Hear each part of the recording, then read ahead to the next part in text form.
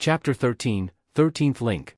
The atmosphere in the bridge builder's house had gone beyond tense. The only sound that could be heard was Sakura's nervous breathing and the rhythmic tapping of Naruto's fingers.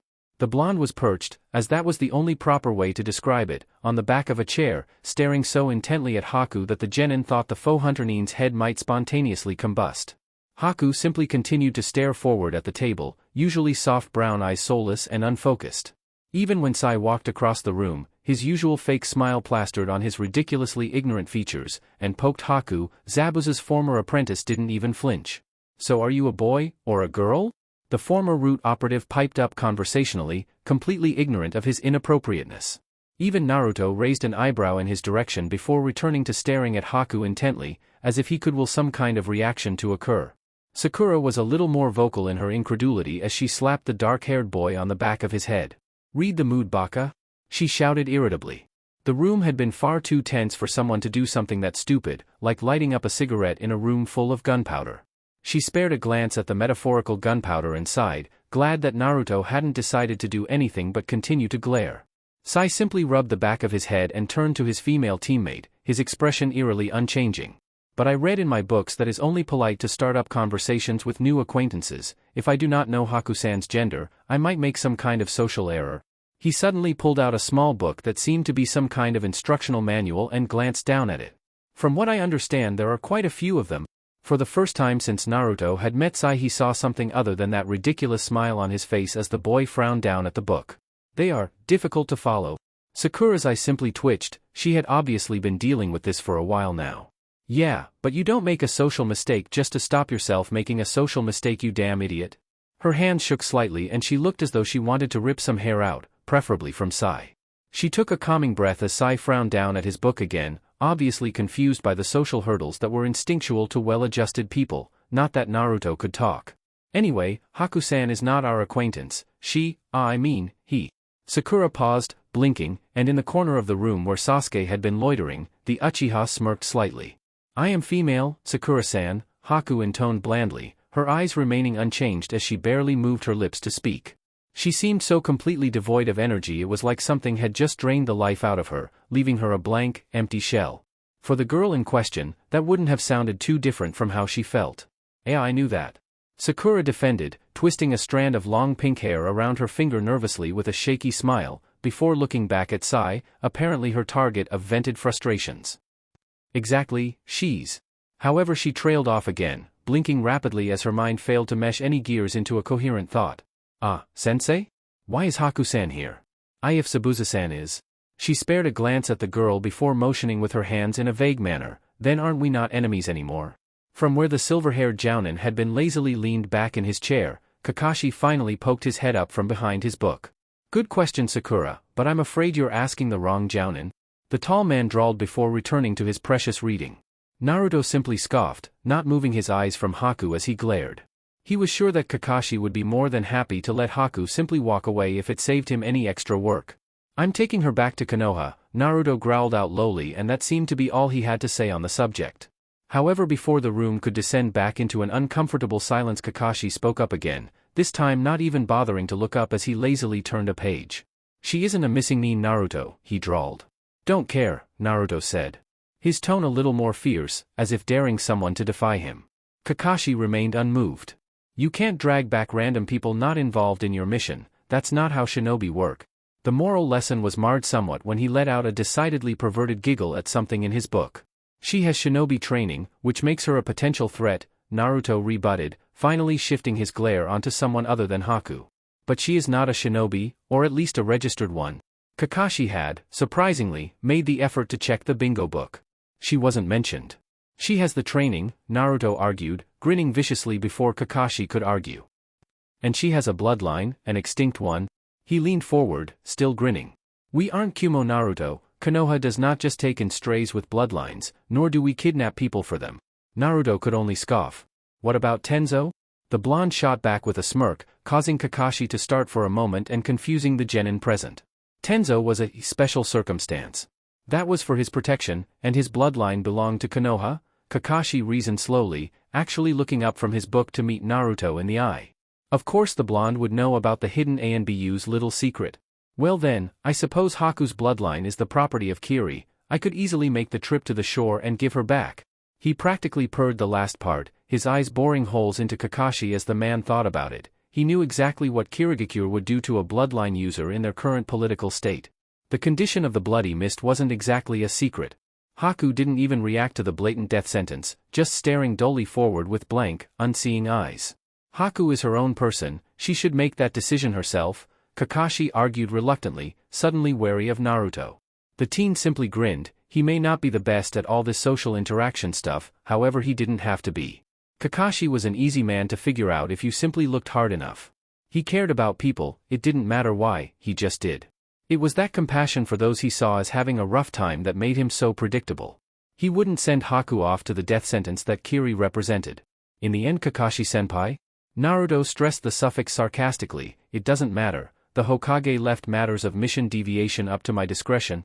His head swiveled back around to stare at Haku and his smirk grew, a chain rattling out of his shoulder and hovering a few inches from the girl's body.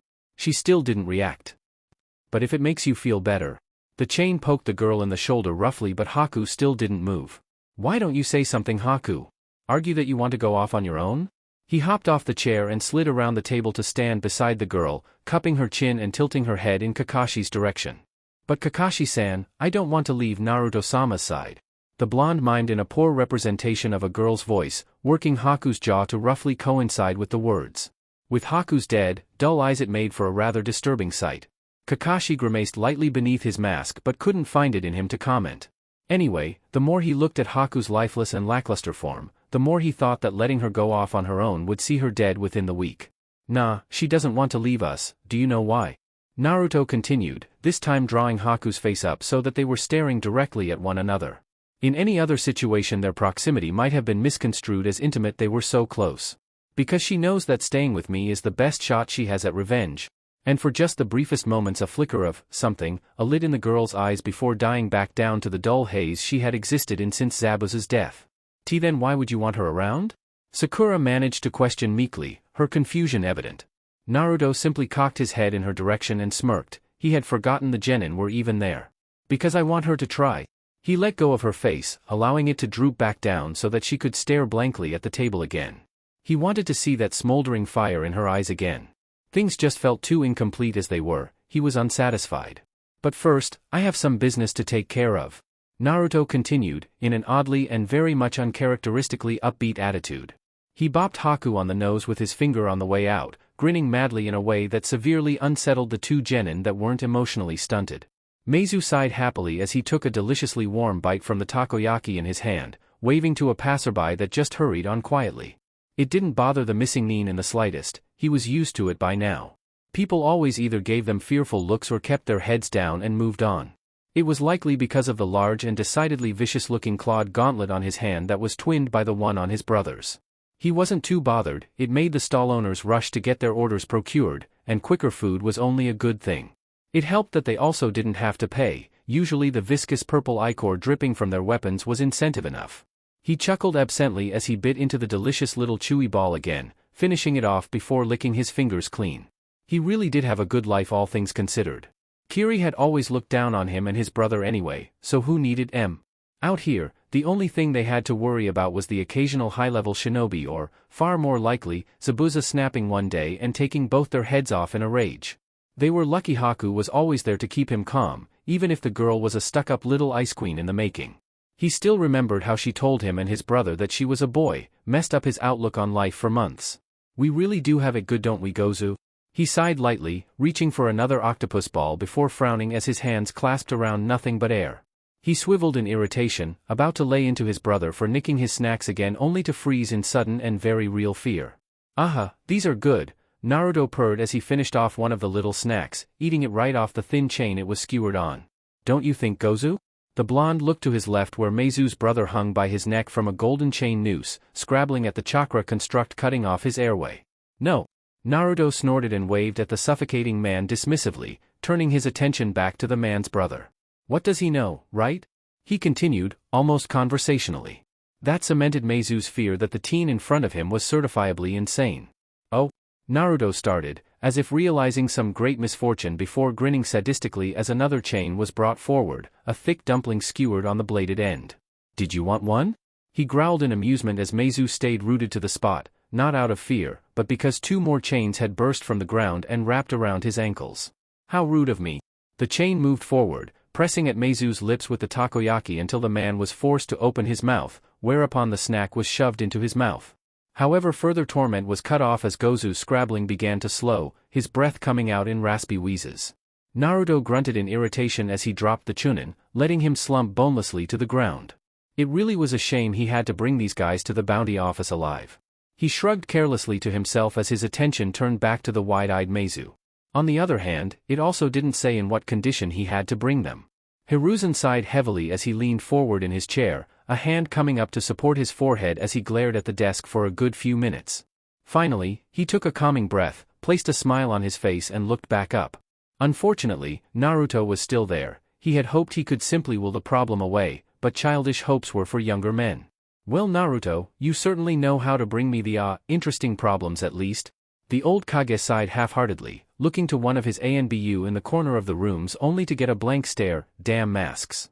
"I completed the mission," Naruto stated unhelpfully, leaning casually to one side as he set the finished mission papers down on the desk. The Sandaime groaned as he saw it building upon his already weighty stack of paperwork. Yes, you certainly did, a week later than expected, which you did." The Hokage glared at the blonde only to get an indifferent stare. "Damn ANBU training, without notification. You know, Naruto, there is a limit to how far I am willing to trust your judgment in these matters." He chastised weakly, playing with the end of his pipe as Naruto looked on with a cockled eyebrow. "You left matters changing the mission parameters up to my discretion," Naruto supplied, making the Hokage nod exaggeratedly as if he had only just remembered. "Ah yes, I did, didn't I?" He felt like throwing the pipe across the room at that point. He couldn't quite pin down why though. Strange. "Naruto, I did that, trusting your discretion to be to at least warn Konoha that you will be returning later than scheduled from a mission. You are a powerful shinobi, your absence is noticed more than you might imagine and people start to wonder." He sighed again, putting down the pipe and steepling his fingers. "Your former squad returned 3 days ago, they wanted to pass along a message for you." Naruto's other eyebrow joined the first in his hairline. "From now on you will spend 1 day a week with them, training to control your condition, as you had been before your removal from the Corps. Given your track record on missions, the last notwithstanding, I feel that you have integrated well enough into regular operations that this training is viable again. It does, after all, hinge quite greatly on your emotional state." He nodded, more to himself than anything, before shifting his gaze to the side. "Now, what am I to do with you, Yuki-san?" His eyes narrowed slightly, all the different arguments Naruto and Kakashi had discussed and more flashing through his mind, without even needing to hear them. "Unfortunately, releasing you to the world would likely have dire consequences. Your past affiliation to a rather infamous missing nin would likely draw you as a target for Kirigakure. Your skills and the lack of shinobi identity on the other hand would draw a very different kind of attention, and with your training only partway complete at best, I fear you would not hold long against their advances, whatever their plans." And that was saying nothing of her obviously delicate mental state. "In the end though, it is only within my power to offer you a choice. Leave Konoha and attempt to brave the world and whatever plan it has for you on your own, or stay. You could find a happy life in Konoha, I assure you." He gave a genuine smile at the girl who could only stare lifelessly down at the ground. "Of course, with your training I would be able to grant you a position within Konoha's ranks if you so wished. Your lack of background and village affiliation makes this both ideal and simple." He sighed, trying to break through the dull, gray shell around the girl, but it was in vain. Haku was already broken. "Or, you could simply live here, build a life and never have to fight again," he finished, reaching for his pipe again. Kami knew he needed it when Naruto was involved, and he wasn't even with that squad anymore. Silence pervaded the room for what felt like minutes while Haku stared at the ground. After what was closer to a few seconds, her head lifted slightly, dreary brown eyes glancing up without energy. "I would like to stay." What else could she say? If she left the village she would probably starve somewhere, lacking motivation to move, never mind eat. She felt like she would deserve it, for failing Zabuza, for failing in her very purpose in this world. However, the primal human instinct in her urged her to survive, to not die, even if it meant a lifeless half-existence. "Ah good." The Hokage smiled again. Truly, he cared little for collecting bloodlines like Kumo was so wont to do. However, as the leader of a shinobi village, with its best interest always in his heart, he could not deny the boon a nearly extinct bloodline could be. Then I will need to assign you a Chunin or Jounin level shinobi as a sort of parole, if you will.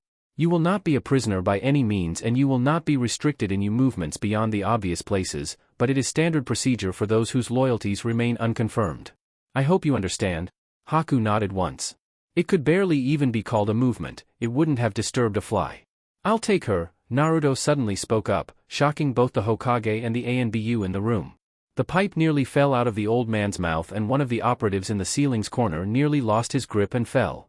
Now Naruto, you have to, understand the responsibility involved. I accept, Haku's quiet, inoffensive voice called out to the room, shocking the Hokage further as he looked at her, trying to puzzle what was going through the girl's mind. Even Naruto was a little surprised considering all the goading he had done, maybe a little had actually gotten through? In any case a grin quickly overtook his features and he slung an arm around Haku's shoulders, pulling her rather roughly into him, the smile on his face practically feral. You heard her Hokage-sama, the blonde stated happily. I'm a Jounin, so I qualify, right? Although Naruto's happy was more akin to regular person's sadistic glee, and it was readily obvious. Well, yes, the Hokage admitted slowly, his mind awhirl. The grin from before was nothing compared to the one the Jinchuriki now sported, it was decidedly more toothy. Great. What do I have to sign? And apparently that was that, Naruto had gained a ward, somehow. Haku's eyes slid open slowly, staring blankly up at the dark ceiling above her. A slight tilt of her head revealed what she already knew, night had descended and the moon was out. It shone through the window of her small room. Technically it was Naruto's living room, but hers for the moment. There was a serene brightness to it that her eyes simply failed to reflect. Without a sound she rolled off the couch and stood up, gliding across the floor so silently she might as well have been a ghost. She paused at the door to Naruto's bedroom. When the matter of living arrangements had come up the Hokage had offered her a house. At the time she had cared little for where she lived, so simply acknowledged that anything would do. Then, continuing his uncharacteristic vein of sudden philanthropy, Naruto had offered up his apartment. With Haku's passiveness on the subject, the older man was forced to accept the arrangement. Her pale hand ghosted along the door handle, turning it without so much as a creak. She slid further into the room until she was almost hovering above his dozing form. A single chopstick slid from her sleeve, a remnant from their awkwardly quiet dinner earlier, that she had sharpened into a fine point to rival one of her Sanban. She didn't trust using chakra at the moment to create one from water vapor, but it would still do its job.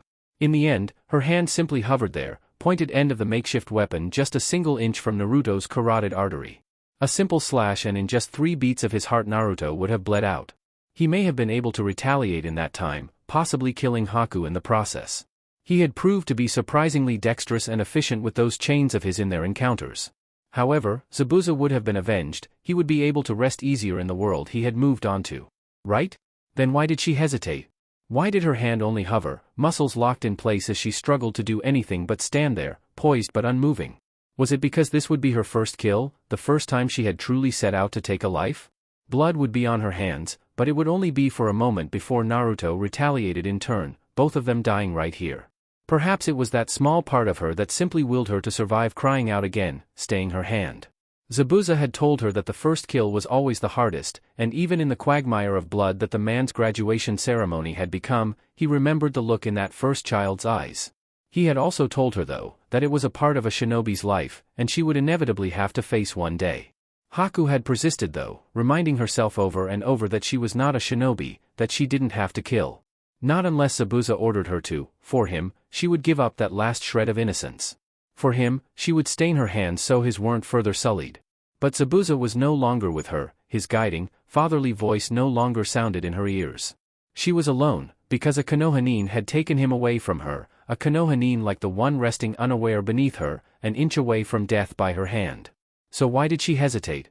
She didn't know, would never really know. Whatever the reason, it was enough to make her take a trembling step back, the chopstick falling from her limp hand. She forgot about concealing herself, her breaths coming out ragged as she looked down at her mildly trembling hand, the hand that had been about to take a life. Was it not her own philosophy that strength came from protecting the things one cared about? What was she protecting by doing this? A memory? The pale girl suddenly felt sick, wanting nothing more to leave that room. Well, that was disappointing. Haku froze at the voice, the awfully familiar and growling voice, as Naruto rolled over in the bed and stared at her with his very much awake blue eyes. Bright, glowing chains, that lit up the darkened room in various hues of gold, shot from Naruto's body. They caught on Haku's clothing, a simple blue kimono she had been provided, and lifted her up, digging into more than a few uncomfortable places as they slowly wound around her body. By the end of it she was wrapped up in what most would have called a rather obscene shibari position, with her hands tied by her feet and her back bent to push out her chest. "Are you going to kill me now?" Haku intoned dully, any fear she felt from the situation overpowered by her utter lack of energy. It was oddly liberating to be this completely apathetic to the situation, to her own potential death. Naruto almost seemed irked that his attempt to get a reaction from her with the compromising position was met with nothing but cold lifelessness. He snorted though, lowering her down towards him so that they were much closer. "And miss out on amusing moments like this? Why in the hell would I do that?" He shot back with a vicious grin, only to have Haku direct her glazed stare down at the bed. He made the chains jiggle her in midair, putting a little more pressure on her back, but she didn't even struggle. For the blonde who had grown so accustomed to seeing similar victims cower, or beg, or struggle, it was strangely irritating. "Seriously? Nothing?" he questioned with a growl, only to have Haku lift her head slowly. "I am confused as to why you know such binding techniques, but I do not care, no," she informed him softly. She felt as though if she didn't talk, Naruto would grow more frustrated, making her position even more awkward and possibly painful. She may have been apathetic, but she wasn't a masochist, at least, she thought she wasn't. She didn't feel anything in particular from being dominated so thoroughly, but she was always rather submissive in nature. Naruto's grim chuckle told her all she needed, about whether or not the blonde was a sadist. "I have a friend whose life goal was to master every weapon, in every way it could be used. That includes chains and ropes. She is always very insisting that I learn as much as I can," he explained, sounding oddly conversational considering the weird situation they were in. Personally, Naruto simply believed Nazumi was secretly a bit of a pervert, despite her vehement demonization of Teiko. Often it felt like Kuma was the only sane one in the group, and that was just worrying. "Why, do you like it?" Naruto grinned viciously, jiggling the girl again only to receive no outward reaction, much to his chagrin. "My arms are beginning to ache," Haku admitted blandly. There was no real inflection in her voice, no signs of emotions underneath the pale mask of her face. It was like speaking to a machine. "Why do you do this?" she continued after a momentary pause to look at nothing in particular. "Why keep me?" It was rather odd to hear somebody talking as though they were literally an object to be possessed. Naruto's grin widened, allowing Haku to unravel, but still suspending her, moving her about in various poses. "Why else? Because it's immensely amusing?" The blonde chuckled, moving Haku's body so that she was sitting cross-legged midair like a genie from those books Saru had always made him read when he was younger. It wasn't really forcing her body into position, because Haku wasn't resisting in the slightest. She was like a life-sized marionette lacking the strings. "That's it? Amusement? A whim?" Haku sounded out, as if testing the words. There might have been some incredulity there behind her apathy, but it was difficult to tell. She would be a plaything, a toy in no greater sense of the word, only there until Naruto grew bored of her and she was discarded, again. "Well, there's also the fact you confuse me." This time her puzzlement was a bit more evident. Something broke through the insufferably blank mask of her face as she looked up at the blonde. "Confuse?" Haku sounded out again, blinking slowly. "Yeah, I saw strength in you. I wanted to know where it came from." His eyes narrowed and he shook his head. "I want to know where it comes from. I want to test it against mine. I want to know." His voice a bit of an edge as he unconsciously drew the girl closer to him, staring right into her semi-glazed brown eyes as if searching for something. "My strength?" Haku repeated slowly before her head drooped, her eyes losing that brief moment of clarity as she withdrew in on herself again. "My strength came from Zabuza-sama. He was my precious person." She had told him this before, in one of their confrontations in Nami, that true strength came from the will to protect something cared for. At the time, of course, she had been dodging his chains as they attempted to skewer her, but the point remained. "So get something new to care for. I need to see that strength again." He growled, more fiercely this time. By now, their faces were only a few inches apart, and even a few days ago Haku might have blushed from the close proximity to a boy her age. What she did do was smile tiredly, the first she had managed since Zabuza's death, even if it didn't reach her eyes at all. "The heart is not so simple. You, a feral beast, wouldn't understand." Her voice retained its usual apathetic quality, but also contained something more. There was a sense of righteousness there, a small victory as she gazed into his irritated blue eyes. "Sure, it's simple. I've seen enough to know. Just 2 beats to remember, over and over. The only thing that's important is whether I'm trying to slow someone else's, or speed up my own." His grin tried to return, but was shot down by that annoying half-smile on Haku's face. And that is why you will never be truly strong, she replied almost instantly, only causing Naruto's ire to grow. What would you know about strength? You were about to kill me earlier, you may not have. He brought her closer to the point where they couldn't even see the entirety of the other's face, but it was there, wasn't it? Their eyes bored into one another, intense arctic blue glaring into apathetic chocolate brown. Just for a moment, a flicker of something white-hot inside of you, burning to get out, to discard your morals and just take revenge? His eyes darted almost manically, searching for something, anything in Haku's eyes as she dully stared forward. Why do you care so much? Haku finally asked as Naruto let them separate slightly, obviously not having found what he searched for. Because I don't feel it. Naruto shouted back, his face twisting into a snarl. I can't feel it.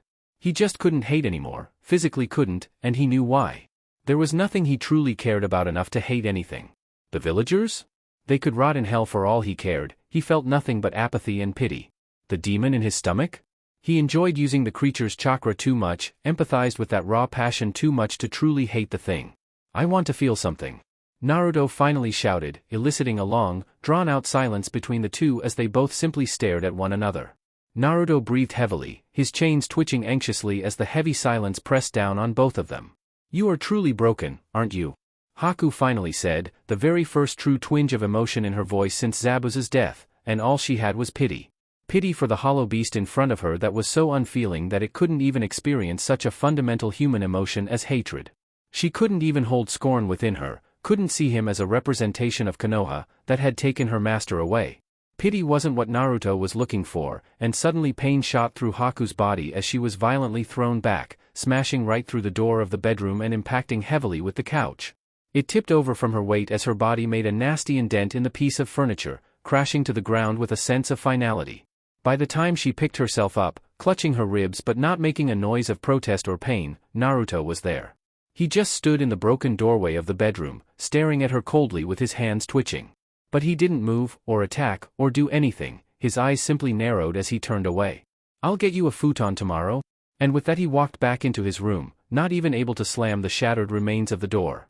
Haku stood there, listening to the sounds of him getting back into bed before staring down at her own, as partially destroyed as it was. She didn't even bother to upright it, simply laying down on the floor, curling up and closing her eyes. A few shaky breaths later and she drifted off into a fitful sleep, a single tear rolling down her cheek.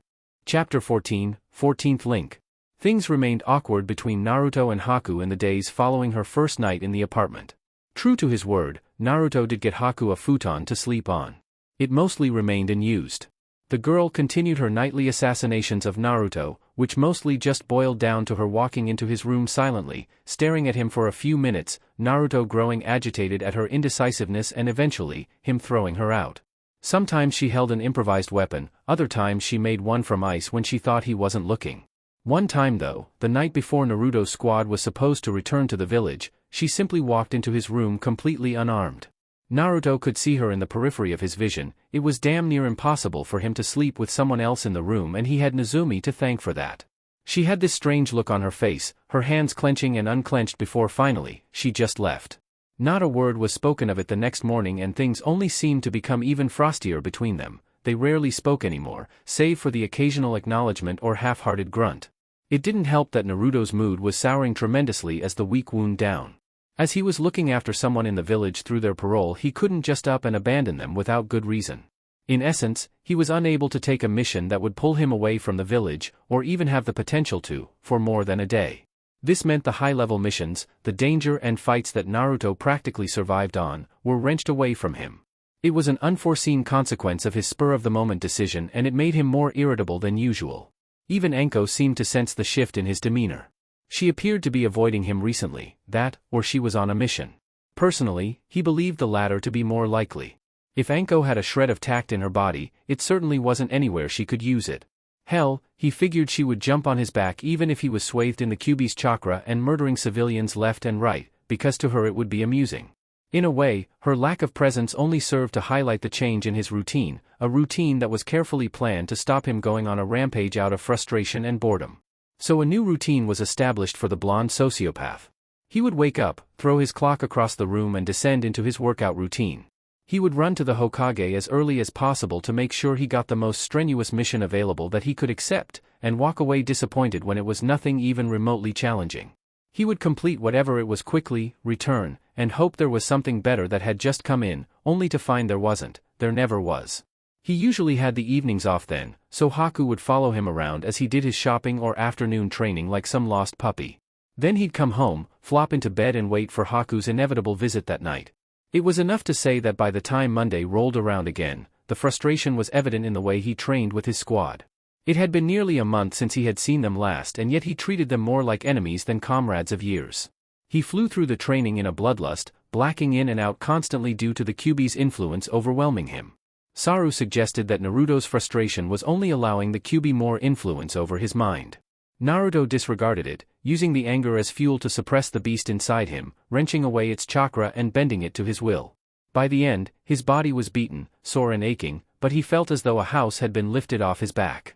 Having an opportunity to vent away all that frustration that had built up recently was indescribable, and Haku was even surprised to see a small smile on his face as he cooked dinner that night. However, while Naruto went home satisfied, happy in the knowledge that these stress-relieving sessions would become a weekly affair, his squadmates were far more troubled. "I've never seen him like that," Teiko started up, breaking the silence that had descended over the small group as they sat around the training round. The sun had begun to fall beyond the horizon, casting long shadows over the grassy clearing. "Well, I mean, I've seen him like that?" The short stealth specialist elaborated with a frown, "because he's always kind of like that." He got swatted on the arm almost immediately by Nazumi, making him pout childishly. His comments about her meanness went completely ignored by the stoic beauty though as she looked forlornly at the ground.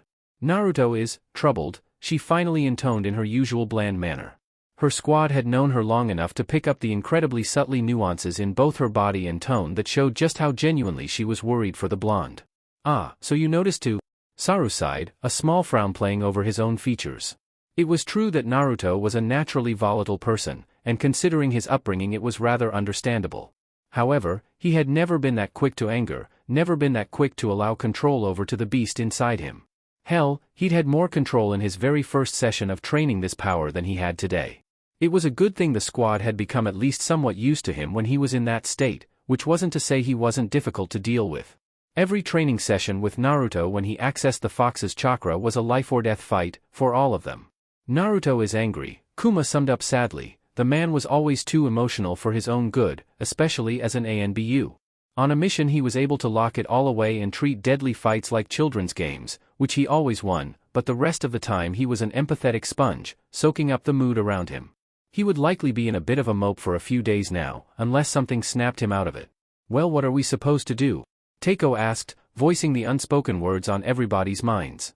They couldn't help Naruto with training, which he very clearly needed to vent the frustrations weighing down on him, they just didn't have the time with how busy the Hokage was keeping them. "Well, the boy quite clearly has some issues gaining a healthy outlet for his emotions. Perhaps we could convince the Hokage to allow him on higher-ranked missions." Saru mused, more to himself than anything. After all, he was the one they went to with these problems.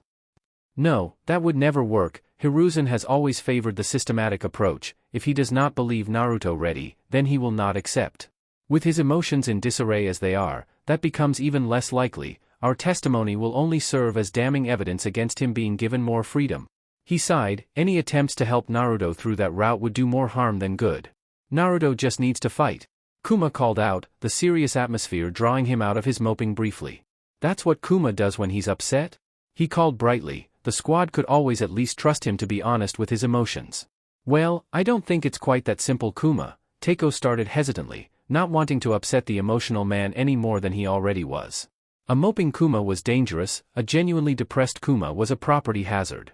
However, the thought seemed to spark something in Nazumi and Saru alike. "Ah, he needs a rival," the woman said slowly punching her fist in an odd facsimile of a triumphant gesture, only at about a quarter of the speed. "Yes, I was thinking the same thing, Nazumi, perhaps someone his age. Rivals are always good for training." Saru concluded with a self-satisfied smile, a round of nods going around the group until Teiko pointed out the obvious. "Well? How do we get him a rival?" That at least caused metaphorical rain clouds to form over their heads. "Ah well, we'll just have to work that out as we go," Saru asserted confidently. It didn't seem to be reflected on Teiko or Nazumi's features, as the two shared a wary glance.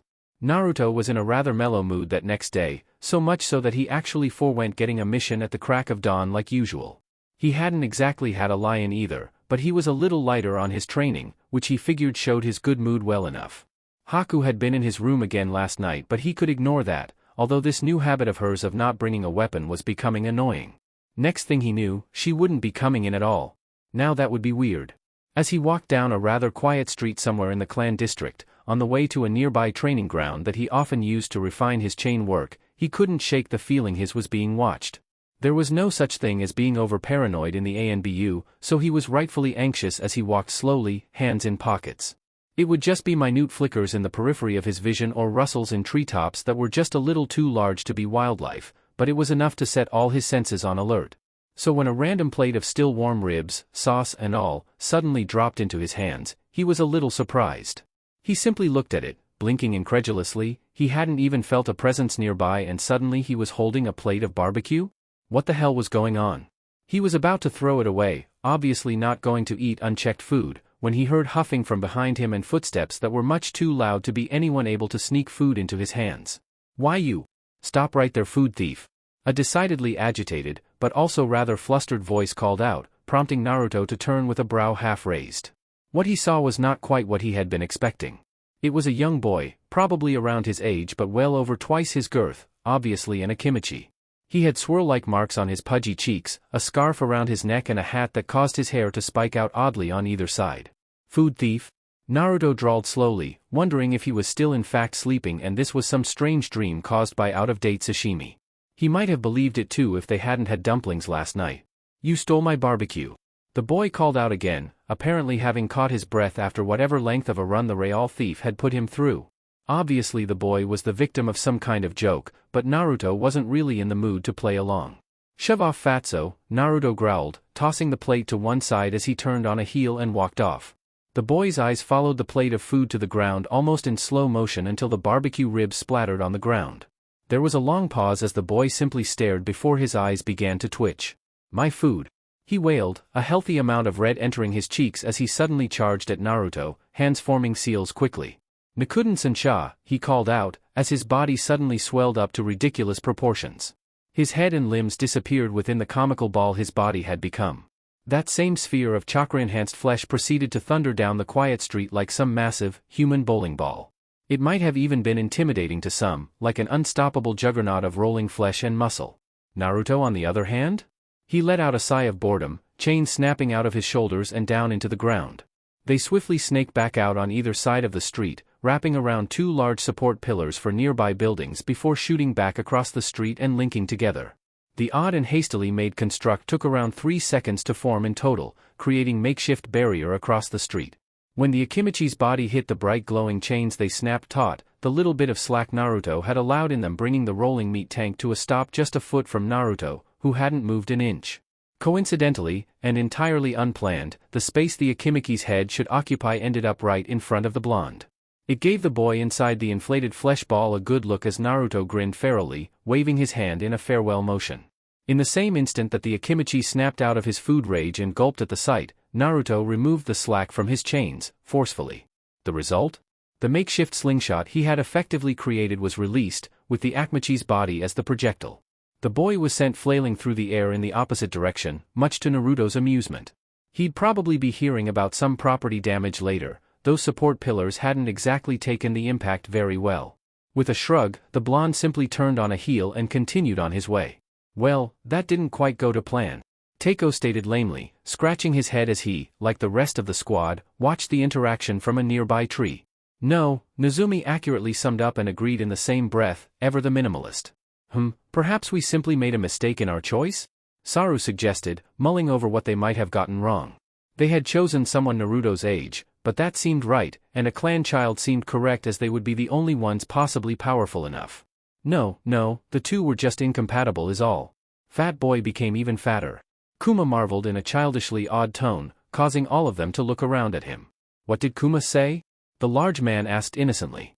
Naruto still felt the eyes on him, enough that he broke into a quick jog as he moved through the streets. They were slowly filling up with people going about their morning business. It made the teen frown as he quickly diverted into a quieter alleyway. More people meant finding his pursuers became harder. Instead of his normal route he took a detour through the streets around the Inuzuka clan grounds. However, as he checked over his shoulder to catch any sight of his stalker, a bucket was suddenly emptied over his head. His eyes twitched in irritation, but when he looked up he saw nothing but an old woman with wrinkles so deep they seemed to merge into the slits of her cataract-filled eyes. She didn't even seem to see him down there, covered in whatever she had poured over him. It certainly wasn't water considering the pungent aroma. She was lucky it wasn't that though, otherwise she'd be emptying buckets of blood instead. As it was, Naruto suppressed his anger and carried on, nose turned up at the sudden smell he was giving off. He missed as the old woman's visage shimmered, transforming into that of a diminutive, octopus-masked Anbu. Apparently, he wasn't the only one offended by the pungent smell he was emanating. He passed a young boy going in the opposite direction, once again around his age. This one had the characteristics of an Inuzuka, unsurprising for where Naruto was walking. However, it was the small white dog riding around in the front of his jacket that really seemed to take offense, barking loudly and obnoxiously in Naruto's direction as the boy looked down quizzically. "What's wrong, Akamaru?" The boy started, only to cringe as the smell hit him at the same time. The cringe transformed into a scowl as he looked over at Naruto, body language quickly becoming aggressive and almost territorial. "What the hell are you looking at, shrimp?" The boy growled, only to get an equally aggressive look right back as Naruto paused mid-step, sending a murderous glare the brown-haired boy's way. "The hell did you call me, mutt?" Naruto snarled, first the fat kid and now this? Was there just something inherently wrong with people in his age group? "You heard me, shorty," the Inuzuka stated boldly, taking a step forward despite the dangerous vibes Naruto was sending off. The stubbornness of an Inuzuka was not to be underestimated. Naruto's eye twitched once before a dangerous grin cut across his features. He had been asking for some stress relief, hadn't he? "Call me short. One more time," Naruto stated coldly, a cruel grin on his lips as he took a step forward.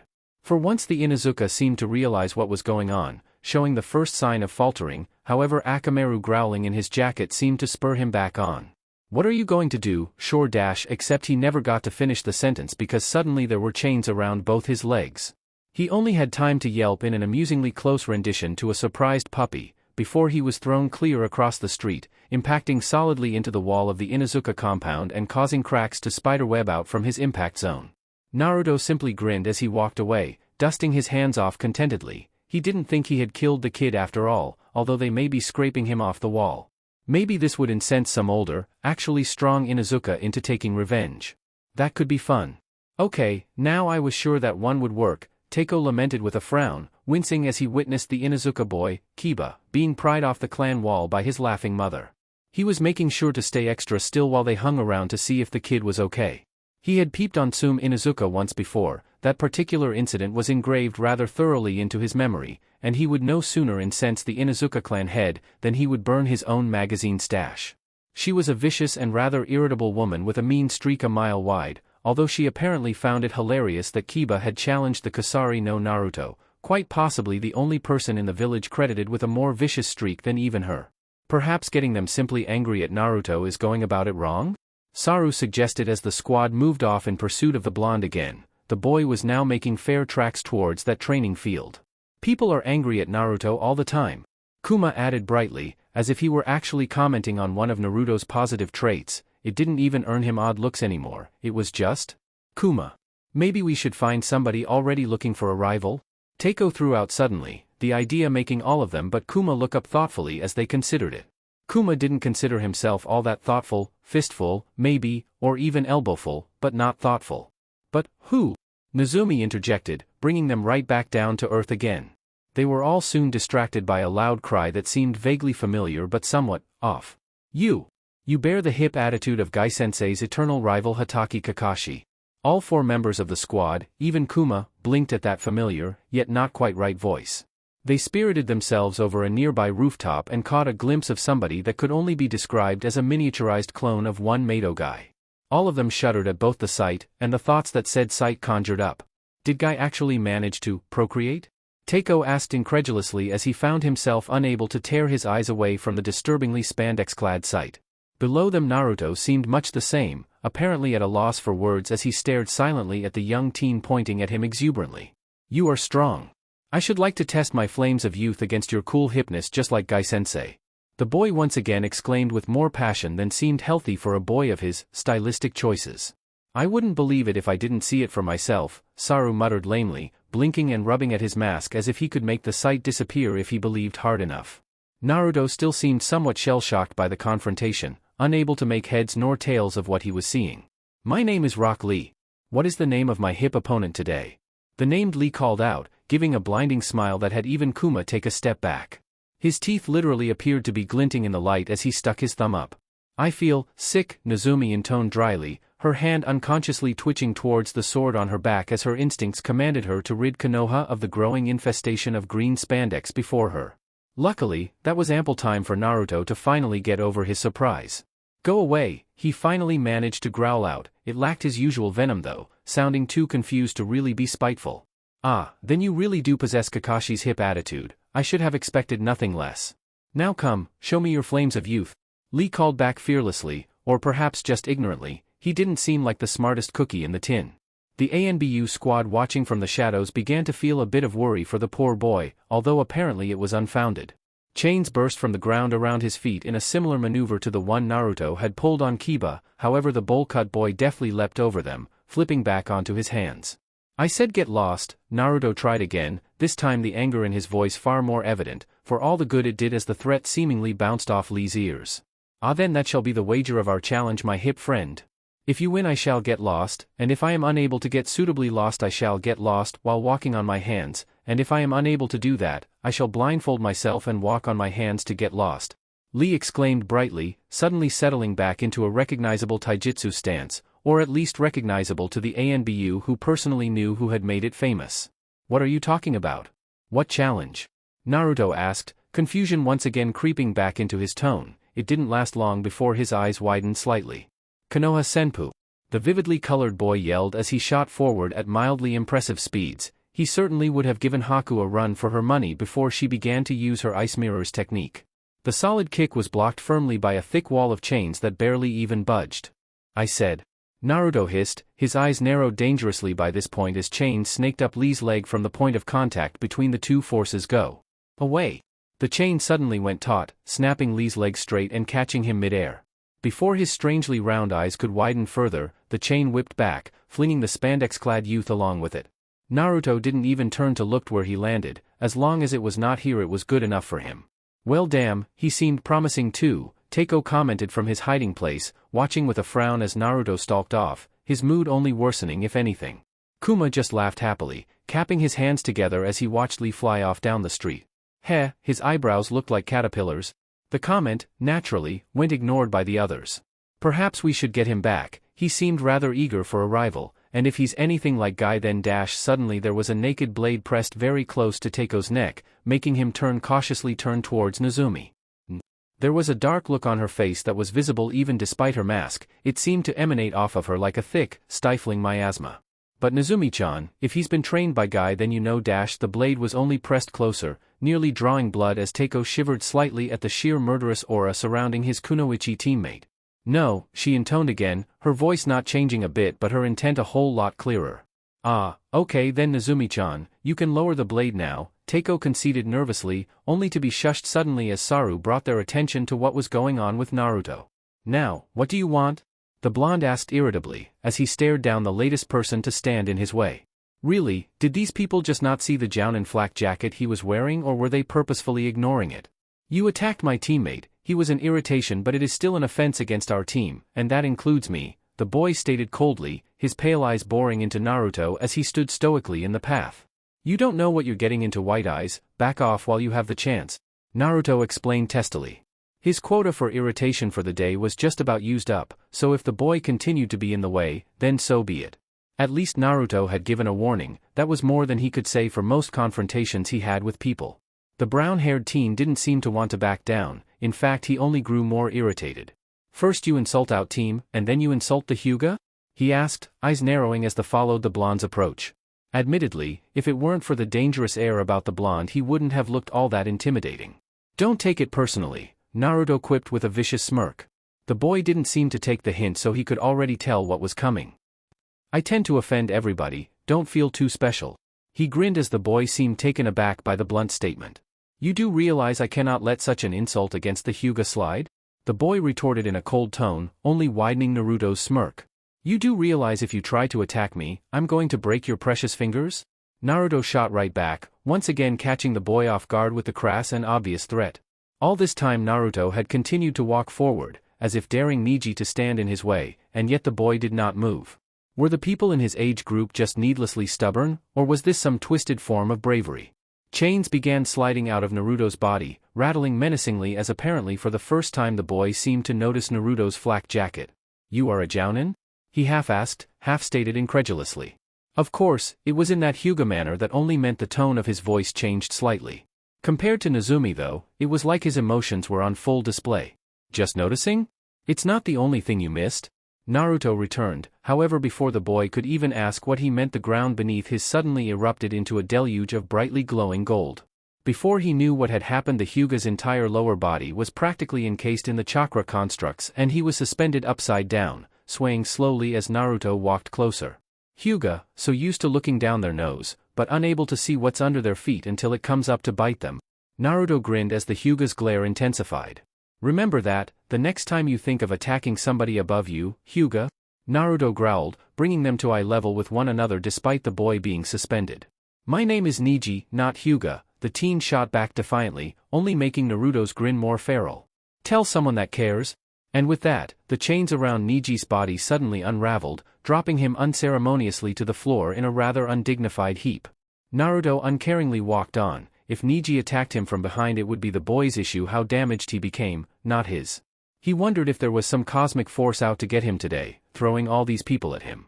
His lip twitched slightly as he moved on, none of this had helped to abate his irritation. If anything, he only felt more frustrated. "Wow, we didn't even have to do anything for that one," Teiko stated in mild surprise. The confrontation with the Hyuga had come entirely out of left field. They were just glad Naruto hadn't done anything too extreme. The clan were a bad enemy to have within the village.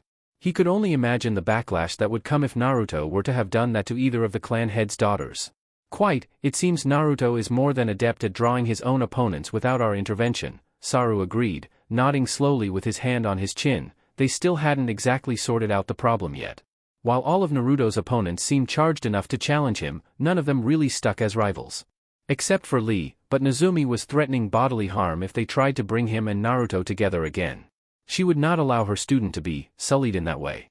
"Naruto being angry makes strangers angry," Kuma piped up, with a rare moment of actual clarity to the situation, causing Saru to nod sagely. "You're right Kuma, rivals are bred through a shared ideal of becoming stronger, usually between people who are at least close to begin with. We may have been going about this wrong by pitting him against strangers." He spared a glance at their young teammate as he continued on to the training ground. "But wasn't the problem that he doesn't know people his own age in the first place?" Teiko interjected, making all of them frown.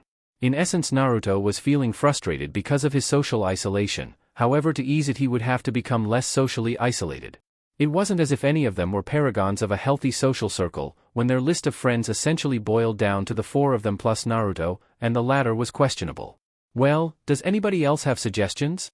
Saru finally asked, hoping to get a different perspective. Nazumi's eyes widened a little as she quietly raised her hand, only to go unnoticed as Kuma suddenly raised his own, only more boisterously. Ooh, Kuma could become Naruto's rival," the large man offered, only to get stared at by his teammates. "Kuma, the problem is that we don't have the time to do that," Saru placated softly, causing the large man to look down, his moping mood returning quickly.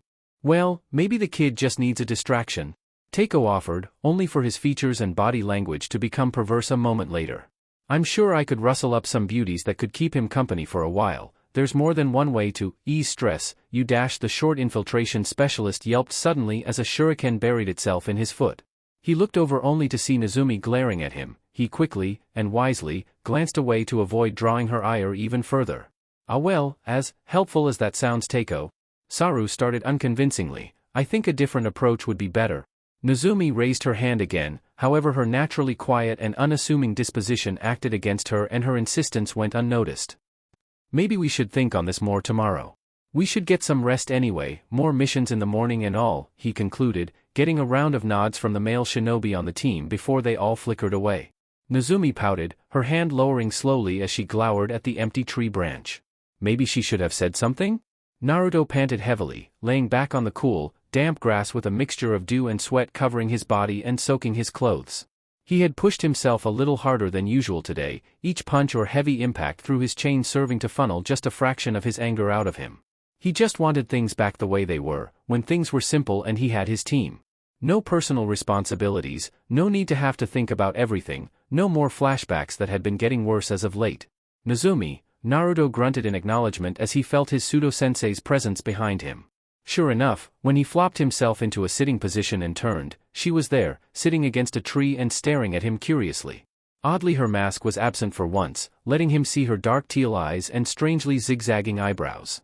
"You are getting better at that," she praised, in that manner that almost made Naruto's lips quirk up at the edge. Just hearing Nazumi speak like she always did reminded him of better times. It was familiar and comforting. Kami helped anyone who tried to take that away from him. He blinked at the thought, wondering where it came from. "You seem troubled," she mused, quieter this time, but with more intent. "I'm fine," Naruto said unconvincingly. It was so hard to lie to Nazumi, because she herself was so very honest in everything she did, even if she was slow to do it. "You are troubled," Nazumi stated this time, not leaving much room for argument and causing Naruto to scowl. He always felt so transparent in front of his teammates. "So what? It doesn't matter, does it?" He shot back defensively.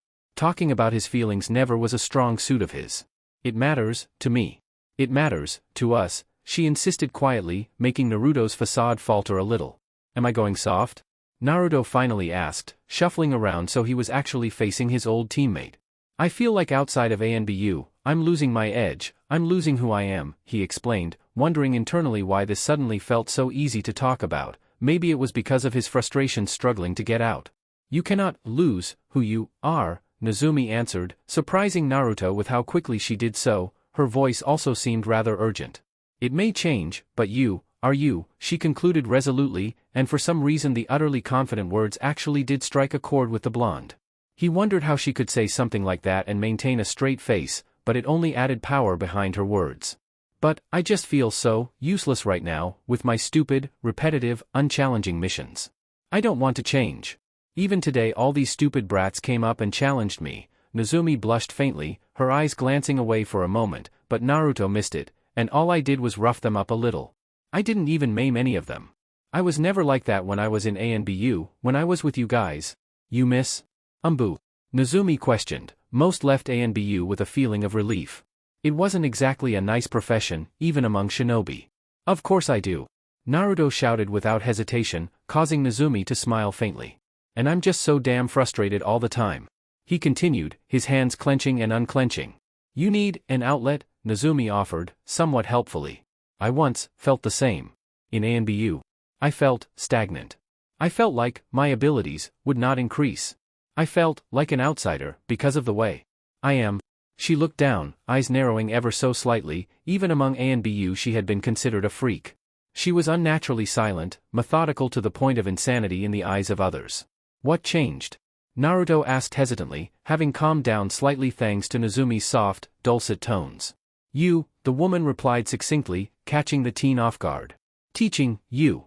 It helped me put my skills in perspective. It helped me grow in." She trailed off for a moment, a slightly more prominent blush on her cheeks. "It made me feel less alone," she concluded softly, the blush unwilling to disappear apparently. She had her teammates of course, but they were very professional with her before the introduction of Naruto to the team. He served as an icebreaker of sorts, really allowing the group to bond. "Teaching?" Naruto questioned, tasting the word. He couldn't imagine himself as a teacher, having to put up with people below him all this time. However, that was exactly what his squad mates had done, and they were the only people he ever truly respected. He frowned as Nazumi picked herself up, once again donning her mask. "I hope this helped," she offered, before flickering away, no doubt to rest up before her next mission. Naruto sat there for a while longer, just mulling things over. He just knew his sleep would be fitful tonight. Despite that, "Yeah, I think it did." Chapter 15, 15th Link. Sweaty, heaving flesh rose and fell with the beat of two synchronized hearts. Breaths only came in rough pants, periodically interrupted by shuddering spasms as pleasure surged through Naruto's very being. The feeling was indescribable, like being filled with pure and unadulterated warmth. He could almost feel the affection from his partner, bleeding through their intimate contact. He continued to steadily gyrate his hips in a continually increasing tempo. Wiping away a few long, damp strands of hair from his face, he couldn't help the radiant smile that bloomed on his face as violet eyes met shining blue. With greater energy they moved, in an ever faster tempo that only they could hear, locked in each other's gaze like that. He could see himself reflected back in those loving, deep pools, like intense mirrors that only served to reflect back his own feelings of love in an out-of-control spiral. The pace picked up dramatically as both partners reached some unseen signal, working towards that elusive climax just out of reach. His fingers curled into the soft material of the bed sheets, gripping them in a vice-like hold as, like a steel coil, something began to tighten in his stomach. His bucking grew wilder as a hand rose up and began to caress his skin, unashamed of where it touched and never once rebuked. Both were reaching a fervent crescendo now, to the point where Naruto had to screw his eyes closed in a feeble attempt to prolong the perfect, unobtainable moment. Finally, as a hand cupped his breast and squeezed ever so lightly, a trigger was flipped and a radiant warmth burst from his body, filling him up to the brim as his very nerves were set alight. Minakuin. His own voice betrayed him as the hoarse scream burst from his lips, unintelligible in its volume as he filled the space up in his passionate cries. His body froze there, back arched in an unintentionally alluring pose for a good few seconds as his muscles tried to return to some semblance of working order. When they finally did, he slumped back forward, damp hair falling defiantly about his face as he just panted, eyes half-lidded in the aftermath of the intense feeling. However, he wasn't alone. Below him, smiling that ever-present smile that spoke of comfort and security, was Minato. "I love you, Kushi-chan," he managed, his own voice sounding somewhat strained from their throes of passion not even a minute ago. It was enough though. A content grin passed over Naruto's features as he slumped to the side, falling in a messy heap next to his lover. That familiar warmth between his legs was still there, a reminder, a promise. It was a bit stickier than he was used to though, the thought only made the grin wider. "I love you too, Minakuin." Naruto sat bolt upright in bed, eyes wide and crazed as his chest rose and fell rapidly. In his haste, he managed to get tangled in the bed sheets. It caused him to awkwardly fall out of bed, landing painfully on his side and eliciting a stifled grunt. But the pain snapped him out of it somewhat, allowing him to see that he was indeed in his own room, his room, not Kushina's. At that thought, his head snapped around to the bed so fast he might have given himself whiplash, his breathing still somewhat erratic. A sigh blew over his lips when he saw it was empty. It was just him, nobody else. He realized he was quite cold now on the floor. The night air was blowing in through the window and it wasn't being kind to his clammy, sweat-soaked skin. He couldn't find it in him to move for the moment, instead shifting lacklusterly into a vaguely sitting position and laying his face in his hands. His breathing finally slowed, although there was little he could do about his frantic heartbeat for the moment. This had been all too common occurrence these past few weeks, the memories coming to him in his dreams, looking and feeling more real than ever. Some nights he would wake up, confused and disoriented, wondering where he was, before finally realizing that he was not in fact Kushina Uzumaki, but Naruto. He was losing himself. His identity was slipping away slowly but surely, and by the end he wasn't sure exactly who would be left standing in his place. If this kept up, it would not be him. It was the inevitability that got to him, as well as the feeling of powerlessness. This was not an enemy he could just defeat. No clever tactics or brute force could save him, because the enemy was not something he could touch or feel. The enemy was his own mind. What was he supposed to do against that? His teammates had done all they could, and it had only been a preventative measure. He looked back up, groaning as he staggered to his feet, and made his way over to the bathroom. He didn't even care to notice that Haku was peeking up at him from her futon, a strange, indecipherable look on her delicate features. The dreams were nothing new to Naruto now. They grew more commonplace with each night. However, as he placed a hand just below his stomach, still feeling that phantom warmth and slight wetness that wasn't actually there, he grew pale. That had never happened before, never. He of course knew what sex was. He had been trained in ANBU after all, where it was a weapon just as good as any kunai. What he had just experienced though, was sex from the wrong perspective. Oh, he might have been on top. His mother seemed to be rather dominant like that, which was yet another thought that sickened him to know. However, that feeling of being filled up, of something entering him so intimately, it was so fundamentally wrong that the thought of it made bile rise in his throat. It didn't help that when he turned the bathroom lights on it was like the sun itself was boring into his retinas. When his eyes adjusted, he caught sight of his own face in the mirror. Except, in that split second it wasn't his face, it was Minato's. The same blonde hair, the same blue eyes, the only saving grace were the jagged and rough whisker-like marks on his cheeks. Even they didn't help, because when he saw his own face all he could really see was Minato writhing beneath him, that damnable look of love and affection in his eyes, emotions never seen on his own face. He could only see his sweaty body, framed by a damp veil of red hair. This time Naruto actually was sick, heaving loudly into the sink until everything in his stomach was evacuated. He was forced to clutch at the porcelain lip, the acrid scent of his own vomit pervading his senses until he was only retching, his stomach having nothing more to give. When he looked back up again his skin was pallid, his cheeks seemed more sunken and there were a few flecks of bile around his lips. But that was good, the less he looked like that bastard the better. Glancing up from that haggard position, he caught sight of something very different, a single, thick strand of red peeked out from amongst its blonde neighbors. A growl arose in his throat as he saw the offending crimson hair. It wasn't the first, and he was dreadfully certain it wouldn't be the last. He knew better than to try and rip it out. When he did, two more simply replaced it the next day. As if it wasn't bad enough he was being transformed in his own mind, he couldn't even keep a grasp on his own body. His low growl became a grunt of frustration as his hand came up on instinct, curling into a fist and smashing into the mirror in the same moment. The sharp pain of the reflective shards digging into his skin served to wake him up somewhat, which was both a blessing and a curse. "Naruto-san." Haku's soft voice spoke up from behind him, causing Naruto to wipe at the bile on his chin and try and assume some meager semblance of his usual scowl on instinct as he turned. "What?" he growled, his voice noticeably unsteady. Haku was standing at the doorway of the bathroom, looking in apprehensively, but there was curiosity there too. The blonde wanted to look away, he felt naked, vulnerable, he couldn't be allowed to be seen this way. Chains began to snake from his skin, their rattling and clinking a comfort in the still, otherwise silent night. The sight of them made Haku flinch reflexively but she stood firm, stepping further into the light of the small room. "You had another nightmare," she stated slowly. It wasn't a question. "I don't have nightmares," the blonde shot back defensively, his scowl becoming more real and less put on as he reset his posture into something more aggressive. He wasn't sure who he was trying to convince with his feeble words, Haku, or himself.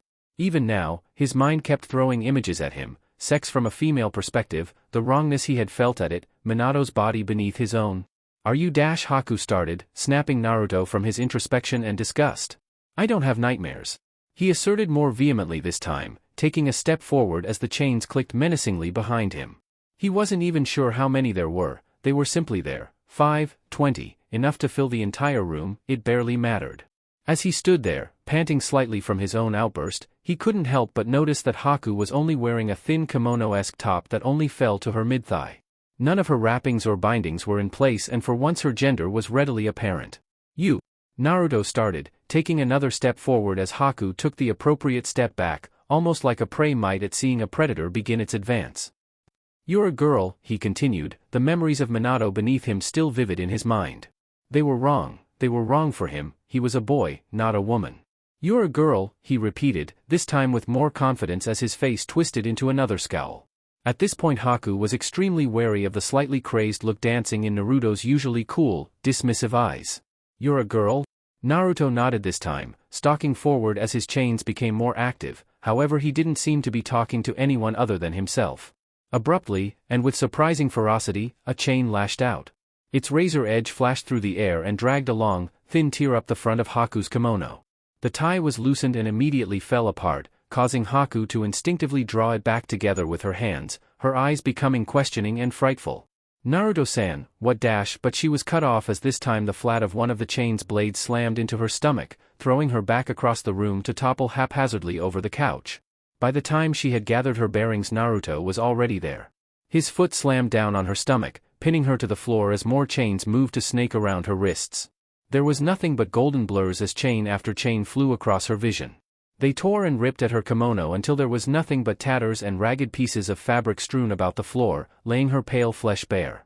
Through it all Naruto watched on with a cold, unnerving impassivity, a spark of almost frantic desperation dancing in his dilated eyes. When all was said and done though, when Haku's body was completely stripped of clothing and was left shivering on the floor, he paused. It was a moment of utter silence as everything Haku had to offer was laid in front of him. A few cuts littered her form from where his chains had sliced slightly too deep, but the small trickles of crimson only served to heighten the pale, porcelain skin. He gulped, suddenly uncertain as he watched the motion of Haku's chest rising and falling. He followed a droplet of blood as it trickled down the curve of her left breast to fall silently to the floor.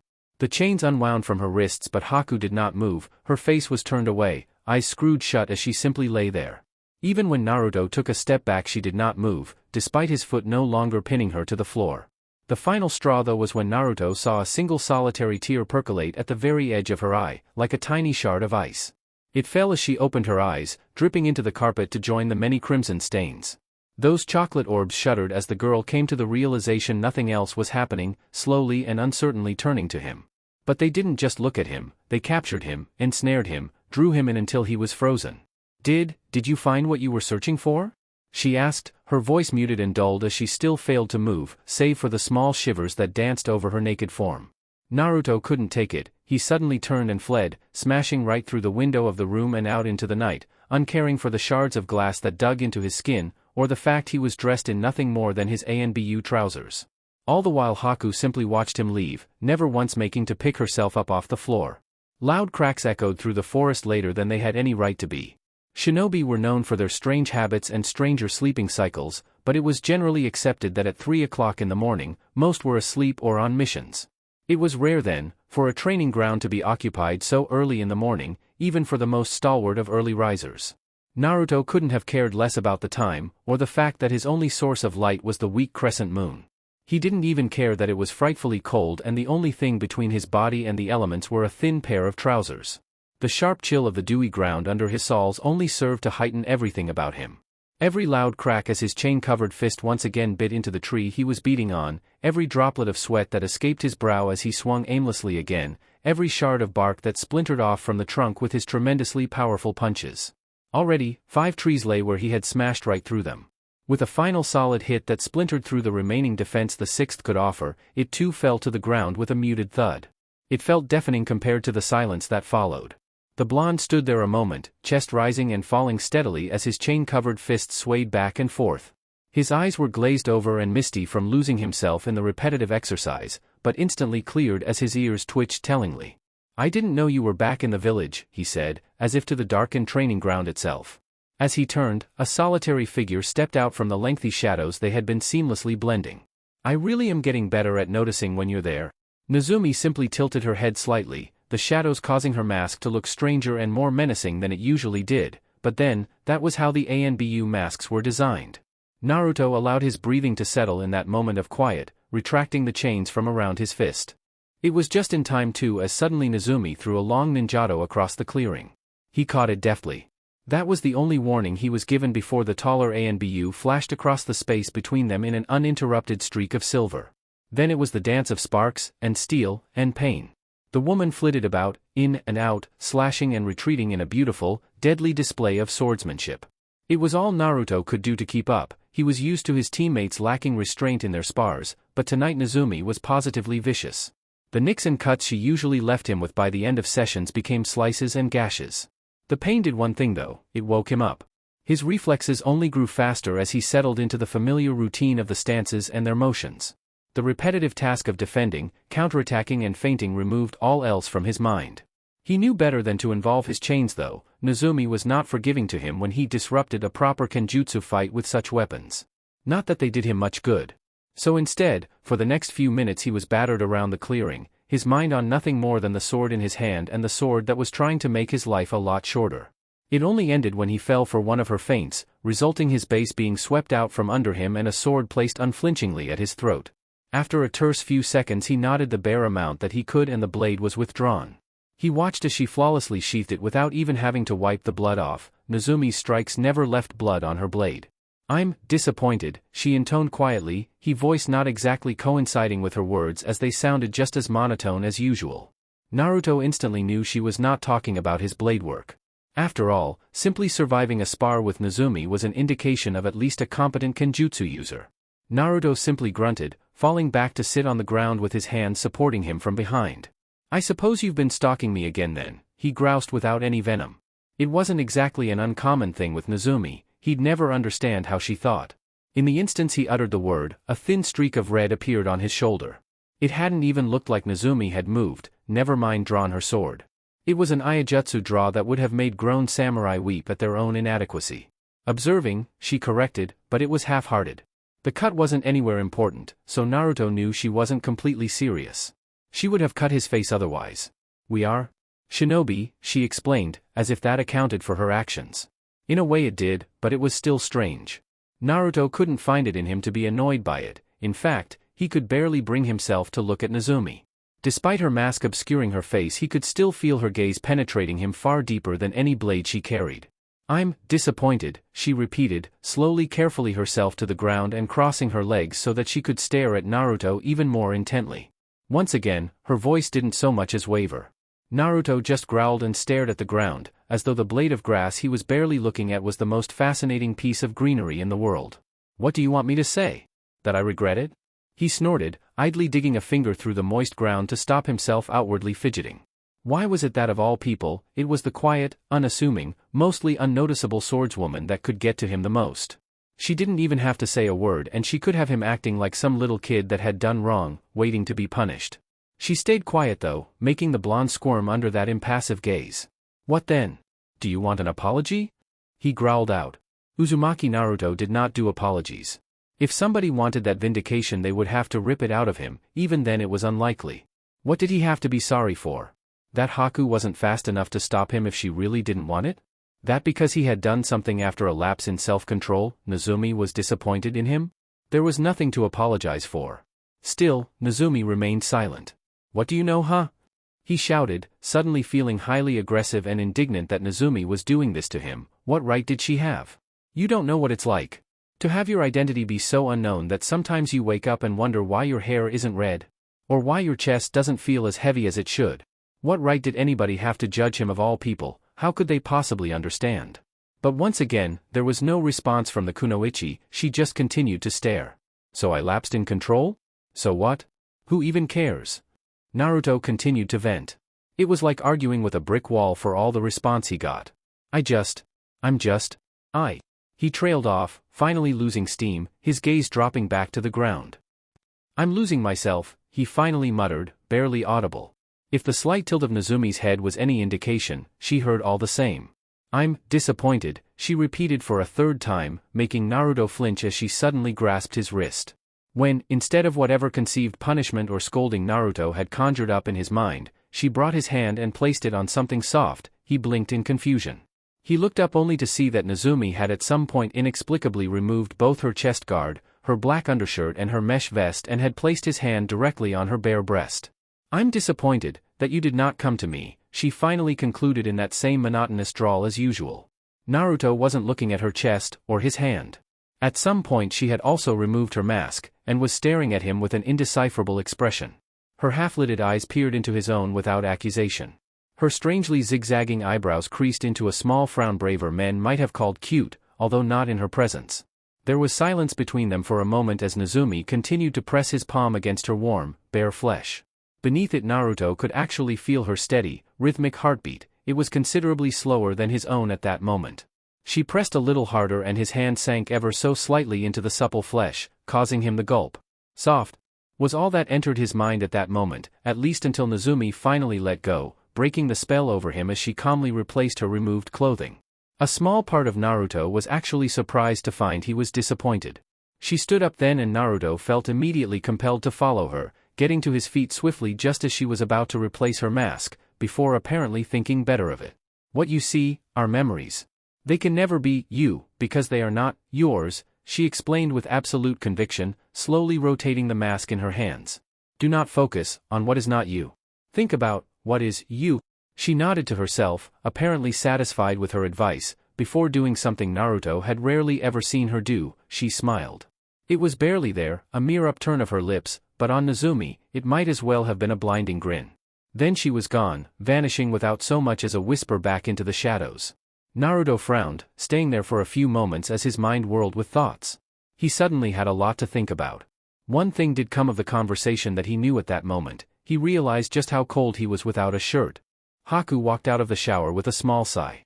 She had taken her time, so her cuts were now cleaned and properly bandaged. She had also gone to the trouble of finding another kimono top to wear. Her previous one was unsalvageable. She didn't know where Naruto had gone, or for how long he would stay there, or even if he would be coming back at all. She was surprised then, to find him in the living room, lying on the re-straightened couch. He said nothing, making no sign that he had even noticed her enter. He just stared up at the ceiling unblinkingly. In return she did nothing to announce herself, quietly and unassumingly moving into the kitchen to start preparing some food. Naruto was a terrible cook, used to ANBU ration packs, eating out on missions and more survival-esque food preparation. They had agreed early on in their strange situation that it was in both their best interests that Haku prepare the food. So she did, beginning to prepare some rice, fully prepared to pretend that what happened earlier didn't. It couldn't last. There was a long 5-minute pause when Haku had to wait for some food to cook and an awkward silence settled over the apartment. Eventually, and surprisingly, it was Naruto who broke the uneasy quiet. "I'm sorry." The moment he said it, he turned on the couch so that he faced the backrest, muffling his words amongst the various squeaks and shuffles of the fabric. Haku actually started in her chair, her eyes going wide momentarily, however she made no outward move to respond, simply sitting there and blinking, convinced she must have heard him wrong but too apprehensive to ask. So, once again, silence settled over the two of them, only to be broken by the blonde for a second time as he shuffled on the couch, this time so that he could face Haku, his eyes searching and narrowed. "Why do you stay here?" he asked, this time with none of the fanfare and fidgeting to mask the question. Haku turned and regarded him for a moment, her expression genuinely lost as she floundered with the question in her head. I don't understand. If I were to leave you would dash." "Don't give me that," Naruto cut her off. He was now glaring at her from his prone position, head slightly raised. "You have ample opportunity to kill me if you so desired. You could escape any time you like." Again Haku seemed confused and unprepared for the sudden interrogation, her mouth working uselessly as she fiddled with the rice spoon in her hand. "You have proven that if I were to try then dash." "Shut up." Once again she was cut off mid-sentence as Naruto sat up, glaring with intensity now. "I'm not alert all the time. If you really wanted to kill me, then you could. So why do you stay?" It was true, as an ANBU, one was supposed to be able to wake with only the smallest of changes in the surroundings, to prevent ambushes. However, bad things happened to the psyche of a man who considered nowhere his home, who considered nowhere safe to sleep. Paranoia was expected of shinobi, however somebody paranoid by shinobi standards was a liability. There was also the small fact that in the throes of his nightmares Naruto was as likely to detect an intruder as he was to hear a tree fall on the other side of a forest. Haku wavered a moment before apparently finding her resolve as her features set determinately. She stood and, instead of answering, began to walk across the room, her fingers fumbling numbly with the ribbon binding her kimono together. Finally it sloughed to the ground like some flowery shed skin, leaving Haku completely naked save for the bandages that wrapped around her various cuts. The sight made Naruto wince ever so slightly, his eyes turning away for a reason he could not understand. He was forced to look up as Haku gently took his hand, holding it in a grip so delicate it was a wonder he could even feel her fingers. Almost on instinct small chains burst from his wrist, hovering, poised right over Haku's pale skin. The girl didn't flinch, simply guiding Naruto's hand up until the very tips of his fingers were just tracing the flat of her stomach. Slowly, as Naruto forcefully retracted the shining chakra constructs, she guided his hand up, between the valley of her growing chest, along the contours of her neck until finally she let it rest on her cheek. At this point they were both looking at each other, icy blue eyes locked firmly on chocolate brown. "This is what you wanted, isn't it? To see me?" she asked slowly, her own voice betraying her nerves with its slight warble. Naruto could see all of her right now, her being was laid bare like before, but this time it was because she wanted him to see. This was her choice. When she saw and felt no resistance from him she leaned in closer, delicately perching on the edge of the couch so that their faces were even closer. Naruto's hand still hadn't moved from her cheek, out of shock or because he was entranced by its smoothness, she would never know. "You are broken, a shattered being, fragmented and poorly pieced back together. You're missing vital pieces that leave puzzling holes in your heart." She leaned down even closer, shifting her body to join him on the couch. She worked herself in until their bodies were flush, with his front pressed up against her back. "I am the same." Slowly she drew the hand on her cheek and pulled it over herself into some facsimile of a lover's embrace. If she noticed the tens of chains that had slithered from the blonde's body to hang poised over her vital spots she said nothing. "I too am broken," she continued, laying her head down into the crook of Naruto's shoulder. "Shattered beyond repair, a tool with no purpose." She stared listlessly across the room with a half-lidded gaze. "But maybe." The chains twitched in agitation as Naruto fought his instincts over the invasion of his personal space. Nobody was allowed to be this close to him save for Nazumi. "Maybe we have enough pieces between us that we can be something?" The previously twitching chains suddenly froze as Haku let out a small sigh, her eyes drifting shut slowly. "Maybe we can go some small way in fixing one another. I want to have meaning again, please let me find it, in fixing you. Naruto-sama." She finished with a small, fluttering breath before her breathing became regular and slow. It was only after a hesitant pause that the chains finally returned to Naruto. Any thoughts he had were derailed by the clattering of a pot on the stove that was boiling over. "The food is overheating," he muttered. There was no answer. The girl that had somehow worked her way under his arm was asleep. With a semi-annoyed grunt, a chain slithered from his back and pushed the pot off the stove, turning everything off. Deciding that thinking on this would be too much for him right now, he simply decided to go to sleep as well. Not before a viciously amused smirk broke out over his features though. "Heh, enough pieces between us, that would mean I had any left at all." However, for the first night in over a week, Naruto managed to truly rest without a single memory from Kushina disturbing his sleep. Chapter 16, 16th Link. Haku rubbed at her eyes blearily, a small yawn escaping her lips as she blinked away her sleepiness. The cool, dewy ground beneath her bare feet kept crunching as she shifted awkwardly from side to side. It was cold this early in the morning. The sun still had yet to rise, and all she had to ward off that chill was the thin, flower-patterned kimono she had been sleeping in not 10 minutes earlier. The cause for the early wake-up was the pacing blonde a few feet in front of her, his face screwed up in thought. Haku got the distinct impression he was having some kind of internal argument. Her confusion at the odd scenario might have been more evident if she wasn't so sleepy. As it was, her eyes were half-lidded and her shoulders sagged slightly, causing a single sleeve to creep its way down her porcelain shoulder. After their conversation the previous night, Haku had awoken to find the apartment empty with only the fading warmth on her back to prove it had all even happened. Naruto had then been conspicuously absent for the rest of the day, leaving Haku to wait about in the apartment until he returned, which he did not. Instead, she had been rather suddenly awoken at something like 3 o'clock in the morning, although she hadn't the chance to check, and rudely dragged out to this random training ground. She supposed it could have been worse. High no Kuni nights were notoriously mild compared to Mizu's or even Nami's, and there was enough of a moon to bathe everything in a silvery glow.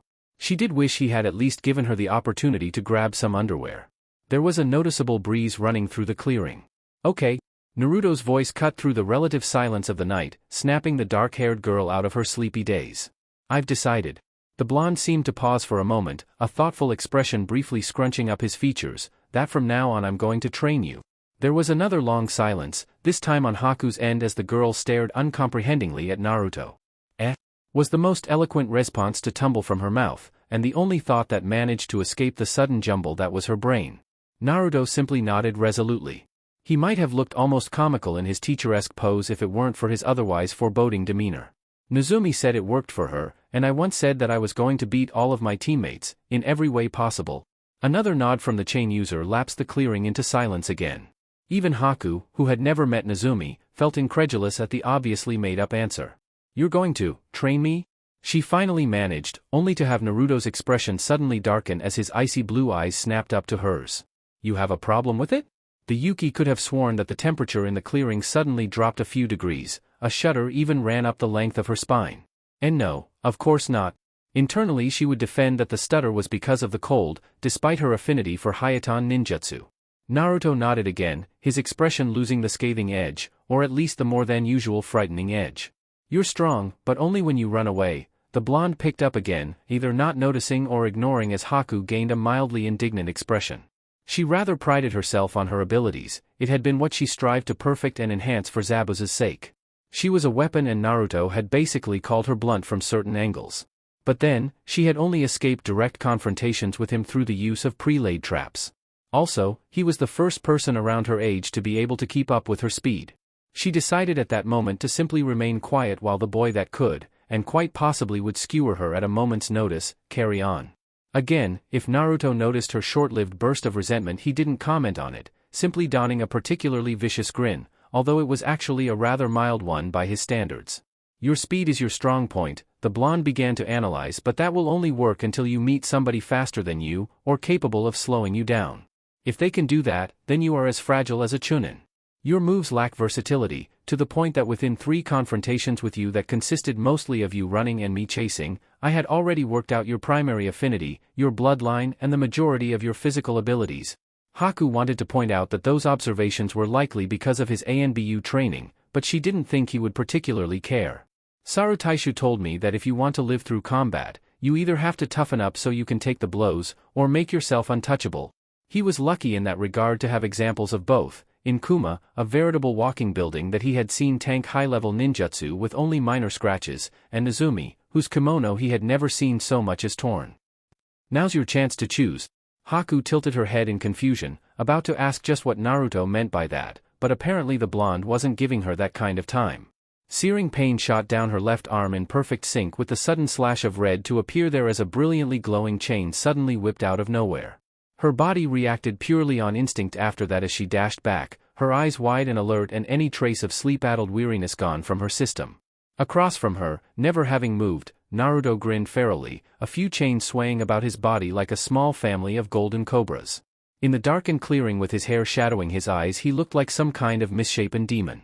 "If you're standing there and not running, did that mean you chose the first option?" He almost purred out, his deepening voice gaining a kind of resonating quality that made it bounce and echo off the trees. A single bead of sweat rolled down the contours of Haku's cheek before wobbling under her chin and splashing to the damp ground. The moment its soft splash sounded out to the two trained shinobi, they vanished in perfectly synchronized flickers. Throughout the night any passersby would only hear the sounds of a predator's laugh as they relentlessly stalked their prey. As Haku stood there, shivering, exhausted, aching, covered in sweat and scratches to the point where her sweat and blood mingled freely, she had a revelation. Naruto's definition of training may be more akin to torture.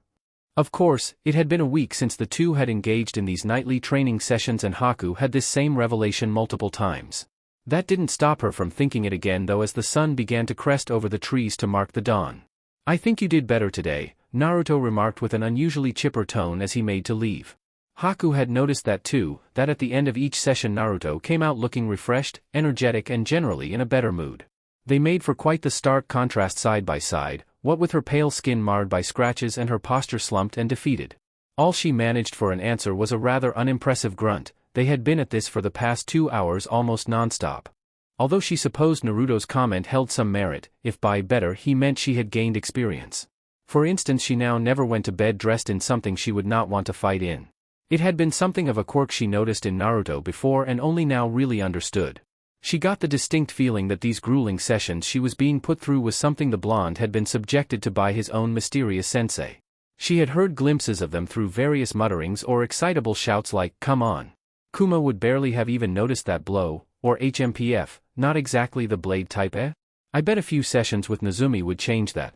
Each one only added to the list of reasons why Haku hoped to never, ever meet these people. But still, she could not fault their parroted words of wisdom.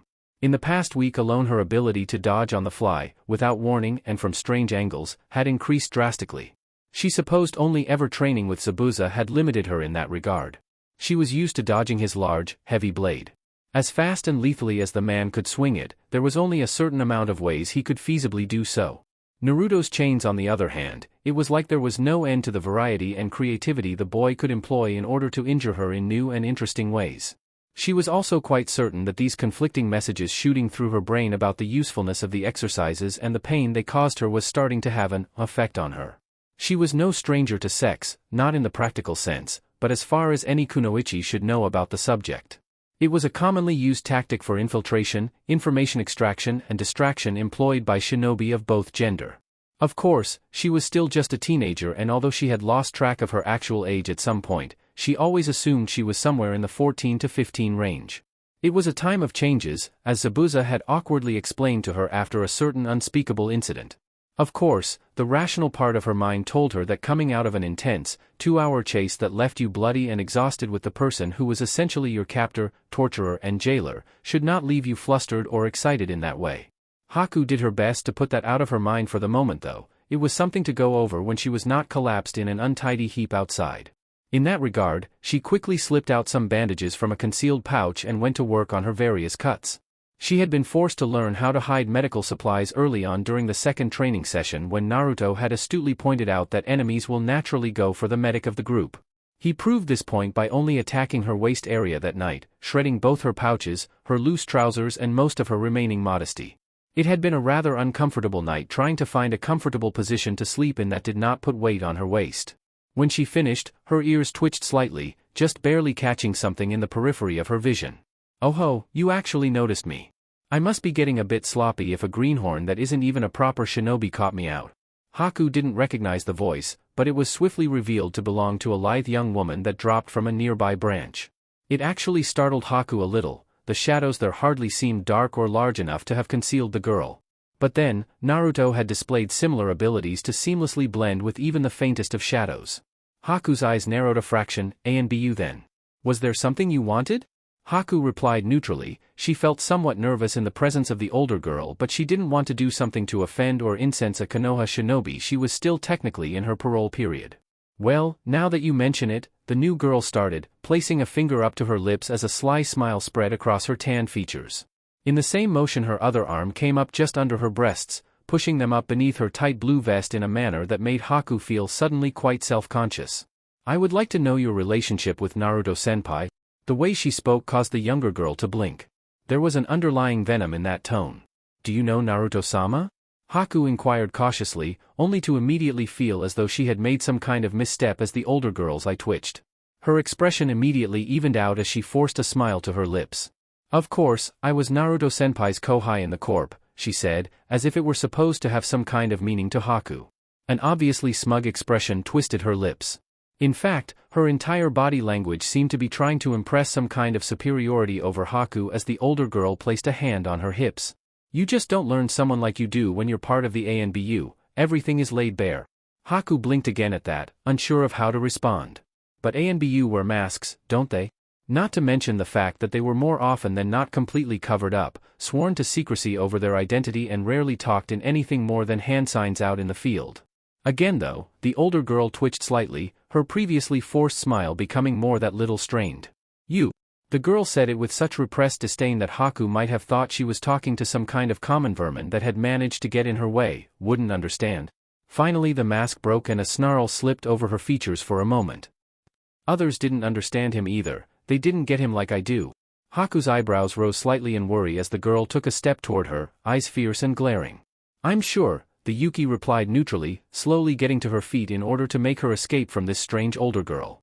Unfortunately, she was immediately cut off as the brown-haired Kunoichi slipped in front of her, making it so their faces were only inches apart. "I don't think you do," she hissed quietly, moving back and shaking her head like one might at a naive child. "People just don't see it, they can't see it beyond their own prejudices. You see, he's just misunderstood."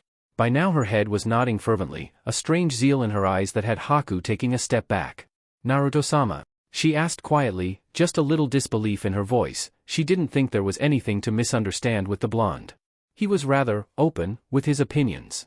That seemed to have been the wrong thing to do as the older girl's head suddenly whipped up. "Don't call him that." It was such a sudden and knee-jerk reaction that it left both girls looking a little shocked. Quickly the older Kunoichi fixed her features, replacing her scowl with a smile and almost looking a little bashful. "I mean, not that he doesn't deserve it, but..." Haku couldn't quite believe what she was seeing. The girl had done a complete 180, going from fierce and indignant to a shy academy girl, with a prominent blush on her cheeks of all things. She was even nervously kneading at the hem of her shirt, timidly biting at her bottom lip. "I think I should." Haku started, intending to get away from the clearly unstable person in front of her, a rather noticeable trend these days. The girl's head shot up again, that indecipherable zeal back in her eyes. "No, you still don't understand, you're just like everyone else. Only the captain saw it, they respected Naruto-senpai. In every mission they would always have him as the second-in-command, they trusted him for a reason." The girl's tone became fervent. Haku just couldn't see it. She felt she had gotten to know Naruto quite well in their time together. She could almost hear his derisive snort in her head. "Second-in-command? Of course, how else were they supposed to keep a close eye on me?" She could see his lips twist up into that recognizable grin that just allowed his canines to poke out over his bottom lip. "I had a tendency to get carried away." If the girl noticed Haku's musings then she didn't comment, instead continuing on with that unsettling passion. "He was always so compassionate to his teammates, never once allowing us to engage the enemy if he couldn't face them himself. He cared about all of us, but nobody ever saw it. They only saw the violence, and the fighting, and labeled him some kind of monster." Once again Haku couldn't fathom it. Naruto? Compassionate?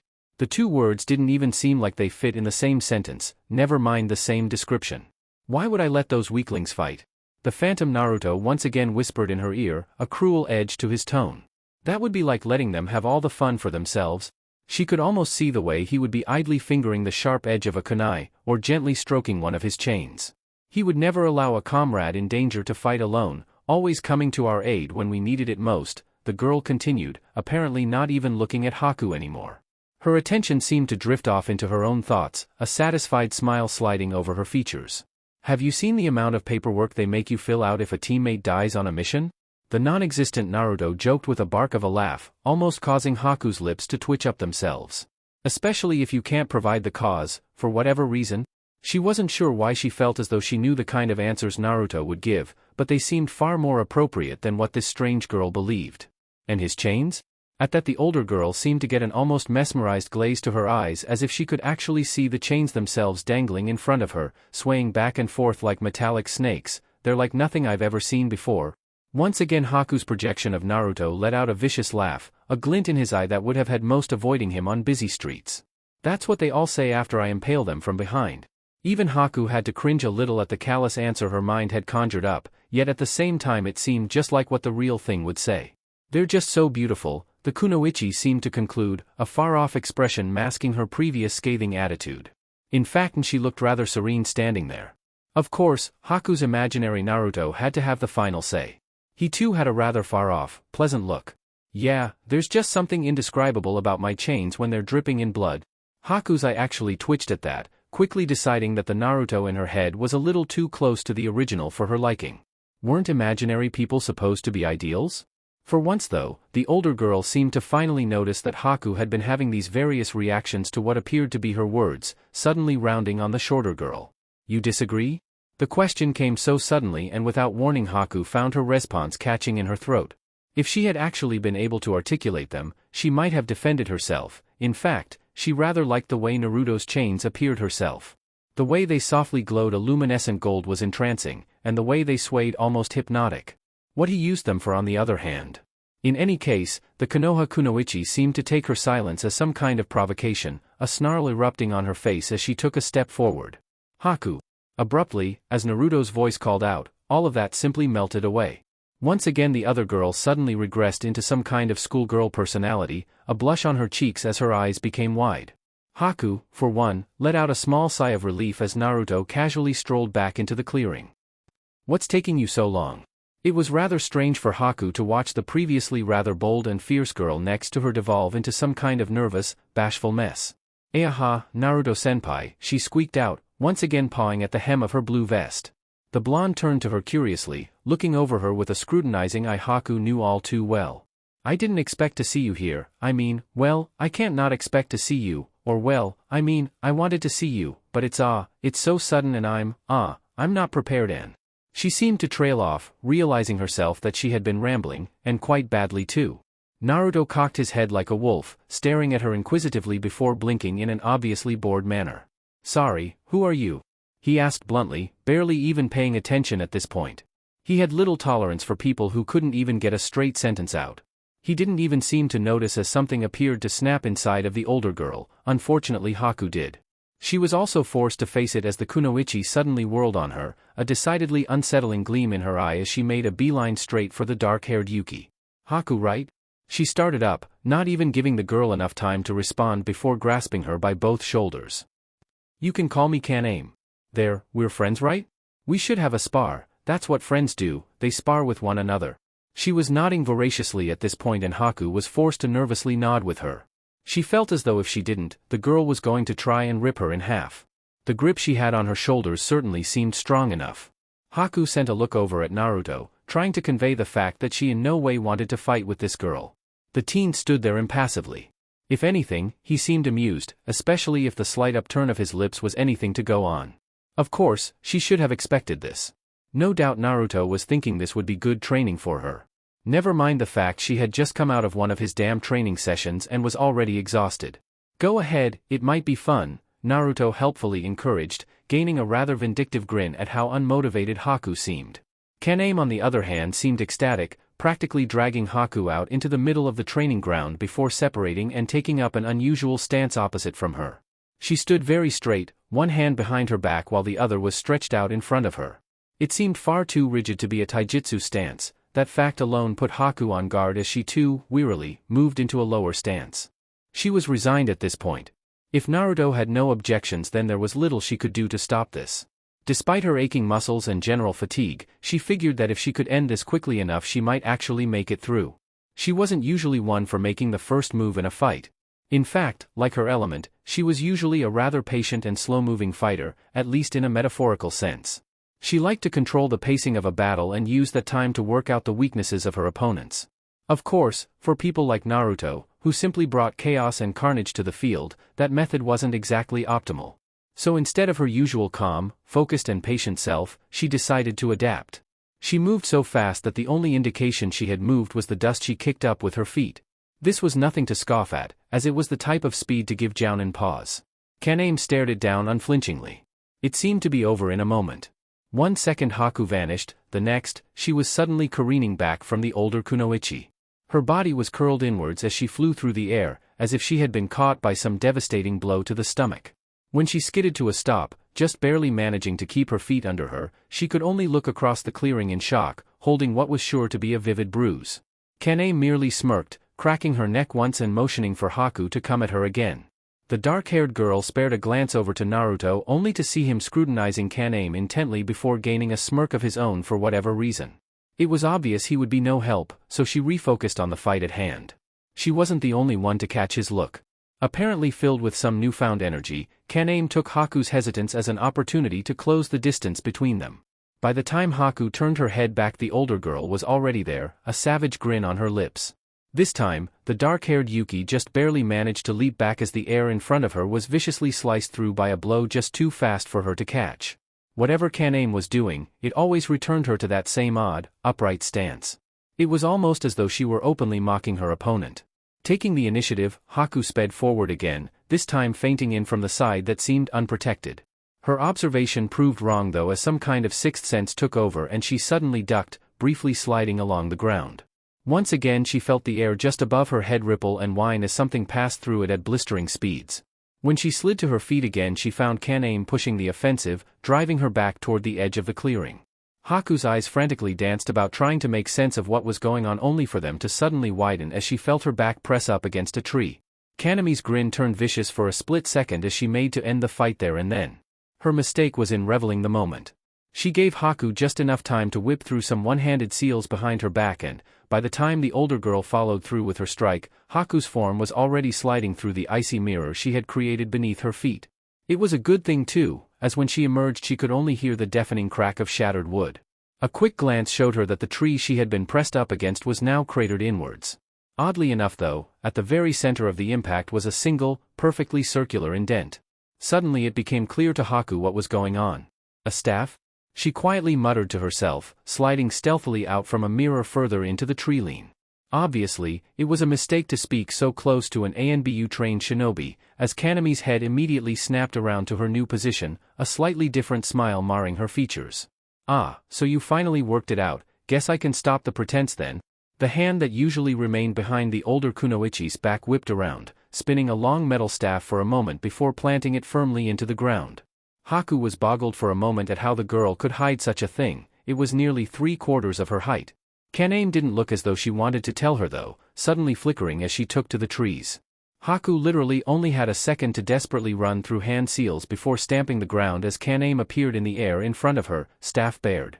The early morning dew on the ground became a lethal weapon as it rapidly elongated and froze into hundreds of tiny senbon. Each scattered outwards at random, with Haku at the epicenter like some kind of shrapnel. Kaname was quickly peppered with it, turning her into an icy porcupine, only to pop into harmless smoke moments later. Haku whirled just as the real kunoichi barreled out of the shrubbery behind her, both staff reared back for a blow. "Kage bunshin are rudimentary to us Konoha ANBU. But you wouldn't know that, foreigner," the older girl taunted as she slammed the staff into Haku's side, causing her to cringe as she was forced to roll with the blow. Once again, their exchange devolved into a rapid close-range brawl. Now that Haku knew what she was dealing with, she fared slightly better. She could predict the motion of a staff, especially as it had a similar length to Kubikuribaku. What she couldn't predict, however, was the moment when Kaname suddenly detached her staff into two smaller poles mid-swing. The girl was caught so off guard that the Konoha kunoichi managed to land two crippling strikes to her right arm and left leg. It was so sudden and fast that she nearly flipped Haku off her feet. The ice user only managed to escape relatively unharmed by quickly substituting with a nearby log. She did wince though when the log was summarily destroyed, leaving nothing but splinters. Kaname was not fooled for long and Haku was quickly tiring. The adrenaline was wearing off and her previous fatigue from Naruto's training session was catching up with her. Soon enough their brawl recommenced, and this time Haku had little to offer in the way of defense. Bruises began to pile up, and she was fairly certain the older girl had cracked at least one of her ribs. Her strikes were just too unpredictable, swiftly switching between heavy, powerful strikes with her long staff and lighter but far more rapid blows from her twin Eskrima. The fatal error, as it would have been had this been a true fight, came when Haku attempted to create another mirror between the two combatants.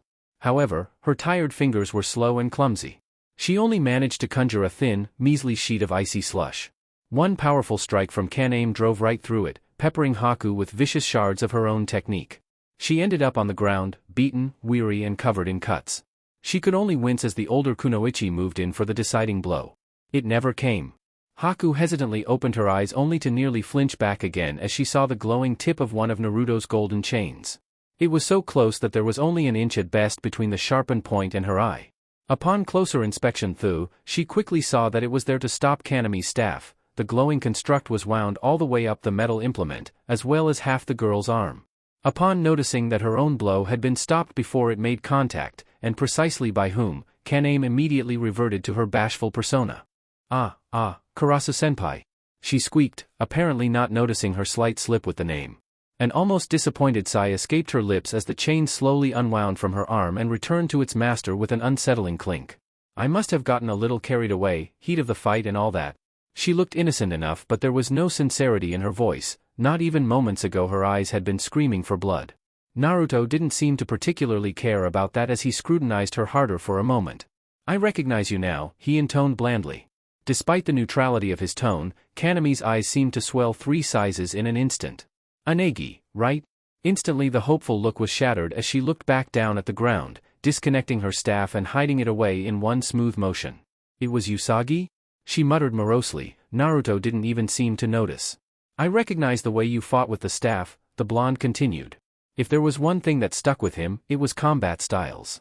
That was a very important lesson Nazumi and Saru alike had hammered into his skull, sometimes literally. You got stronger. While his tone never seemed to change, there was some unspoken acknowledgement that seemed to pass between the two. Instantly anything sour about Kaname's expression vanished. You think so? She inquired hopefully, taking a hesitant step forward. When he nodded it seemed to be the last straw for her as she suddenly leapt forward, pulling the blonde into a crushing hug. Only for a moment though, and by the time she separated her face was the most vivid red. It barely seemed to faze her, or perhaps she didn't notice, that around 50 chains had sprung out of Naruto's body ready to turn her into a pincushion. She simply grinned brightly before bouncing off. Thank you Karasu-senpai. I'll become even stronger. Strong enough that you'll recognize me as an equal, you'll see. Either she had said her piece, or she had grown too embarrassed in Naruto's presence, as she chose that moment to make her withdrawal. Apparently, any thoughts on Haku had fled her mind at the mere sight of the blonde as she didn't even spare a passing glance at the younger girl as she left. Naruto watched her go with a scowl. He hated to be touched and had only restrained herself from spearing the girl through because it would have been difficult to explain later. When he was sure she had gone from the clearing he looked over at Haku, watching her slowly pick herself up with a wince. She really was rather beaten. He was sure that she'd have a whole host of new bruises in the morning. All the same, he couldn't suppress a small grunt as he turned to leave the training ground. You could have done better, we'll have to ratchet up your training. He really didn't like the fact that his pupil, as he had taken to seeing Haku, was so thoroughly defeated. A brief grin did alight on his lips though when he heard the girl groan behind him. She had grown more brazen in that regard. On the very edge of the tree-line, where he would usually flicker away without so much as a parting comment, he paused. But I suppose you did okay, I'll let you have tomorrow off.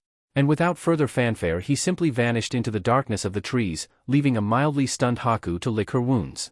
After a moment or two she couldn't help but allow a small smile to creep over her face. Perhaps she wasn't the only one benefiting from these training sessions. Chapter 17, 17th Link. Naruto was in an unusually good mood as he strode through the corridors of the Hokage Tower. That at least would explain the grin pulling at his lips that exposed his lengthened canines. For the various office workers and chunin that were scurrying about though, all they saw was a silent predator moving through their ranks, a vicious gleam in his eye. Naruto didn't even seem to notice the not-so-subtle tension in the air, ignoring the rather wide berth he was being given as people literally crossed the room to get out of his way. Even the secretary, casually filing away documents at her desk, flinched when she looked up to see that predatory smile. With a quick motion she quickly waved the blonde through. She didn't want to deal with him any longer than she had to. The Hokage's smile, as he stepped into the man's office, was a tad more congenial. It made a stark contrast to the various chunin in the room that awkwardly shifted their gaze away from the infamous Jounin. They just continued about their job of sorting through mission scrolls and pretended that the village's pariah wasn't a few feet away. "Ah, Naruto, it's good to see you bright and early as always," Hiruzen greeted, his hands continuing to swiftly sort documents even as his attention was apparently on the blonde. "I hope everything is going well for you and Konoha's latest guest?" he added without missing a beat, not really waiting for an answer before continuing. He knew Naruto wasn't the talkative type anyway. "I assume you're here for a mission? This will be your first for a few weeks now, correct?" Naruto nodded at that. Giving Haku the day off also allowed him to get out of the village for a while. He could almost feel his good mood evaporating as the Hokage coughed into his hand. "About that," the older man started, causing the stone in Naruto's stomach to sink deeper and his eyes to narrow. "You've been specifically requested for a certain assignment and I have no real reason to deny the request. You'll be acting as a proctor for the second stage of the upcoming Chunin exams." It actually took a few moments for Naruto to process that statement before his eyebrows nearly vanished into his hairline. "What?" was about all he could manage, at least until his brain clicked into gear and his usual scowl summarily planted itself back on his face. "Hokage-sama, don't you think that's a bit of a waste of my time?" he ground out tersely, making a few of the Chunin duck their heads as they swore they heard the rattling of chains. The Hokage remained composed though, his friendly smile never wavering. "On the contrary, I consider the advancement of the next generation, what would have been your generation in fact, to be one of Konoha's highest priorities." He briefly looked down at his work and thumbed a few pages, apparently glancing them over in a few seconds. "In any case, considering the type of missions you usually request, I believe this will go a long way in offering some diversity." Naruto raised his hand to argue only to find the Hokage had raised a single eyebrow. It was a look every Konoha shinobi received at one point. It essentially meant, "Are you really going to question me on this?" "Right," Naruto finally acquiesced after a few tense seconds of silence. His tone still managed to convey his disdain. Having to babysit a bunch of genin through a test he probably could have done when he was 9 years old, did not strike him as the most exciting of opportunities, career-wise. It was the Hokage's next words that really drove the final nail in the coffin. "Oh, and before I forget, you won't be the only proctor for that stage." Almost as soon as he said it, Naruto felt his stomach sink to new, unknown depths at the exact moment a pair of shapely and recognizable arms draped themselves over his shoulders. "Yeah, isn't that great, Gaki?" Anko sang in a deceptively melodic tone, the sadistic grin damn near audible, and the smell of dango heavy about her person. It took a great deal of Naruto's self-control to stop himself spearing her through right there and then in front of the Hokage. He didn't though, also managing to stay silent despite Anko's best attempts to press her equally shapely assets into his back in an obviously taunting manner. "What exactly will I be doing, Hokage-sama?" He just about managed to growl out without gnashing his teeth. That he also managed to not flip the Tokubetsu Jounin over his shoulder was a remarkable display of self-restraint. His dread only increased as the old man smiled and waved him off, eyes already drifting back down to his paperwork. "I'll leave that up to Anko-san's discretion, she has the experience in this matter." Naruto didn't even have to turn to see the gleam that entered the older woman's eye, he could picture it readily enough. Knowing that he wouldn't be able to make the Hokage budge on this issue, he nodded, albeit rather mechanically, and turned to leave the room. Apparently not without a tag-along. "This is fun, right?" Anko happily exclaimed as the pair moved through the Hokage tower, although not by Naruto's volition as he kept increasing his pace to get away from her. "You and me? Proctor buddies." He'd never cursed his short legs more than in that moment. "Just wonderful," Naruto responded dryly, the dark aura exuding of his body that was causing people to scrabble out of his way apparently going unnoticed by the older woman.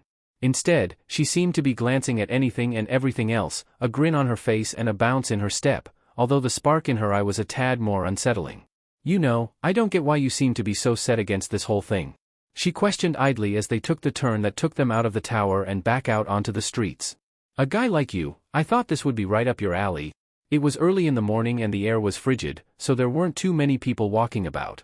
Combine that with the frost coating everything, and it gave Konoha a rather mystical feel. Naruto ignored his surroundings, snorting at Anko's assertion as he leapt up onto a nearby roof. Apparently, even that wasn't enough to get rid of her. "Oh yes, babysitting a bunch of brats sounds absolutely perfect for me." To punctuate his point, chains suddenly leapt from his body, spearing into a building across the way and carrying him over to it like some strange, long-legged spider. His annoyance was interrupted by Anko's barking laugh as she joined him, an incredulous look plastered on her features. "Babysitting?" She wiped an imaginary tear from her eye. Obviously you've never proctored the second stage of the exams before. Naruto grunted again, his scowl deepening. Yes, because there were so many opportunities for it while in the ANBU, he retorted, only earning a shrug from the woman. Well, I can't comment on that, but I think you have the wrong idea about being a proctor. Suddenly she was in front of him to bar his path, causing his to almost growl. He just wanted to get to a training ground and vent some frustration. You don't have to worry about whether or not the people you're watching over become chunin or not, the exams do that for you. A proctor's job is to test the mental fortitude of the candidates where the tasks themselves test their skills. At that Naruto could only blink, causing Anko to sigh dramatically, shifting her weight to her other leg. Basically it's our job to scare the crap out of them. She sighed in exasperation, causing Naruto's eyebrow to rise. The sight made Anko let out another short laugh as she lightly slapped him on the chest. And you wonder why I picked you of all people for that? Once again it took his brain a few moments to catch up, but when it did a new vicious smirk slid over his features. So, all I have to do is see if they have the will to be Hinobi? He asked, his tone containing a steely edge even as his eyes drifted off into deeper, darker thoughts. Anko didn't seem to notice or care, just giving a happy nod and an almost guy-esque thumbs up. Yup. Basically, just be yourself. That at least seemed to snap Naruto out of whatever dark thoughts were pervading his mind, instead looking up to scowl at Anko. The older woman though just gave a cheeky grin before bopping Naruto on the nose with a finger, in the same movement slipping a piece of paper into his hand and dancing back before he could do anything. Just be there tomorrow at around 10:30, you probably won't even have to do much. With that, she body flickered away with a gust of leaves that was predictably overdramatic and practically reeked of Anko. Naruto stayed rooted to the spot for a moment, a few chains coiling around his body as he silently seethed at her getting the drop on him. He didn't understand how she kept getting away with things like that. He would have skewered others for less. His life had too many confusing elements as of late. However, a look down at the note in his hand caused a curling smile to spread his whiskered cheeks. Training Ground 44, huh?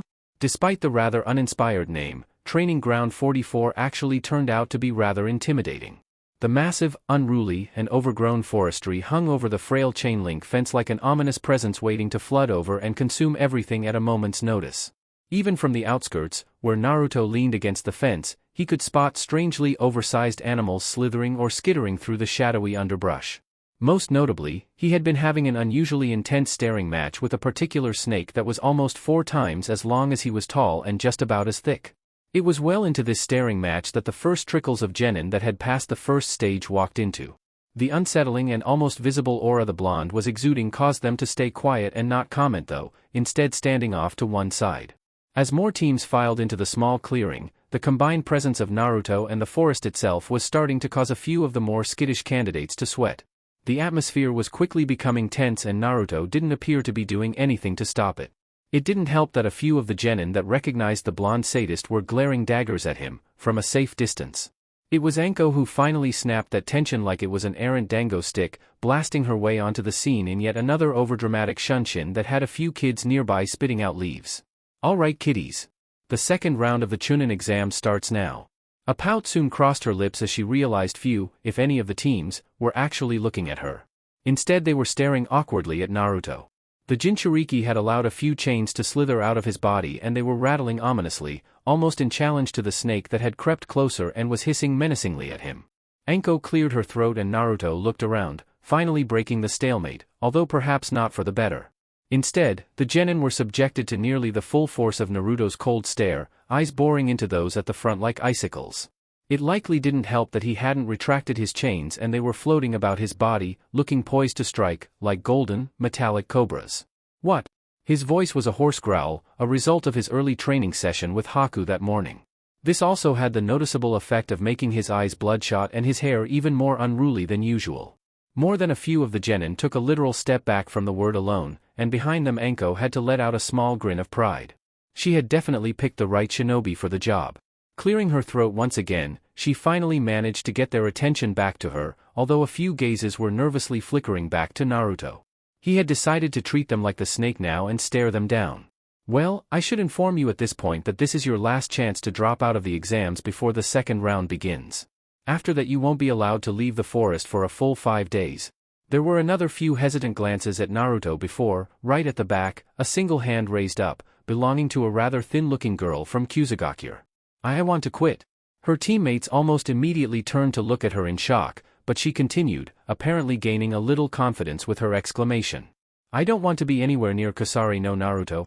At the mention of Naruto's nickname, murmurs and whispers spread through the small crowd like a wildfire. Apparently, he hadn't been recognized by more than a few. Although, that wasn't to say they didn't know of him. Me too. Another hand shot up, this time from a boy with dark shaggy hair from Amigakure. This time his teammates didn't seem so bothered by it. And me? This time it was another girl, from Sunagakure this time. Although she appeared to be torn, looking between Naruto and a young boy around the same age with rusty maroon hair and a massive gourd on his back. Somewhere in the crowd a lazy-looking boy that had all the attributes of a Nara began to lift his hand, only to have it slapped back down by his blonde teammate. As the quitting teams were escorted from the clearing, Anko scanned the crowd again. Anyone else? No more hands were raised. Last chance. All she got was a mix of determined, steely and nervously optimistic looks from the assembled genin. The sight made her enthusiastic grin take on a sadistic twinge. Wonderful, then I'll start to explain the rules of the exam. At this point Naruto simply tuned everything out, losing interest in the actual operation of the test itself. He had done his part, although he hadn't actually put much effort into it. He was simply in an irritable mood. And that's where my wonderful assistant comes in? He was shaken from his thoughts as Anko motioned toward him and the bulk of the candidates turned their gazes on him once again. He hadn't been listening and was completely blindsided by the inclusion, so he simply scowled back at them, making most look away. He did however catch the eye of the Uchiha he had met at Nami, as well as the redhead the Suna girl had seemed so frightened of. Both were looking at him with odd, indecipherable expressions. Naruto thought he saw something familiar in the redhead's cold teal eyes before he too looked away. Naruto-kun here. This earned Anko a particularly vicious glare. A single chain emerging from Naruto's back to scrape menacingly across the ground. Will be given 3 sets of scrolls and will be traveling into the forest with you. At that, his eyebrow rose and his glare became more questioning, only in a rather hostile manner. Anko continued to ignore him. Any teams that are willing can attack him if they like, team up, try and ambush him, whatever. She grinned suddenly, causing a chill to travel up a few of the team's spine. Be warned though, he can attack right back. At that, Naruto finally caught on, a few more chains emerging from his back to rattle and clink unsettlingly.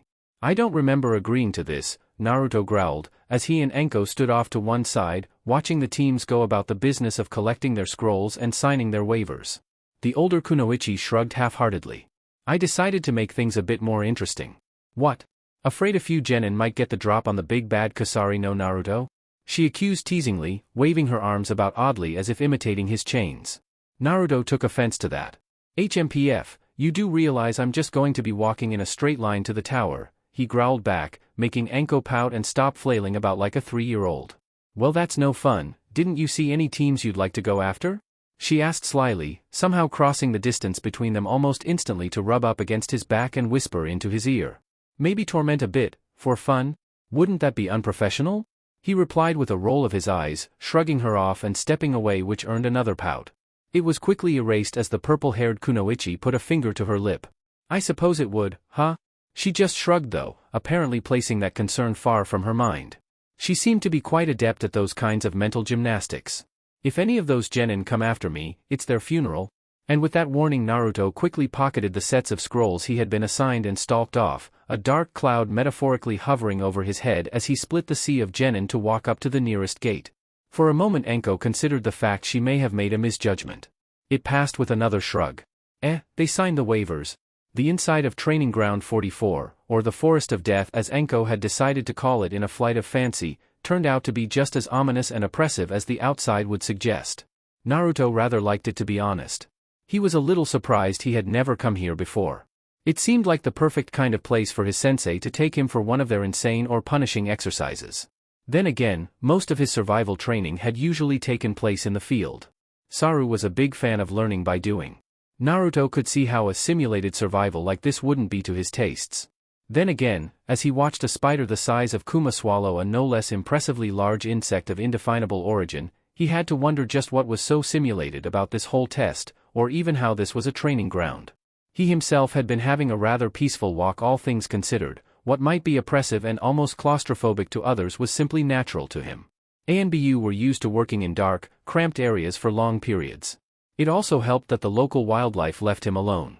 Even just strolling along through the undergrowth, he had yet to meet a single creature that was actually willing to attack him. Those that came close, he simply rattled his chains at, like an animal making itself appear larger or a predator declaring its territory. Maybe it wasn't that though, it could have simply been the sheer aura he was giving off. Animals tended to be a bit more sensitive to those types of things. He was beginning to grow slightly irritated though, due to the nuisances that kept flitting in and out of his periphery. It seemed that a team, the one from Konoha containing the Nara if he wasn't mistaken, had taken it upon themselves to follow him. It was a smart move all things considered, as any teams that came along would likely concentrate on the single, fruitful target he represented, and ignore them. It gave them a clear, unobstructed path right down the middle of the training ground. If he was beaten, and Naruto had to snort repeatedly in his mind when he thought that, then they could mop up the likely weakened team. If not, they might be able to collect any scrolls attacking teams might leave behind when he won. If no teams attacked, then they had a quick route to the tower where they could set up ambushes before the other teams could get there. Naruto assumed it was the Nara that planned this though, they had that irritating ability to be 10 steps ahead of everybody else. Although, in this case, that involved being 10 steps behind him, and it was growing annoying. Luckily, it seemed that a certain brash team had decided to come along and alleviate at least a part of his frustration. It was unannounced and actually a surprisingly effective ambush. It would have been anyway, had they been targeting a Chunin. Naruto was under no such restrictions, and as the lone genin, an Iwa nin from the headband, dropped from the canopy with a sword raised, he found himself halted in midair. Everybody watching, including the Konoha team behind him, froze for a moment as the Iwa genin's eyes widened, blood leaking from the corner of his mouth. Shakily he looked down only to see a single bright chain impaling him right through the stomach. Naruto hadn't even turned around. The response though was immediate. Gunma. The cry of a girl was matched by her bursting out of the surrounding brush, sword raised and a snarl planted on her features. Moments later she was joined by the last team member, a stony-faced youth wielding a tanto. They came at Naruto in a textbook pincer maneuver. Unfortunately for them, pincer maneuvers worked best on single opponents that couldn't defend or attack from every angle. Naruto was not under such a classification. Before they even crossed half the distance, chains snapped around both of their necks, yanking them harshly into the air with twin strangled cries. They struggled, even dropping their blades to get better grips on the chakra constructs around their throats, but it was in vain. They simply scrabbled uselessly at the chains, bloodying their fingers in their desperation. The boys' movements only became more frantic as Naruto casually tossed their impaled teammate across the clearing, flicking him off the chain like an errant piece of meat from a skewer. It was the girl who intrigued Naruto. Instead of becoming more frightened, the act only made her scowl deeper. Even as she was slowly deprived of oxygen she only glared harder at the blonde. Her strangled cries weren't for air either, she seemed to be trying to say something. Her gasp was almost painfully loud as she was suddenly dropped to the floor, only to scream out a moment later as the restraint around her neck was replaced by the serrated end of a chain driving through her shoulder and pinning her to a tree. "You were trying to say something?" Naruto intoned boredly, slowly walking toward the girl with his hands in his pockets, still strangling her other teammate to the side. He had turned a rather virulent shade of blue at this point and his struggles were becoming more sporadic. "I'll kill you," the girl choked out, clutching her throat with her free arm as she ground her teeth to stop the worst of the pain in her shoulder. However, tears were percolating in her eyes and she was visibly having to blink them back. Her vain threat was met with a simple chuckle. It didn't even have the usual menace Naruto put in, it was just hollow. "Really? How are you going to do that? You're too weak."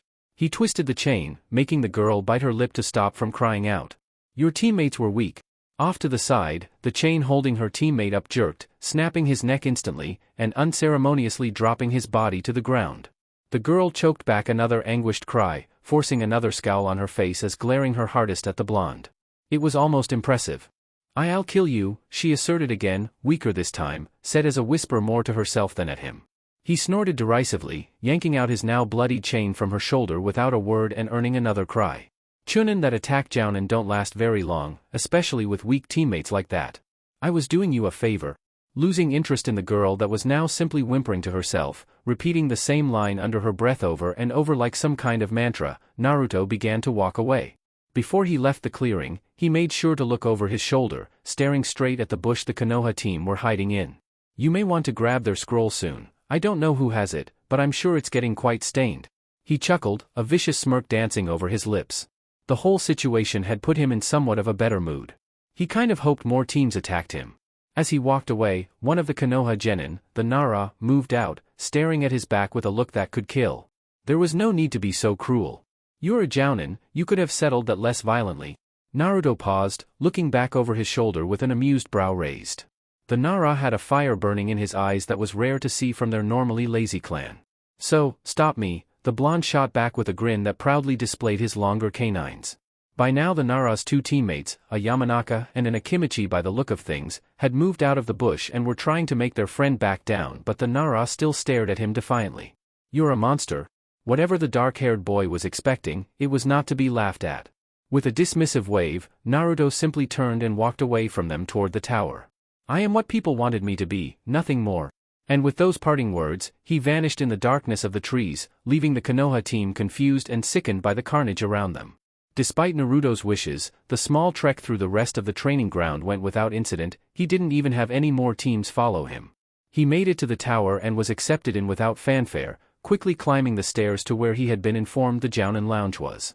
When he opened the door he was greeted by a sea of Jounin staring at him, some with apprehension, others with disdain, and curiously, a few that almost seemed disappointed. He scowled at them all and moved to a corner of the room where Anko was watching the live video feeds from the forest with a grin on her face.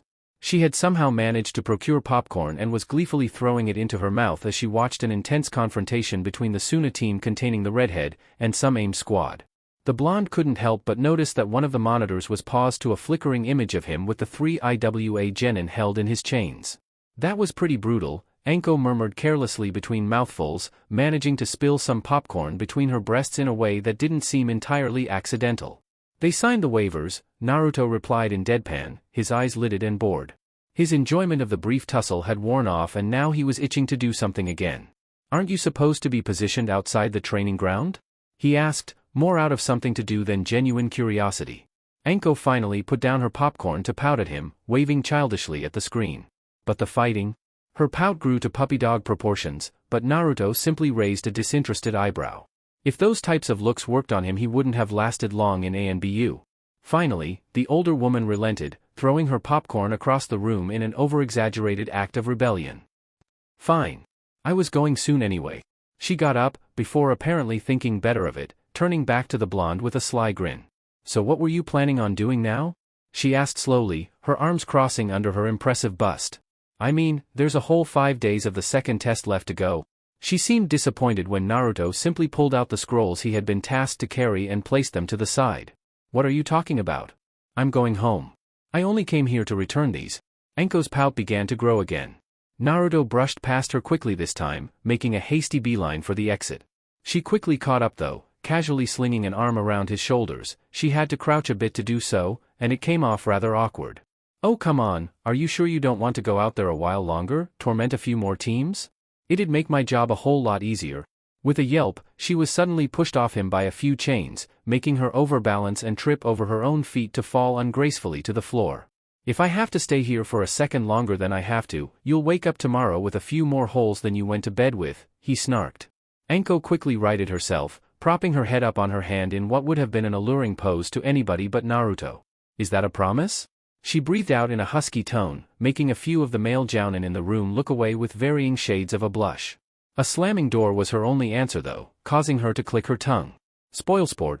Unfortunately for Naruto, the next 5 days passed all too quickly and, soon enough, he found himself up on a balcony with Anko, the Hokage and the jounin sensei of the teams that had actually managed to pass the second test. There were a handful of teams from Konoha, one from Oto and that same Suna team Naruto kept noticing because of the quiet red-headed kid. Throughout the Hokage's entire speech about the true purpose of the exams, which Naruto basically zoned out for, he kept glancing over and spotting the kid stare intensely at him with bloodshot, black-ringed eyes. He seemed like an interesting one, and apparently, he thought the same of Naruto. He was brought out of his thoughts by a cough to his left. Realizing that the Hokage had finished and the first two genin were entering the small arena, he let out a sigh, turned around and slumped against the railing. He earned a few odd looks from the jounin for not even paying attention to the fights, but he couldn't care less about them. It was Anko, unsurprisingly, who broke through the sounds of taijutsu going on behind him. Not even gonna watch? What's the point of even coming? Naruto didn't even turn to look at her, staring at a random crack in the ceiling and wondering if Saru, in his seemingly infinite and eclectic wisdom, knew some way to fix those. Good question, he muttered, earning a small chuckle from the older woman. Are you sure? she jibed, vaguely gesturing to where the last Uchiha was engaging in some powerful taijutsu with an older Konoha genin. I mean, some of these kids are supposed to be the next legends, the cream of their generation. They're still just kids, he replied dully. Why should he care about a bunch of shinobi that could pose no challenge to him? People didn't capture and pin caterpillars, they waited until they became butterflies. If they grew up to pose a challenge, great, he would wait until then. You know, most of them are older than you, Anko corrected with a bemused expression, glancing back down to where the blatantly older teen took a crippling blow from the Uchiha, putting him out for the count. Naruto on the other hand just snorted, rather loudly too, which earned him some disapproving looks. Maybe on the outside, he deadpanned, a chain slowly clinking its way out of his wrist to coil and spin in the air in front of him, it was something to look at. Anko couldn't comment on that. She knew Naruto must have grown up a whole lot faster than most, especially after being put in ANBU. Even in her darkest moments, after being abandoned by Orochimaru and in constant fear of the mark on her own neck, she had never considered joining the shady group. Both lapsed into silence for a while as matches continued on. For once though, Anko received no pleasure from watching the kiddies fight. She could only think about Naruto's words, rattling around inside her skull like a marble. It was only when a miniaturized version of Konoha's green beast took to the stage, opposite the interesting redhead from Suna, that Naruto finally peeked over his shoulder. He was glad for it. The ensuing match was as brutal as it was mesmerizing. Naruto couldn't help but draw parallels between the boy's superb control of his sand, and his own manipulation of chakra chains. From what he could see, the element could move at almost Jounin-level speeds. But then, apparently so too could the Guy clone. By the end of the match Naruto swore he hadn't blinked once. Like Anko eyeing up some dango, he found himself licking his lips. Maybe not all of the genin were so worthless after all. Thoughts of fighting the redhead ran through his mind, and against his prior expectations, a small grin worked its way onto his features. Then it was back to the boring slog of regular matches. Naruto didn't find anybody else to pique his interest quite like that again, and quickly lost interest.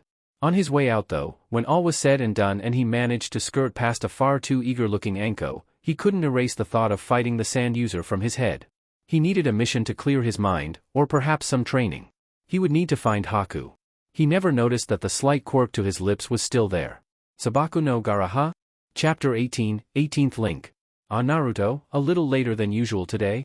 The Hokage questioned, without looking up from his work as the blonde strode into the mission office. His spiky hair was more disheveled and messy than usual, and the chunin in the room could see the lightest sheen of sweat on his exposed skin. It was the day after the preliminaries, and his mind's unconscious excitement over the sand-wielding boy from Suna had him a bit more energetic than usual. This equated to him losing track of time during his and Haku's morning session. She didn't seem to appreciate the extra effort. "I've come for a mission," he stated blandly, reining in the roiling energy bubbling beneath his surface. Haku was only ever a warm-up. "Well, I assumed that much." The Hokage chuckled, moving his pipe from one side of his mouth to the other with deft ease. "But I'm afraid I'll have to disappoint you once again, Naruto. Jounin are suspended from missions during the month break between the second and third tasks of the examinations." The Hokage looked up just in time to spot the Jinchuriki's expression darken considerably. "But..." Naruto began to protest, only to be silenced by a swiftly raised hand. Hiruzen knew him well enough to predict his outbursts. "This is not just you, Naruto, this is a dangerous period for Konoha as we let all sorts of people into our village," the aged shinobi explained patiently. "It is not just dignitaries, nobles and people looking for a good show that walk through those gates in the lead-up to the Chunin exams. Many foreign powers will look to take advantage of the confusion and stress the entire event will place on our shoulders. That is why we need our best close to home, to look for anything suspicious or underhanded from our venerable guests. In the meantime the ANBU will be picking up the slack, they are more than used to this arrangement by now." Naruto's brow furrowed at that. He didn't remember such a period of extra work during all of his time as an ANBU. Then again, the kind of missions, both in number and danger, his squad would receive would make most operatives blanch. That squad was already doing extra work 24/7. "Understood, Hokage-sama," the blonde grumbled. He already knew at this point that it was fruitless to argue with the old man over this topic. It had certainly come up enough. "I'm glad we're on the same page. Try to think of it as some time to relax and shore up your skills." Hiruzen resumed his work just as more shinobi began shuffling into the room for their missions. "Who knows, you may even find the break enlightening." The blonde could only huff as he made to leave, shouldering past a few sleepy chunin that looked as though even they didn't understand why they were up so early. If he noticed the tiny amphibian watching him curiously from the windowsill, he paid it no heed. One broken training ground and a quarter of his chakra reserves later, and Naruto was feeling a great deal better. The ANBU didn't exactly appreciate him destroying their private grounds, but they weren't exactly of the mind to stop him either. If they did, then he might consider using the more accessible areas, and that ran the risk of Chunin or even Genin stumbling across him in one of his moods. Naruto was content with the arrangement too, especially when it involved training ground 60 through 65. They ran along a series of natural hot springs, which made excellent places to relax after a tiring workout or session. A quarter of his reserves was hardly what the blonde would call tiring, but he appreciated the hot water leaching the tension out of his muscles all the same. At least he would, if his ears didn't keep twitching as a terribly unsubtle presence danced around at the edge of his periphery. He tried to ignore it, keeping his eyes closed and focusing on the feel of the water. However, he wasn't exactly known for his patience, and a chain quickly lashed out at the source of the annoyance. A terrified little orange-striped amphibian hopped out of the bushes, quickly scampering off as fast as its webbed feet could carry it. It was lucky too, a few more seconds and Naruto's serrated chains would have turned it into a culinary delicacy. He rolled his eyes at the little creature before settling back into the water, grumbling to himself for getting worked up over something so small. Just a frog, he mumbled as he closed his eyes again. It's a toad act a dash. Before the mysterious voice that had suddenly appeared behind Naruto could finish his sentence, a veritable explosion of water shook the clearing. Like a porcupine unfurling, Naruto's chains burst out of his body like golden shrapnel, thoroughly dousing the rest of the clearing in the spring's warm water. In moments he was across the grassy field, having hastily pulled on his trousers in a smooth and well-practiced motion. ANBU were not supposed to be caught unaware. "Whoa kid, calm your damn jets," the man called out disarmingly with a small chuckle, his furry white eyebrows raised in amusement. Somehow, not even a single drop of water had managed to land on him. That at least told Naruto he was a shinobi. From the reaction time, a damn good one. It was at this point that Naruto would have usually asked who his assailant was, however any Konoha shinobi worth his salt would have recognized the towering figure of village's remaining Sannin. "What do you want, Jiraiya?" he asked with a growl, chains slowly and carefully crawling about the clearing to collect his equipment while the much older and larger man was stationary. Jiraiya didn't seem to mind that, watching the chains with an indecipherable expression that almost looked sad. He seemed to get over it quickly enough, as he gave Naruto more of an appraising look. "You know who I am?" It was a statement, not a question, so Naruto felt no need to answer. All ANBU were briefed on the higher-level shinobi within their own village. It would be foolish to be unaware of their abilities for various reasons. Well, that cuts out the introductions at least. For some reason Naruto got the feeling that Jiraiya wasn't entirely happy about that. "What do you want?" Naruto reiterated gruffly, at this point mostly clothed. All the tension he had released in the spring was back and coiled tightly into his muscles, ready to move at a single untoward twitch. "Well, I thought I'd just come by and see how you were doing," the larger man said with a confident grin, causing Naruto's arms to fall slack at his side. Of all the answers he had been expecting, that had not been among them. "The old man told me you'd probably come and destroy a training ground after being denied missions again." He took a look around at the wreckage around the hot spring, noting the torn-up earth and uprooted trees before giving a long whistle. Damn if he wasn't right, you must be packing some serious firepower in that little body, eh? Naruto gave him an unimpressed look as he finally relaxed, feeling no ill intentions from the older shinobi. "I'm a jounin, it's expected," he responded, the growl gone from his tone to be replaced by a more professional drone. The look of apathy and disinterest on his face seemed to only concern Jiraiya for a moment before another cocky grin graced his features, twisting the tattooed red lines descending from his eyes. "A jounin, eh?" Suddenly the man was across the clearing in a burst of speed that would have made many ANBU feel incredibly inadequate. The look of shock he was expecting from the smaller jounin was absent. Instead, he found viciously spiked chains sprouting out of him from all angles in a generally protective manner, like some odd blonde cactus. Naruto was giving him a wary glance from beneath his mop of hair, and only after a moment did the golden constructs retract. "Well, you have the reflexes of one, I can say that much." The older man chuckled. He had been surprised by the quick reaction time. He didn't show it though, instead quickly evading the boy's defenses to ruffle his hair. "But a half-pint like you, a jounin?" he joked, before pulling his hand back lest it be skewered through. "How do you even reach your opponent's face?" He never remembered Kushina's chains looking quite so vicious. "I can handle myself just fine," Naruto stated firmly, the growl returning. He hated people ruffling his hair, because Saru always did it too. All he got for his assertion though was a quirked eyebrow. "Sure you can, kid?" Jiraiya let out a bark of a laugh as he puffed out his chest. I bet you couldn't even land one solid punch on dash. His cocky proclamation was cut off though as he suddenly bent his head back, avoiding the fist that would have given him a nasty bruise, at least. His eyes widened when he saw that Naruto was hovering a few feet off the ground, chains emerging from his back to lift him from the floor like some gangly insect. The moment passed though as Jiraiya quickly grinned, hopping a few steps back before waving at Naruto to come at him. Let's see what you got then, kid. He quickly came to regret those words when Naruto suddenly launched himself forward, chains noticeably absent. He curled into a ball midair before suddenly unfurling at buzzsaw speeds, lashing out with an axe kick that under different circumstances could have shattered stone. Jiraiya knew better than to block it, instead moving into the attack, grabbing the inside of the boy's ankle in one fluid motion before slamming him into the ground. At least he would have, if it weren't for the substituted log he suddenly found in his grasp. It shattered on the ground at the same moment Jiraiya twisted out the way of another spinning kick from his blind spot. Before he could get an idea of Naruto's position he was gone again, always moving. The older man blinked before grinning, conjuring a ball of spinning energy into his hand before suddenly slamming it down into the ground. It tore through the earth, causing a not-so-small crater to open up in the ground. Not even a millisecond later Naruto flew out of the ground, his hands in the ram seal from his subterranean voyage technique. He bounced off a tree and used it as leverage to send another brutal and deceptively strong kick at Jiraiya's head. Once again, the older man diverted it, this time keeping a strong grip on Naruto's ankle so the former ANBU couldn't substitute. He only realized a second later when he saw the savage grin on the blonde's face that Naruto had been counting on this. He released his grip just as chains burst from the spot his hand had just been. That would have been painful. As he twisted back though he used the momentum to send a crushing blow right into the still airborne boy's stomach only to grimace as white smoke enveloped his vision.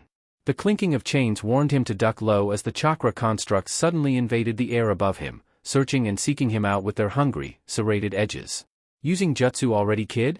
Jiraiya called out as the smoke cleared and Naruto's cover was lost, revealing the blonde to now be settling into a kenjutsu stance, previously absent ninjato in hand. I would be foolish not to use everything at my disposal to fight a Sannin, he called back. However, the voice was behind Jiraiya, making the man turn in time to divert a sword strike to his side. To his minor bemusement a line of earth along his side was suddenly gouged clean through without the blade ever touching it. He kept turning with the movement, using it to catch the blade of the original Naruto who had been in front of him all along.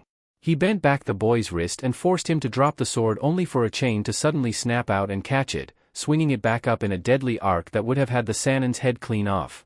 Knowing how dangerous the faintly shimmering blade actually was, Jiraiya wisely decided to dodge it, moving his head the bare minimum he needed to in order to avoid the slash.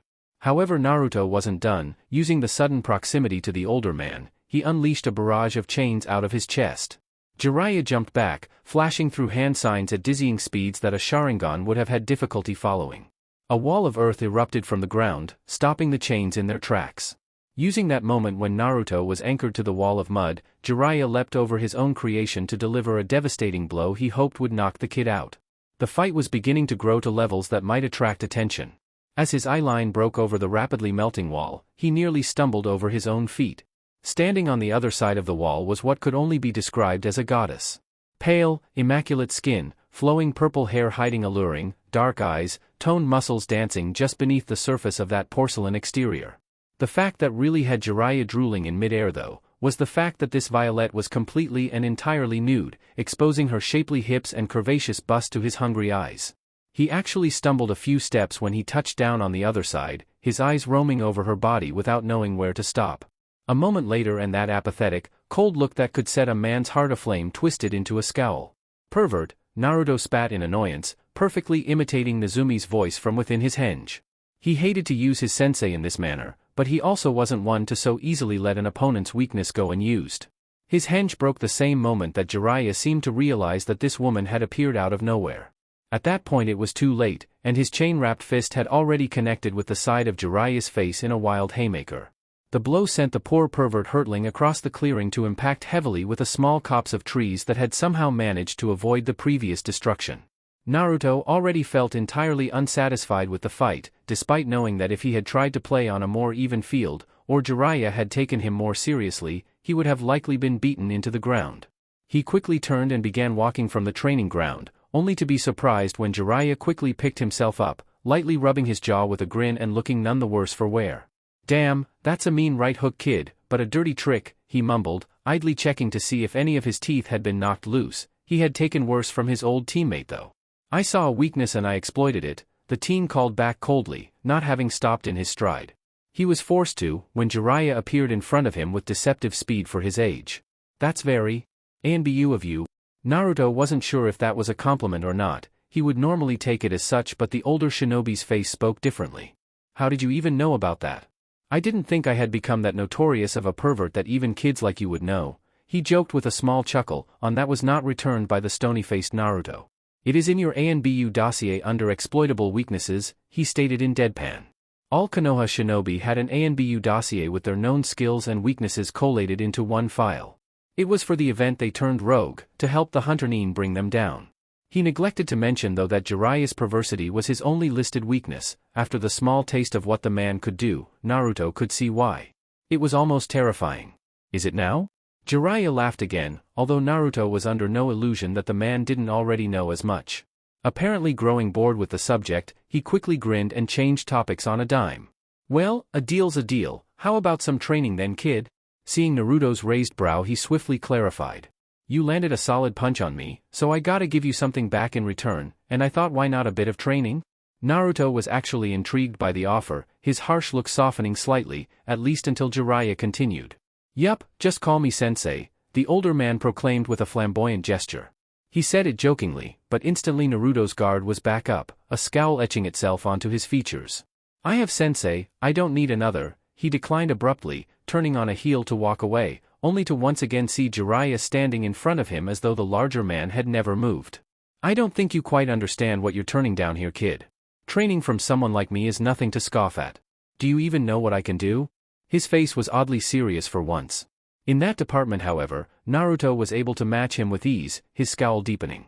Jiraiya of the Densetsu no Sannin, Toad Summoner, student of the Sandaime Hokage, sensei of the Yondaime, powerhouse in ninjutsu specializing in fire and earth natures, Hokage candidate on 2 separate occasions, Seigen. Naruto gave the man a pointed look from beneath his messy bangs, known pervert. Suddenly, Jiraiya's finger was in his face, waggling disapprovingly. Super pervert, he corrected with the most serious expression he had shown the blonde yet, before his features softened again. It made Naruto wonder if the man was bipolar as well. Knowing all that, you would still turn down my training? I built a scrawny little blonde like you up into one of the fastest and most feared men alive. I know, he was my father after all. Jiraiya's eyebrows nearly vanished into his hairline at that little nugget. You knew? He whispered hoarsely. Naruto pretended not to hear him. I have sensei, I don't need another, the Jinchuriki reiterated, turning once again to walk away from the larger man. Jiraiya got over his own surprise quickly enough, shaking off the revelation to once again impose himself between Naruto and the exit. Yes, your sensei, Jiraiya air-quoted, making Naruto growl at the mocking way he said it. They obviously haven't been all that great. Already I can see that you have major weaknesses in ninjutsu. At that, an actual snarl broke through Naruto's lips. He didn't say anything though, as it was technically true. He really wasn't well versed in ninjutsu bar his chakra chains, shadow clones and the other standards for ANBU personnel. It wasn't his fault that his sensei typically used their bodies over their jutsu in fights. It was less flashy, more efficient and therefore more ANBU friendly. I still managed to land a hit on you, the blonde finally stated, reining in his temper for once to instead coldly grin at the Sannin. Before the white-haired man could retort though, the blonde flickered away in a small whirl of spinning chains. He finally stopped moving a few training grounds away when he was sure Jiraiya was not following, sitting down on a sturdy branch. He briefly contemplated his options before deciding to go get some food. It was almost lunchtime after all. He wondered what Haku was doing right about now. Anko snickered quietly to herself as she carefully picked the lock on Naruto's window. The blonde had finally let his guard down and she was planning on taking full advantage of it. The snake she had managed to slip into his apartment yesterday had informed her that a single individual was sleeping in his bed. They couldn't confirm it was him because of the protections of his door, but their heat-sensing tongue was confirmation enough for her. After all, who else would be sleeping alone in his bed? Slinking in like a silent predator, she began making her way over to the kitchen, carefully shucking her clothes as she went. Slipping on an apron she began warming up the oven, using what food Naruto had lying around and quietly preparing it.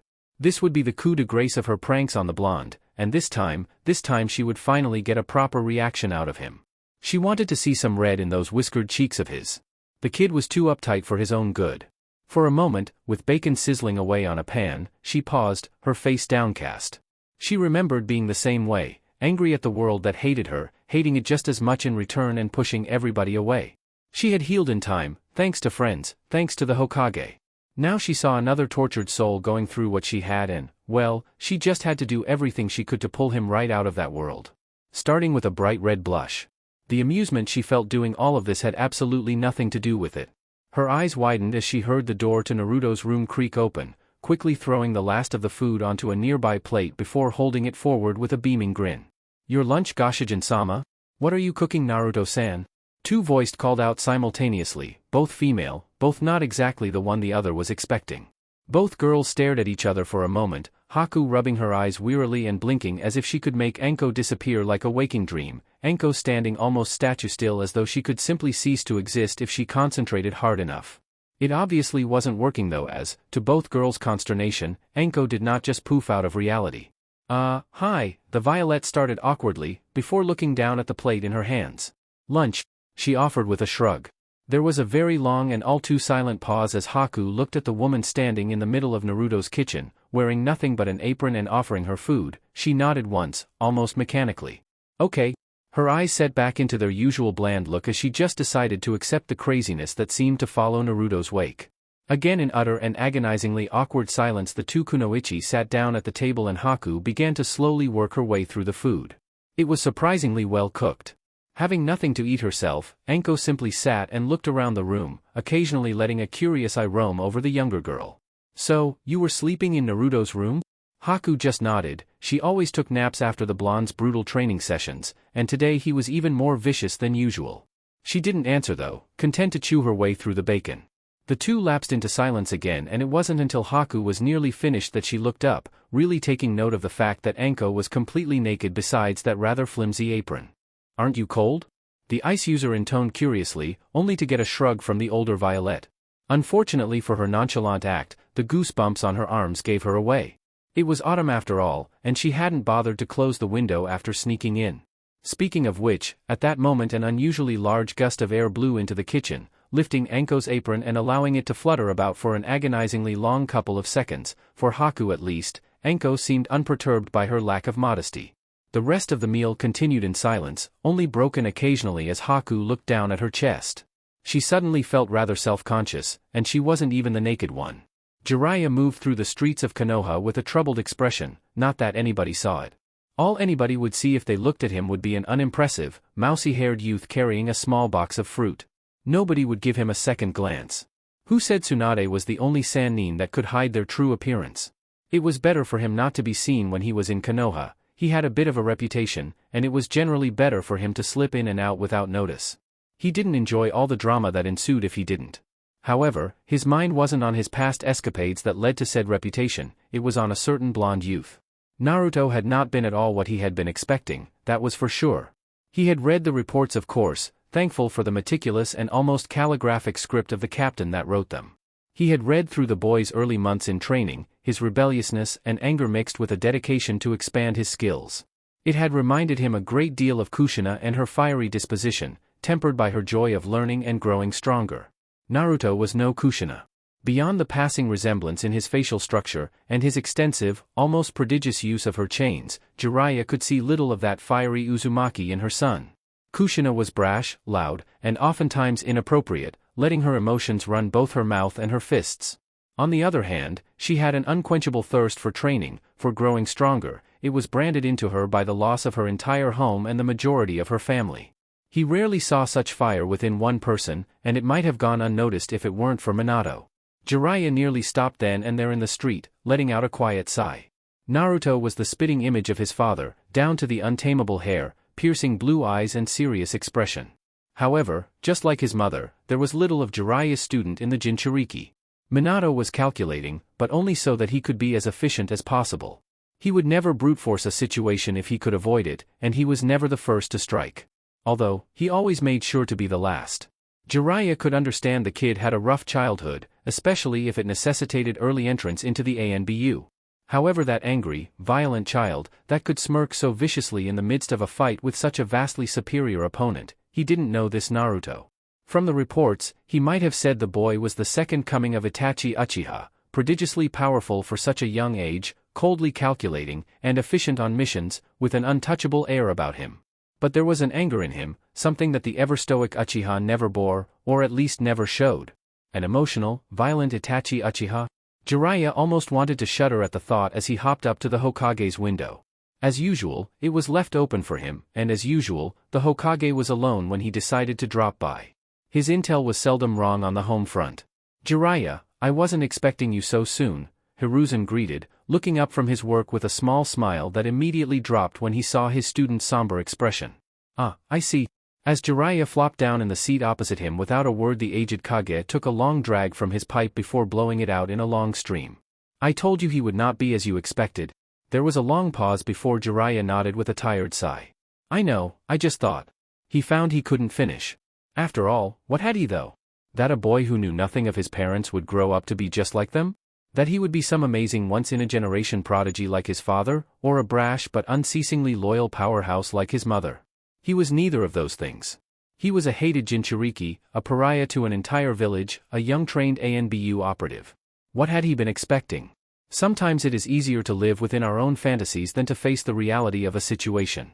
However, it is only after facing these truths that we can take positive, forward action, Hiruzen lectured. He would never really stop being Jiraiya's teacher. "The question is, what do you intend to do now, Jiraiya?" The Toad Sage's eyes were not on the elderly shinobi, they were firmly set on the portrait of a serious young man wearing a long white coat mounted behind him. Finally, a grin slipped over his features. "Who do you take me for, sensei?" He thumbed himself in the chest and gave one of his usual cocky smiles. "I'll get that kid to be my apprentice if it kills me." Minato would expect nothing less. At that, Hiruzen could only chuckle, it sounded like a challenge. "I would be careful what you wish for, Jiraiya. If there are only a handful of people Naruto-kun is willing to look up to and respect, it is his sensei." Jiraiya simply answered that with another grin, closing the matter for now.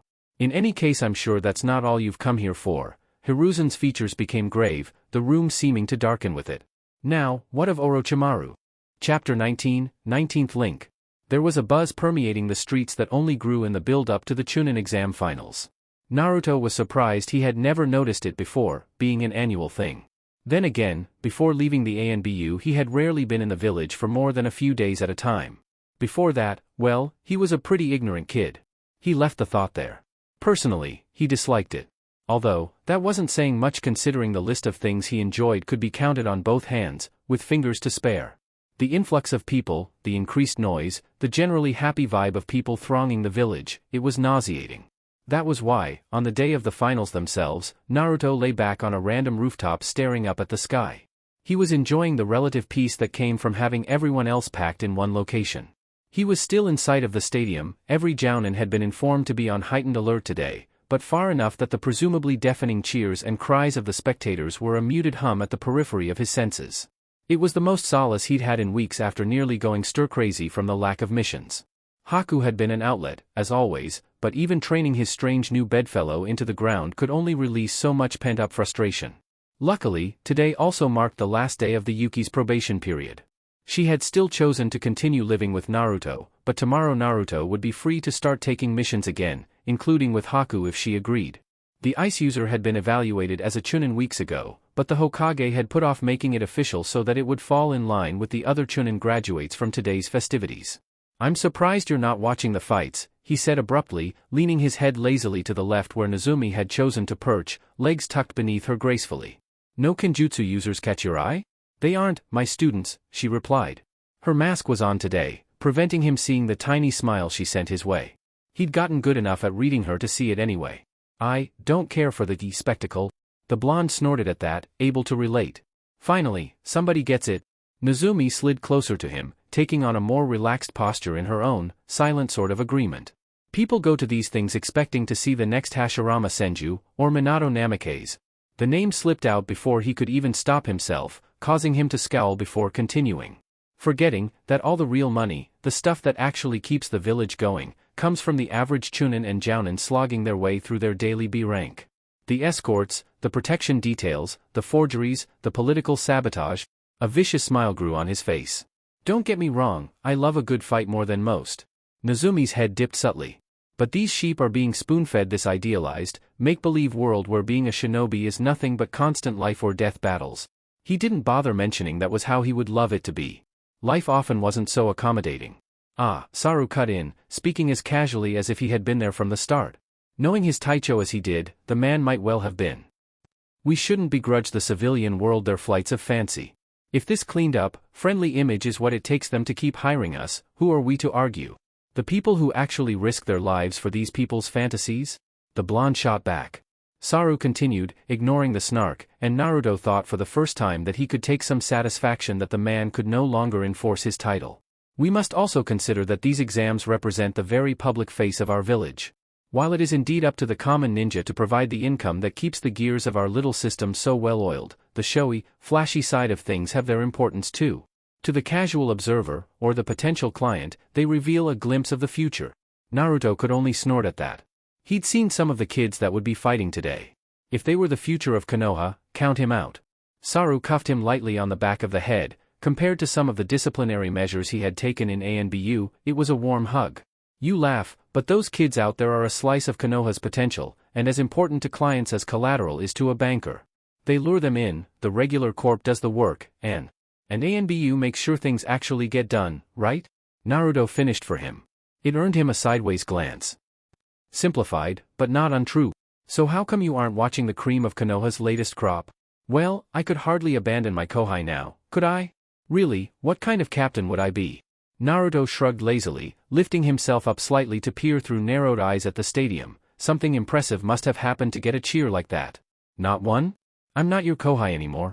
Now don't be like that gaki, Teiko chimed up, once again appearing next to the teen as though he had been there all along. Kuma was decidedly less subtle. Naruto is Karasu, and Karasu will always be part of the team. Couldn't have said it better myself. Kuma, more eloquently perhaps, with more mentions of the unbreakable bonds of friendship forged through adversary and a shared love of the female form, but alas. Kuma simply nodded happily, his grin almost visible beneath the stylized mask. Don't lump me in with you, pervert. I've seen how that rabbit hole goes and I'm happy as I am. Nazumi nodded resolutely along with the sentiment, sadly going unseen by the rest of the group. Ah yes, I had heard Jiraiya was in town, Saru mused thoughtfully. How is the toad sage?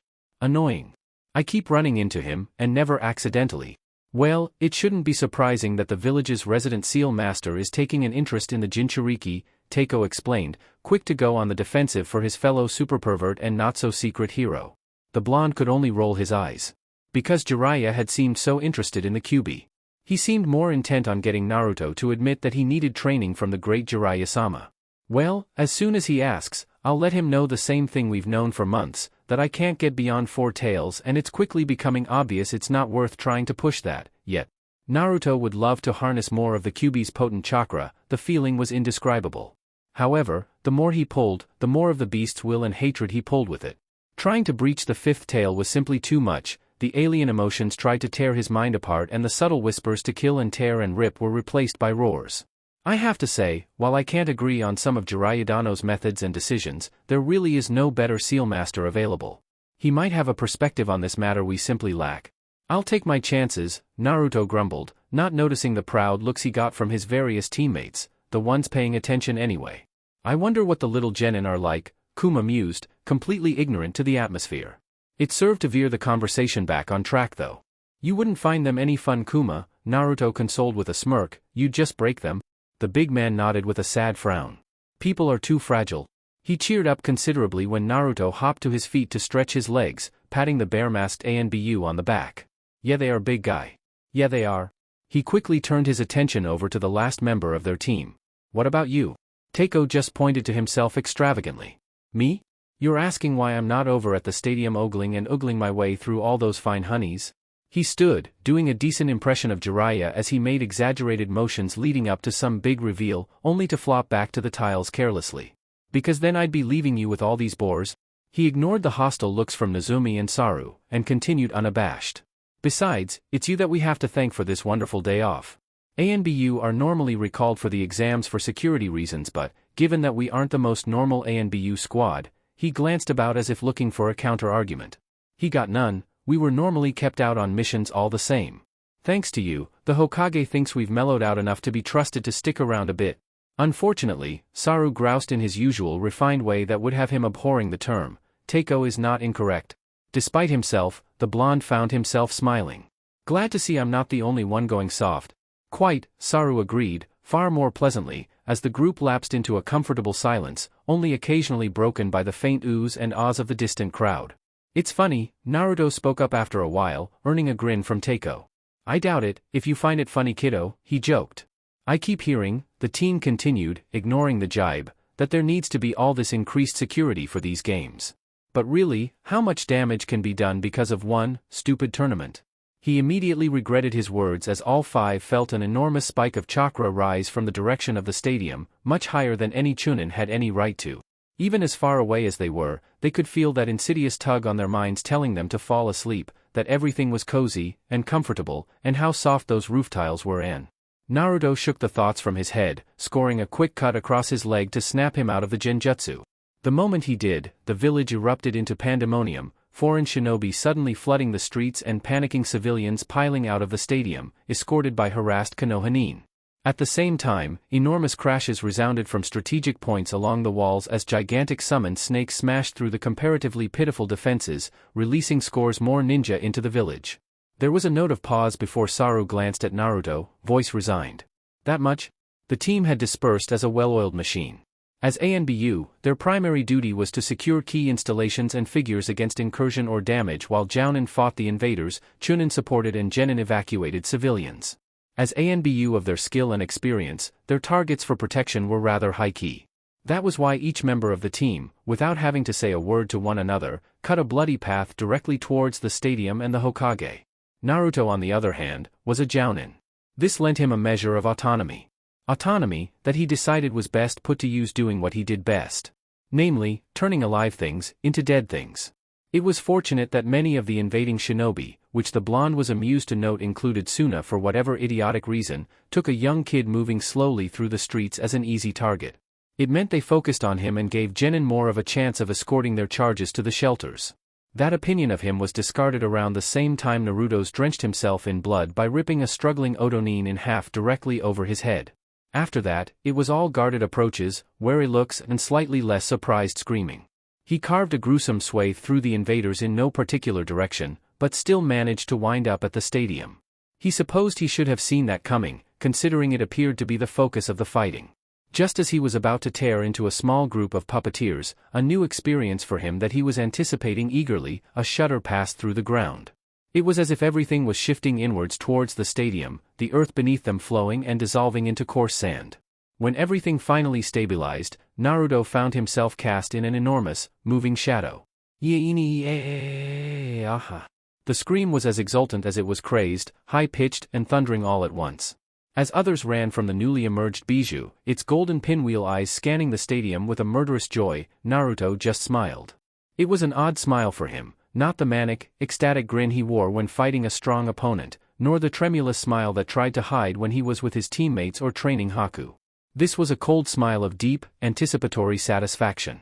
The Suna kid with the gourd and the sand has excited the blonde, all the way up to when the Hokage had told him Gaara was not to be touched. He was the son of the Kazekage, and a Jinchuriki to boot. News that should have set his blood boiling from excitement, sat like a cold weight in his stomach. Kage families were deeply off-limits, Jinchuriki more so. It had been a political nightmare even allowing Gaara into the exams. But diplomatic immunity meant nothing when your village was the enemy, and Naruto had seen enough hourglasses in the mass of enemy bodies to know that Suna was the enemy. He strode into the dusty flat of the arena, already vacated against the bulk of the Ichibi, although the large smears of blood across the ground proved it had gotten a few good stomps in.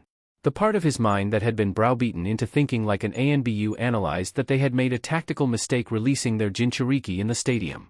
The enormous stone walls, hardened by seals designed to keep dangerous jutsu from escaping into the stands, acted as a natural prison. The Ichibi seemed desperate to prove his point as its already rotund stomach bulged out to comic proportions. When it slammed a fist into the protruding gut, a bullet of air that would have made the greatest futon masters weep slammed into the far wall, opposite the Kage box. It cratered the wall, damage that would take weeks to repair, but did not break through. Speaking of the Kage box, Naruto was bemused to note that it had been completely enshrouded in a sickly purple box, a barrier seal of some kind. Or, it would have been a barrier, but barriers were generally supposed to keep things in or out. This one seemed to be missing a corner, and the two corners next to it were badly overstrained if the pale, flickering section was anything to go on. There was also the distinctly Kuma-shaped hole in the middle of one of the shifting purple walls. Naruto shook his head in disbelief, just as the Ichibi finished roaring its irritation at being imprisoned by the stadium. No, no, no. I want out. I want freedom. Let me out. No. No. Out. It was as though the creature had no other setting but shrill and deafening. Its apparent madness at least served as a nice distraction, it barely noticed as Naruto casually scaled the back of its sandy body with his chains. Some of the ninja fighting in the stands actually paused to watch the gangly golden spider climb the tanuki's back. Shikaku did notice when said spider suddenly appeared in front of its face, hanging down over one eye with that same cold grin. Hi! The bijou screamed, actually screamed. Naruto thought its voice was deafening before, but this time it actually left his ears ringing for a while after. Bug! Crush, crush, crush the bug. The Ichibi made the mistake of swatting at Naruto. The blonde had already dropped further down onto its stomach, so the enormous tanuki only managed to punch itself in the eye. Apparently, it wasn't all that used to being hit by something its own size as it was physically staggered by the blow. That was its reprieve before Naruto got to work. All at once, golden chains filled the air.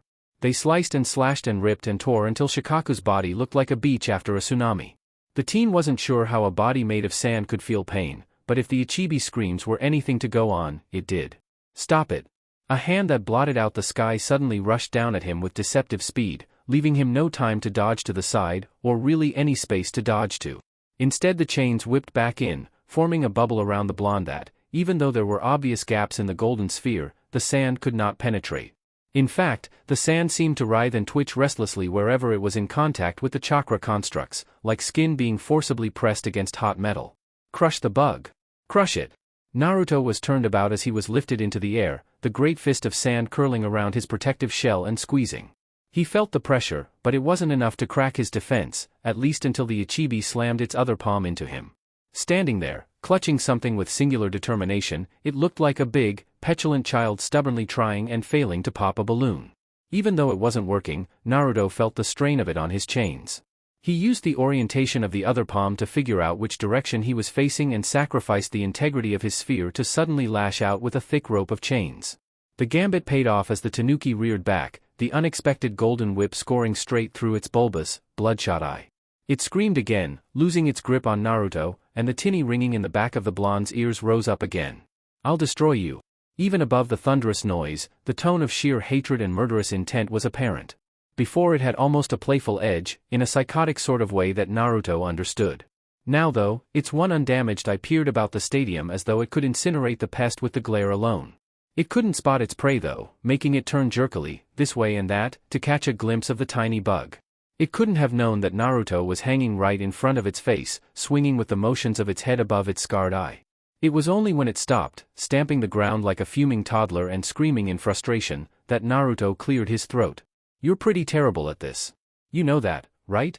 He wanted to laugh as the beast fell for the same trick twice, slamming its sandy paw into its own face even as Naruto swung up and over the lumbering limb onto the Ichibi's head. He did laugh as he jumped about, dodging the spears of sand that erupted from Shikaku's body and lashing back with his chains to a much greater effect. You're not used to being hurt, he taunted, yelling above the maddened screams and the coarse rush that howled like a sandstorm, not used to the little bugs fighting back, huh?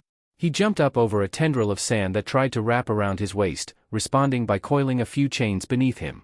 This time he dug deep, calling on that burning energy deep within his core, and the chains grew wilder, spikier, less neat. They curled against one another until a vicious-looking lance seemed to grow from the teen's feet, just in time for him to drop back towards the Ichibi's face.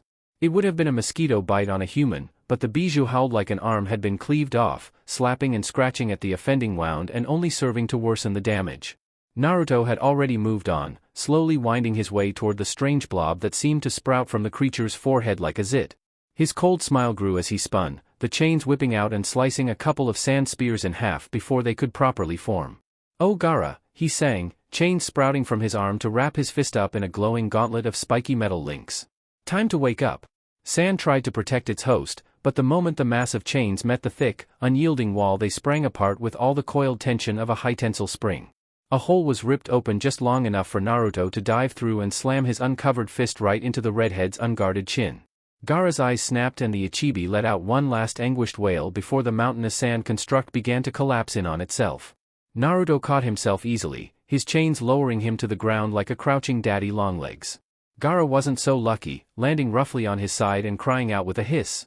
The murderous teen from before was gone, in his place was a terrified child, staring at his oddly bent elbow with wide, trembling eyes. What is this, mother? What is this? Pain? It hurts. He looked up and spotted Naruto stalking forward like a shaggy-haired cat. He gave a strangled cry of alarm and scrabbled back, only to keep collapsing to one side when his injured arm gave out on him. Naruto was disappointed. He thought he had found somebody like him, but up close, Gaara was kinda pathetic. He was pale for somebody who lived in the desert, too skinny and malnourished to be all that intensive with his training. Was this what he would have been like if the ANBU never took him? Reliant on his chains to the point of failure at all else? A walking maelstrom of death with a core so weak his arm would break from a simple two-story drop? The thought filled him with a queer sort of rage that was so sudden, so abrupt, he had no idea where it came from. Is that all you are? He asked, voice quiet in only the way somebody seething with rage can be. Gaara. Two genin Naruto vaguely recognized but clearly hadn't thought important enough to remember were suddenly running towards them. A chain whipped out of Naruto's back without the teen even looking around, catching both of them in the stomach, with the flat, not the tip, and sent them sprawling back as easily as one might swat an insect. Actually, Naruto thought, considering what he had just done, that wasn't the most apt analogy anymore. Please, don't hurt him. One of them, the girl, cried out, struggling against the chain that was wrapped around her waist. A whisper of a thought from the ANBU part of his brain informed him that it was the Kazekage's daughter. The nugget of information might have once stayed his hand, but Suna was long past avoiding repercussions from all this. The chain picked her up and slammed her back into the ground unceremoniously, knocking her out. It was apparently enough of a warning to the other boy that, after crying out for his sister, he fell still, not even struggling against his restraint. Or he recognized the cold look in the blonde's eye. Naruto wasn't looking and didn't particularly care. You're weak, he started again, stalking towards Gaara even as the boy scrabbled against the wall his back was pressed against. The words seemed to incense the redhead enough to briefly snap him from his panic. I'm not weak, he screamed, lifting a hand in time with a long tendril of sand forming from the dust at Naruto's feet. I refuse to disappear. Thick chains that seemed to glow with a greater ferocity than normal burst from Naruto's body, slapping away the feeble sand structure almost contemptuously. The teen didn't even have to slow his walk. I watched you sometimes, threatening, hurting, killing. You think you're strong? One of those same chains lashed out, catching his fellow Jinchuriki in the shoulder and spearing him to the granite wall. Gaara screamed and scrabbled at the glowing construct, only to flinch back every time it moved in his flesh. But you're weak, frail, you've never hurt, or failed, or lost. You've never been able to learn or grow. Naruto had to force himself to stop trembling, his voice falling to a whisper. You have no drive to improve, to will to grow. You're just scrabbling uselessly against a closing noose, unwilling to try and pull the gallows down. There was a vice around his chest he had never noticed before, and with every word that fell from his mouth unbidden it loosened. By the end of his rant he no longer felt that strange, simmering anger when he looked at the quivering kid in front of him. Now he just felt nothing, less than nothing. When the thought came to him to end the other Jinchuriki it wasn't because he felt any great need, the cold, clinical part of his mind simply informed him it would be another threat eliminated. The chain speared forward almost lazily, aimed right at Gaara's eye. It never met its mark. That's enough, Naruto. Kakashi was suddenly there, clutching the chain and wincing as it dug into his palm.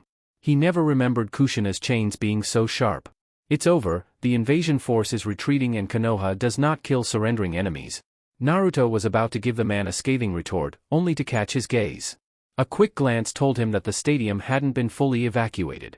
There were still a few scattered civilians cowering in the stands, either petrified with fear of the conflict, or missed in the effort to get them all out of the mass genjutsu. It didn't matter. The underlying message was clear. Konoha did not kill its surrendering enemies where people can watch us do it. The blonde clicked his teeth and retracted the chain with more force than was necessary, widening the cut in Kakashi's palm. Surrendering? Like hell? Before the older Jounin could stop him, Naruto was sprinting up the wall of the stadium, up and over it in a flash to catch sight of the retreating forces of Oto and Suna. The scattered Jounin and ANBU were rounding up whoever they could, but they were tired from fighting and many were making it through the walls. A sort of red haze descended over the Jinchuriki's vision, He didn't have to be tired if he didn't want to be, and such an insult to his village couldn't stand. He knew the smart thing would have been to stay and wrap up the fights still going on in the streets, but by now those were few and far between. Konoha's counterattack had been swift and brutal, and whatever pockets of invasion force were still going were quickly getting the memo to retreat. Either seeing their attack fail so completely, or seeing the trump card of their Jinchuriki defeated, was too much for them. Besides, Naruto didn't much feel like doing the smart thing right now. He must have dug deeper into the Kyuubi's chakra than normal. By the time he was lucid enough to realize what he was doing, he was far beyond the walls, chains moving without much input from him as they impaled a fleeing Oto Chunin through the spine. He reined them in with a grunt of exertion, advancing with more controlled movements. With this much of the fox's chakra running through his system, he could smell them. Fear smelled like cold sweat, adrenaline, and urine. He started forward again, determined to kill as many as possible before he ran out of steam, only to leap back on reflex. A handful of strange, shimmering shuriken peppered the ground where he had been standing. He only got a brief instance to observe how they seemed to be glittering pink snowflakes before he was forced to swat away another barrage. "I'm surprised those flimsy little ropes can actually stand up to my hexagonal shuriken," an imperious voice called out. It belonged to a young woman about Nazumi's age that stood in front of Naruto with her arms crossed, the universal sign for "you aren't getting past me." "I'll show you how flimsy they really are," Naruto growled back, his voice overlapping slightly with the reverberating quality of the Kyuubi. The burning chakra coursing through his body was practically dancing at the sight of her. She was strong. She scoffed, flicking back her purple hair. It was styled like Anko's, but longer, lighter, with two bangs framing a paler face. She had the irritating woman's killer smirk down pat though.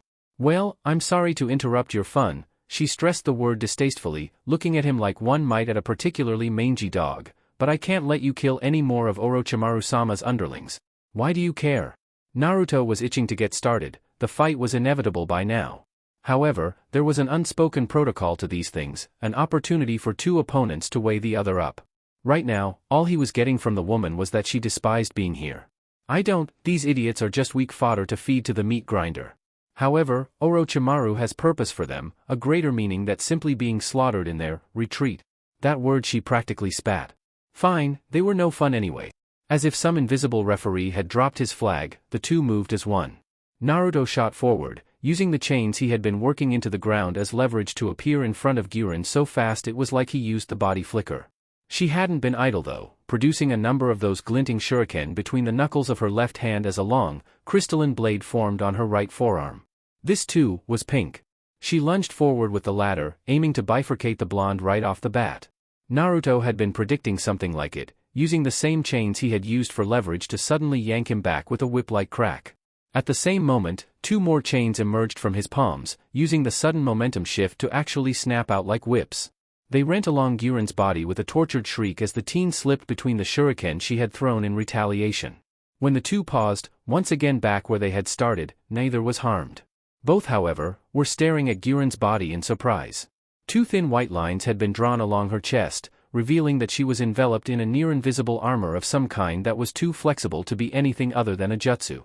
Guren was shocked the blonde had actually managed to scratch her crystal armor. Naruto was furious that he had only managed to scratch it. Chapter 20, 20th Link. Naruto dived to the side, narrowly avoiding another hail of lethally sharp shuriken. Whatever they were made of, some chakra-enhanced crystal he guessed, they were lighter and stronger than the regular stock. Since discovering his chains could damage her armor, Guren had preferred to keep him at a distance.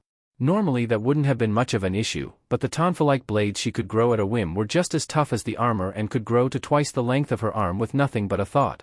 It was the toughest fight Naruto had ever had that wasn't a spar, and he was loving every moment of it. It was bringing out the tactical side of him that Saru had hammered in, but he'd never really had much need to draw on.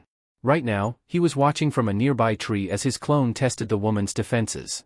Bright golden chains lashed at her from every direction but two that she could feasibly escape from. Saru had always warned that leaving one opening was too obvious a trap.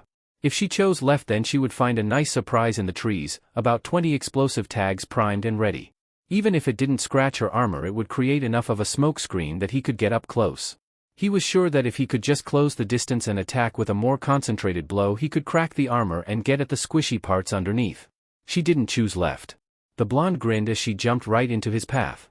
Leaping from the underside of a branch like a coiled spring, he shoved his fist into her gut. The chains that were twined up his arm released all their stored strain energy at once, spinning like a drill. They weren't elastic enough to give him more than 2 seconds of sustained rotation, but that was enough. He relished in Guren's shock as the tightly coiled links ground into the armor. The translucent covering made a noise like shattering china before the shock on the purple-haired woman's features twisted into a wicked grin. Nice try. Instead of her armor shattering, her entire body did, dissolving into glittering pink dust.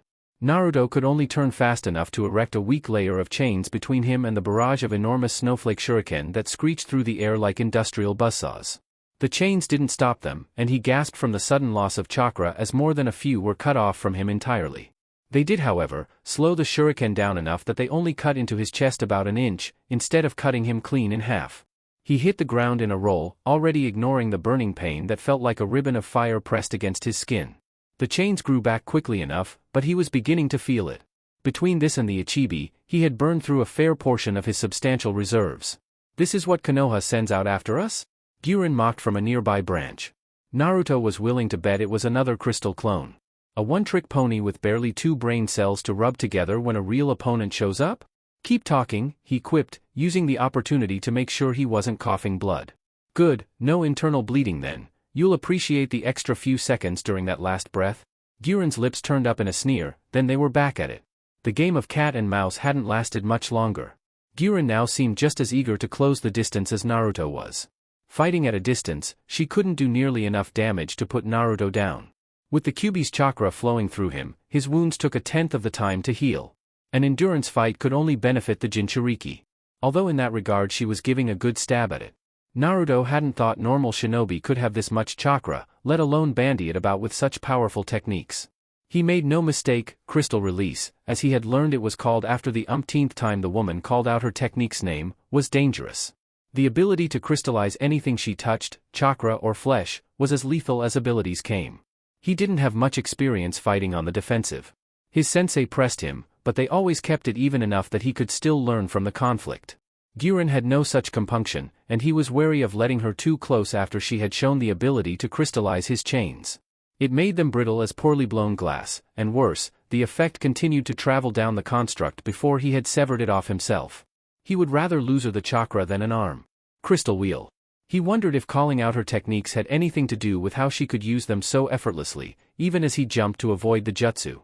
Guren was fond of this one, surrounding herself with a wheel-like circle of bladed crystal that could carry her about like some demented monocycle.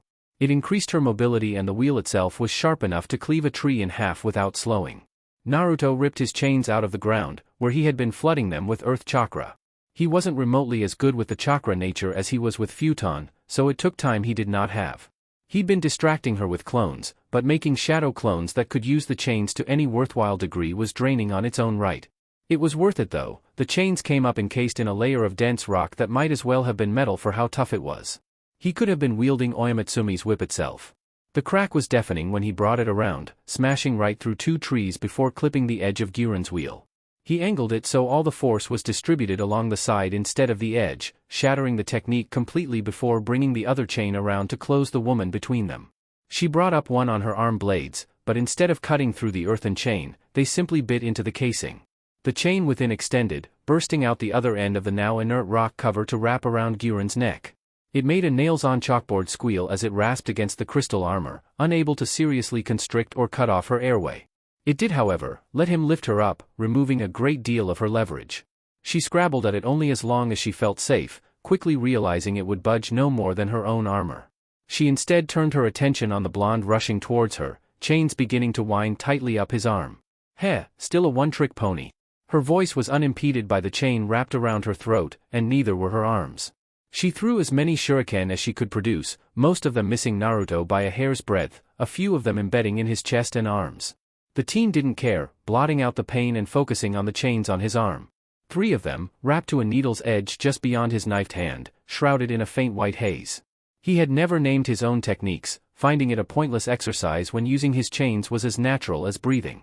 It was a crutch, a mental exercise designed to sharpen a ninja's mental image and aid in molding the chakra quicker. Back in ANBU though, Teiko had a great deal of fun naming them in his place, from the descriptive to the plain ridiculous. Still, Fuji no Tatsumaki had a certain ring to it. The wind-enhanced drill slammed into Guren's stomach, grinding away with the shriek of a hurricane. A chip turned into a crack, which swiftly spiderwebbed out on the translucent veneer. Naruto knew he had gotten the real woman when the very tip of the drill drew blood, inching forward despite the slowing chains. Guren cried out as it began tearing into her stomach, splattering red across Naruto's face. She called on her chakra instinctively, a wild and unrefined thing without hand seals. A lump of crystal simply blossomed from her chest like a flower bud, shattering outwards explosively to send the two ninja flying away from one another. Naruto couldn't control how he fell, feeling something crunch in his arm as he hit the trunk of a tree. He tried to pick himself up again but his legs gave out from under him. He had taken too many cuts, was bleeding from too many places, and even the Kyuubi's chakra was struggling to keep up. His head felt light from blood loss and he didn't dare draw any deeper from the Kyuubi's chakra to keep himself going, not this close to the village. He was too weak to properly contain it and, as bad as he was, he refused to submit to that beast's will. If he was going to kill something, it was going to be him doing it. It sounded nice, a last act of defiance. But in truth Naruto felt long-forgotten fear begin to pool in his stomach, the cold of it filling him up as his blood continued to leak out. He could see Guren staggering towards him, not looking so good herself. She was clutching her stomach and, even as he watched, the wound began to scab over. No, crystallize. She was sealing the gash with her own crystallized blood. Not a real fix, but she wouldn't bleed out like him. I change my mind, she muttered, spitting out a glob of blood. Maybe Naruto could still hope she died of internal bleeding. It sounded sort of petty now. You're actually a tough son of a bitch, Orochimaru-sama was right to warn me about you. The imperious look was gone, now she was looking at him with something he didn't see turned his way all that often, respect. Ultimately though, nothing will stand in my master's way, I'll make sure of that. Something in the sentiment rang with the blonde, an echo of something Haku had said in one of their chases. That she was strong because she had something to protect. His own spiteful words to Gaara now seemed like a joke. Had Naruto ever really felt defeat? His sensei pushed him, hard enough to feel real, but it was all just sparring. Simulated. Safe. He grinned a toothy smile as he let his head fall back, baring red teeth to the world. Good fight. And just like that he slipped away, the darkness on the edges of his vision rushing forward to swallow him. Guren watched him for a little bit, intrigued by the acceptance he showed in death. No clawing or scrabbling to the last breath, just a smile.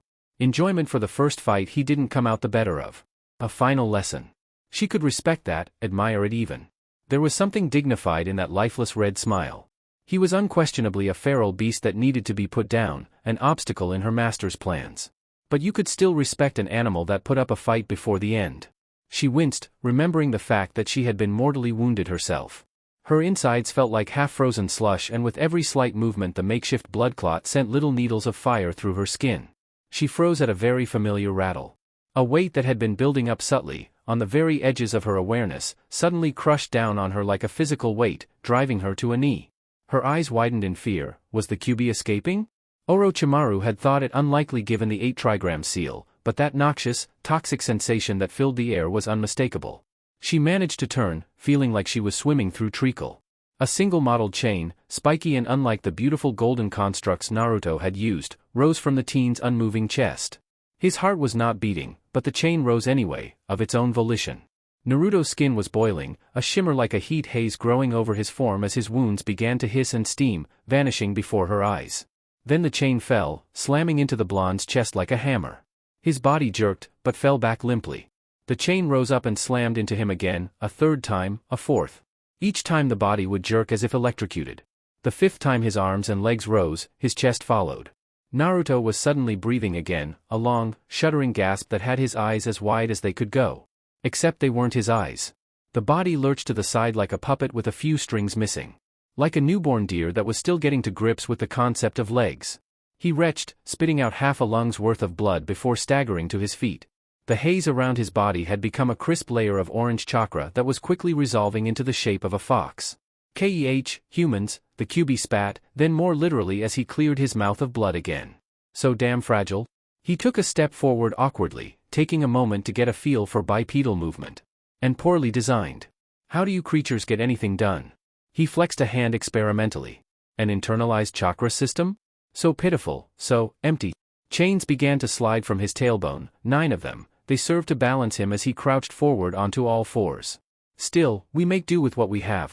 His head rose, capturing Guren with those slitted red eyes that were so utterly inhuman. Even Orochimaru's eyes didn't look like that, so animalistic, so feral. Hello? That was all the warning she got before her world exploded with pain. Naruto, or the bijou inhabiting his body, launched forward, tackling Guren right where her makeshift bandage was. He used the leverage to flip over her, two of his tails lashing out to wrap around her ankles and flip her head over heels into a nearby tree.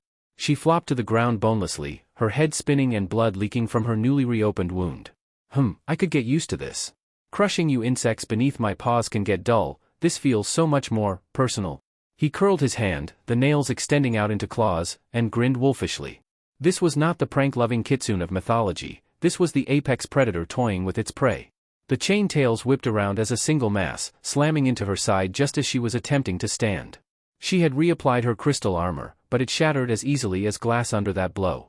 She was sent reeling to the side, her feet taken out from under her a moment later as a chain picked her up by the ankle. She was left dangling there like a fishing lure as the Kyuubi stalked closer. Weakly, she tried to throw some shuriken at him, but the beast in human skin simply caught them out of the air. He snapped them like china plates, tossing the fragments to the ground and widening his grin. Humans are more interesting than I give them credit for. So many feelings and desires, it's just a big cocktail of hormones and filth in here. He was close enough that she could feel his breath against her cheek. So many new appetites. A single claw trailed her cheek, squealing as it scored a ribbon of curling crystal out of the armor. Guren hissed as a thin red line was traced along her jawbone, those flaming red eyes watching every twitch and reaction with curiosity. Awkward and feeble, but I think I can find some enjoyment in this. Guren had been desperately trying to crystallize the chains around her ankle, but the Kyuubi's chakra was messing with her control. It was useless, the pink crystal inched across the twisted chain glacially slow. She tried to spit out a razor-sharp sanban, but it merely bounced off the deceptively thick cloak of orange chakra, earning an amused look from the bijou. Adorable. This will be F-. He jerked back as one of his own chains abruptly wrapped itself around his neck, yanking him to the ground even as others snaked around his limbs, holding him down. Get back in your cage. He hissed, eyes flickering between blood red and icy blue. Just let me have my fun. He called back, voice deeper and hoarser. The chains around his body merely tightened, making his back arch uncomfortably and dropping Guren to the floor in an ungraceful heap. Get in your cage.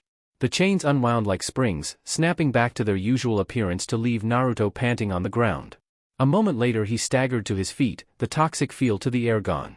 The only sign of the brief possession were the whisker marks on his cheeks, they looked more like jagged scars than tattoos now. He took one look at Guren, helpless on the forest floor, before turning and limping off. What are you doing? She called after him. Aren't you going to finish me off? She knew it was a stupid thing to say, she was truly helpless right now, without the energy to create even a shuriken. She could use her pressure points of harm and death, but that was likely to kill her in her current state. Kill you? He paused, turned back to her with a bemused expression. Why would I do that? That was the best fight I've ever had. He stalked back over, visibly favoring his right side, and Guren feared he might have changed his mind. She knew it wasn't right to be afraid, she didn't deserve it. She had failed her master, a dull, useless weapon that couldn't even cut. She deserved to die. I want you to grow stronger. To get better than this, so I can fight you again. He glared down at his own stomach, where the rips in his shirt revealed the innocuous spiral seal. Without interruption, he smirked, a vicious look with no humor, and turned to leave again. This is your win, but get better quick. Next time it won't be. Then he was gone, melting into the afternoon shadows of the forest and leaving Guren with those parting words to contemplate all the way back to Otogakure. Over the next few days Naruto alternated between unbridled energy and abject frustration. He took mission after mission to work off the high that the fight with Guren had given him. He certainly wasn't wanting for work either. After the invasion, the village was flooded with requests from within and without. There was plenty of damage to fix and a few enterprising, or downright idiotic in Naruto's opinion. Civilians had taken to looting in the chaos while the ninja were distracted. There was also the fact that hundreds of clients had seen the way Konoha selflessly protected them during the attack, simultaneously pushing back a joint assault from two villages and keeping the majority of the innocents out of harm's way. They couldn't manufacture that kind of publicity, and the next few days saw the requests flood in. So no, Naruto never found himself at a loss when it came to something to do. He completed all his missions as well as ever. However, at the same time, he felt distracted, details of the fight playing over and over in his mind. Things he could have done better. Inadequacies he would have to shore up. Sometimes even just cool moments, like he was 6 again, imagining what shinobi were like.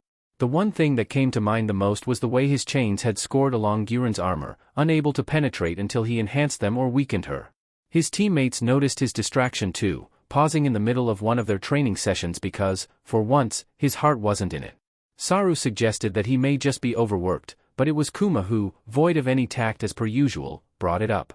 He hesitated a moment, still unused to being so free with his thoughts and emotions, before confessing, "It's the way my chains were stopped. Ever since I was little there's been nothing I couldn't slice through with enough focus. With her, I just couldn't." And he knew it was his problem. The QB, in the brief time he had control, had no issue slicing through the tough crystal. "It makes me second-guess myself, whether the chains I'm so reliant on are enough." Saru mused on it a moment. "Well, I would be the first to tell you never to grow too reliant on one technique. That was why we trained your body, your taijutsu and kenjutsu, made you think outside the box. No technique is infallible, but with enough creativity, even the simplest techniques can be devastating. There was an Uchiha not too long ago that refined his use of the body flicker to such a degree that he could use it in combat, moving around his opponents like he was teleporting. Your father proved how devastating that can be." The blonde grimaced. He hated reminders of his father. It made him think of some of the things he had seen through his mother's eyes. Things no man, no son should ever have to see. "This problem though," Saru continued. "Well, I know firsthand how strong and lethal those chains can be, and that's from both wielders I've had the pleasure of knowing. I believe in your case, it comes down to a matter of will." To his side, Nazumi nodded. "Lack of focus." Saru tilted his head in acknowledgement. "Precisely. Those chains are a manifestation of your chakra and, without going into all sorts of philosophical debates, your chakra holds an imprint of who you are. It all relates to the spiritual energy that makes up one half of human chakra, but that's a different lesson. What's important to know is that any alterations to your spirit, to your mind or will, reflect in your chains as well." Naruto just blinked. "So, my chains are blunt, because my mind is?" He thought he was following, but with Saru it was often difficult to tell if he was getting the whole lesson, or the rest would hit him days later. "Something like that. I knew Kushina somewhat well, enough to know she was a passionate woman who was fiercely defensive of anything she loved. It was why she favored barrier fuinjutsu reinforced by her chains. Her will to protect made them nearly impenetrable." Naruto's lip twitched at that, but he said nothing. From what he recalled from the glimpses into his mother's life, the fondness for using her chains in a defensive manner was more down to a traumatic experience nearly maiming another genin. He supposed it served the same end. She didn't want to hurt people with them. You on the other hand? He didn't finish, but he didn't have to. Naruto was not his mother. Where she protected, he destroyed. Where she defended, he attacked. He was vicious and aggressive and violent, so his chains were too. But, if his chains were growing duller, what did that say about him? "I'm losing my edge, so my chains are too," he surmised grimly. If that was the case, how did he fix it? Or, better question, did he want to? It felt like going backwards, and Naruto hated going backwards. It meant he was doing something wrong. He was pulled from his introspection by a deceptively delicate hand on his shoulder. Nazumi shook her head slowly. "Will, and focus."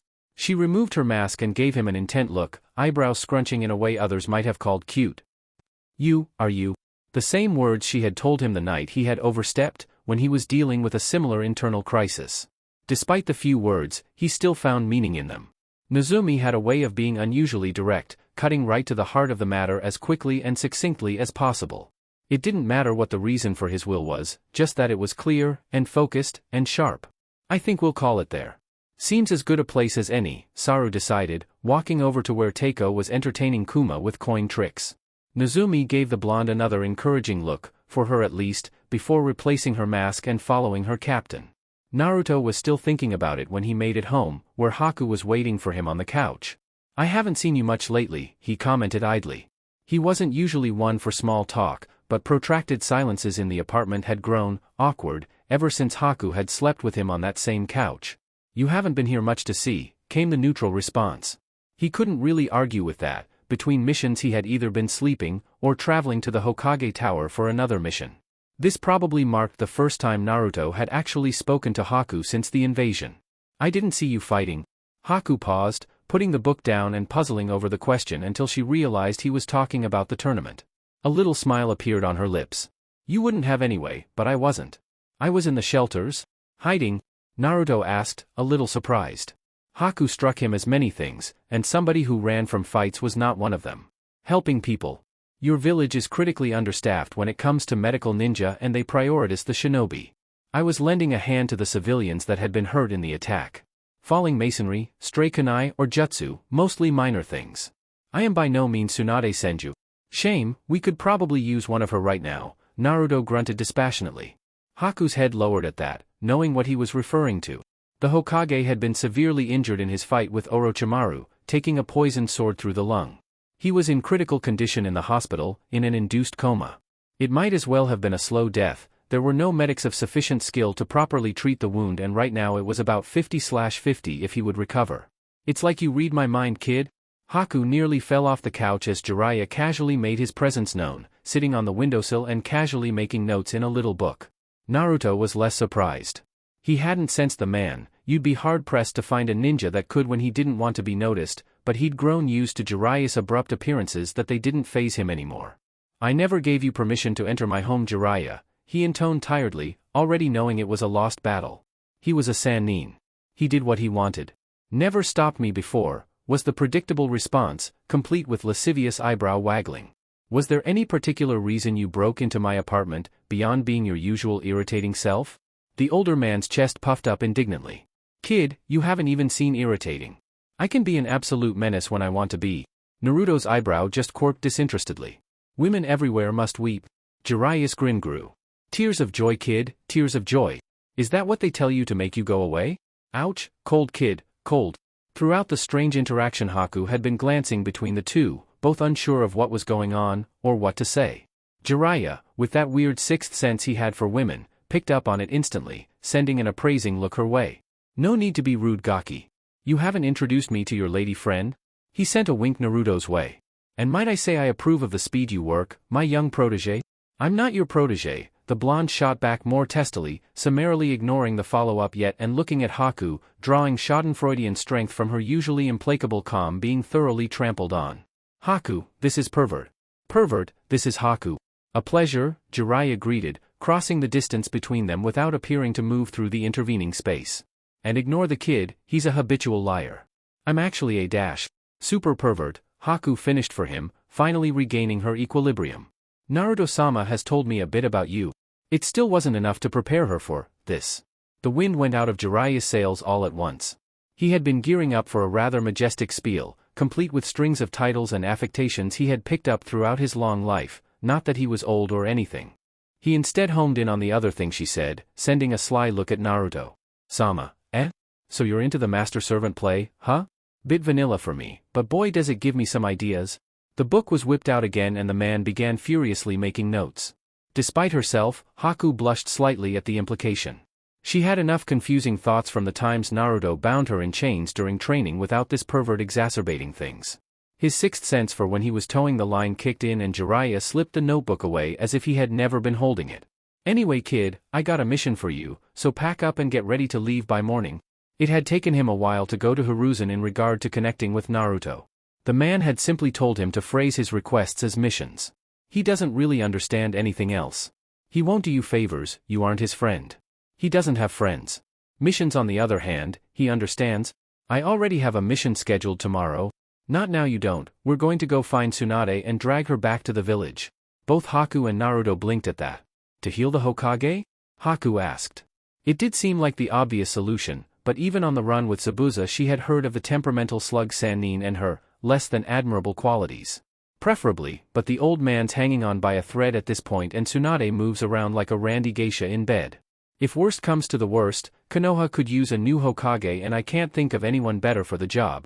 He left the sentiment hanging for a moment, grinning expectantly at the two, only for the expression to slowly fade as they stayed silent. What? No, but Jiraiya-sama, what about you? You'd make a great Hokage, surely? Naruto glanced at Haku, but neither had anything to say to that. The older man's shoulders slumped. Kids today are just mean. He bounced back admirably, plastering the grin back on his face. Well, no arguments from me on that front, I'd be a terrible Hokage. All that aside though, be ready to go early kid, I don't like to be kept waiting. And without further fanfare, which was incredibly unusual from the Toad Sage, he vanished back out the window. Are you going to go? Haku asked after a few moments of the usual uncomfortable silence that followed Jiraiya's appearances. He's my superior, technically, I have little say in the matter. A grin took to his lips. Besides, how often do I get the chance to fight a Sannin? Haku gave him a skeptical look. I doubt there will be much fighting, likely just finding her and convincing her to return. Naruto knew that was a possibility. It didn't settle the flutter in his stomach though. We'll see. He strode into the bedroom, shedding clothes as he went.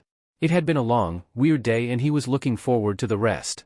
After a few moments of Haku standing there indecisively, his head rounded the doorway again. Well? He growled, having little patience for her dithering. Are you coming? She needed no further incentive to follow him in, fighting back her blush. Maybe she did have a thing for being ordered around? Chapter 21, 21st Link. Naruto was up bright and early. He was used to the practice, both as a holdover from ANBU, and as a generally healthy habit. It got him into the mission office before everyone else, save for maybe Guy, and gave him more of the day to train, fight, and do the things he enjoyed. Recently, he had a new addition to that list, waking up Haku in new and hilarious ways. He had always thought himself the classical kind of sadist, taking delight in the very visceral pain of others. However, seeing his roommate scream as she woke up, dangling out of a window, was a very different kind of fun. Jiraiya on the other hand, was not. He made that abundantly clear as he strolled up to the gate 2 hours after Naruto arrived. You're late. There was an edge to the blonde's otherwise flat tone. He wasn't one of those people that desperately despised being kept waiting. He always found ways to amuse himself, but he didn't exactly enjoy it either. Or, you're just obscenely early, Jiraiya riposted with a yawn. I mean seriously, these hours are supposed to be for the cockerels and the bowl-cuts, who willingly subjects themselves to this. People with a paid mission to do. There was a beat of silence. I am getting paid for this, right? Jiraiya grinned. It was one of the most insincere expressions Naruto had ever seen. Of course. What's more valuable than getting time to spend with yours truly? Naruto held his gaze for all of 2 seconds before turning on a heel and stalking off, back towards the Hokage tower to get a real mission. Wait kid, wait. Okay, I was just joking, you'll get paid. Geez. Like you couldn't do one thing out the kindness of your heart. What heart? Fair point. Okay, well, an old man's life is at risk here. You're more concerned with the risk that you'll get stuck with the hat, Naruto shot back, still walking away. Well, that goes without saying. I mean, can you honestly say you want somebody like me as Hokage? That made Naruto pause, and after a moment's thought he rolled his eyes and changed direction towards the gate. Let's just get this over with. He gave Izumo and Kotetsu a nod as he passed, only receiving shaky half-smiles in return. He'd had to amuse himself for 2 hours somehow. It hurts that that's the reason that makes you come along, Jiraiya grumbled childishly as he jogged to catch up. Wow, for a shrimp you set a hell of a pace with those legs. Naruto's eye twitched but he said nothing. If anything, he only sped up. Seriously Gaki, if you're gonna play the mute act for this entire trip, what's even the point of coming? Good question. Naruto shot back, turning on a heel only to get picked up by the scruff of the neck and turned around again. Okay, I walked into that one. But if you despise my presence so much, why even agree to come? You mean, aside from my lack of choice? Well, yeah. Fighting Tsunade of the Sannin sounds fun.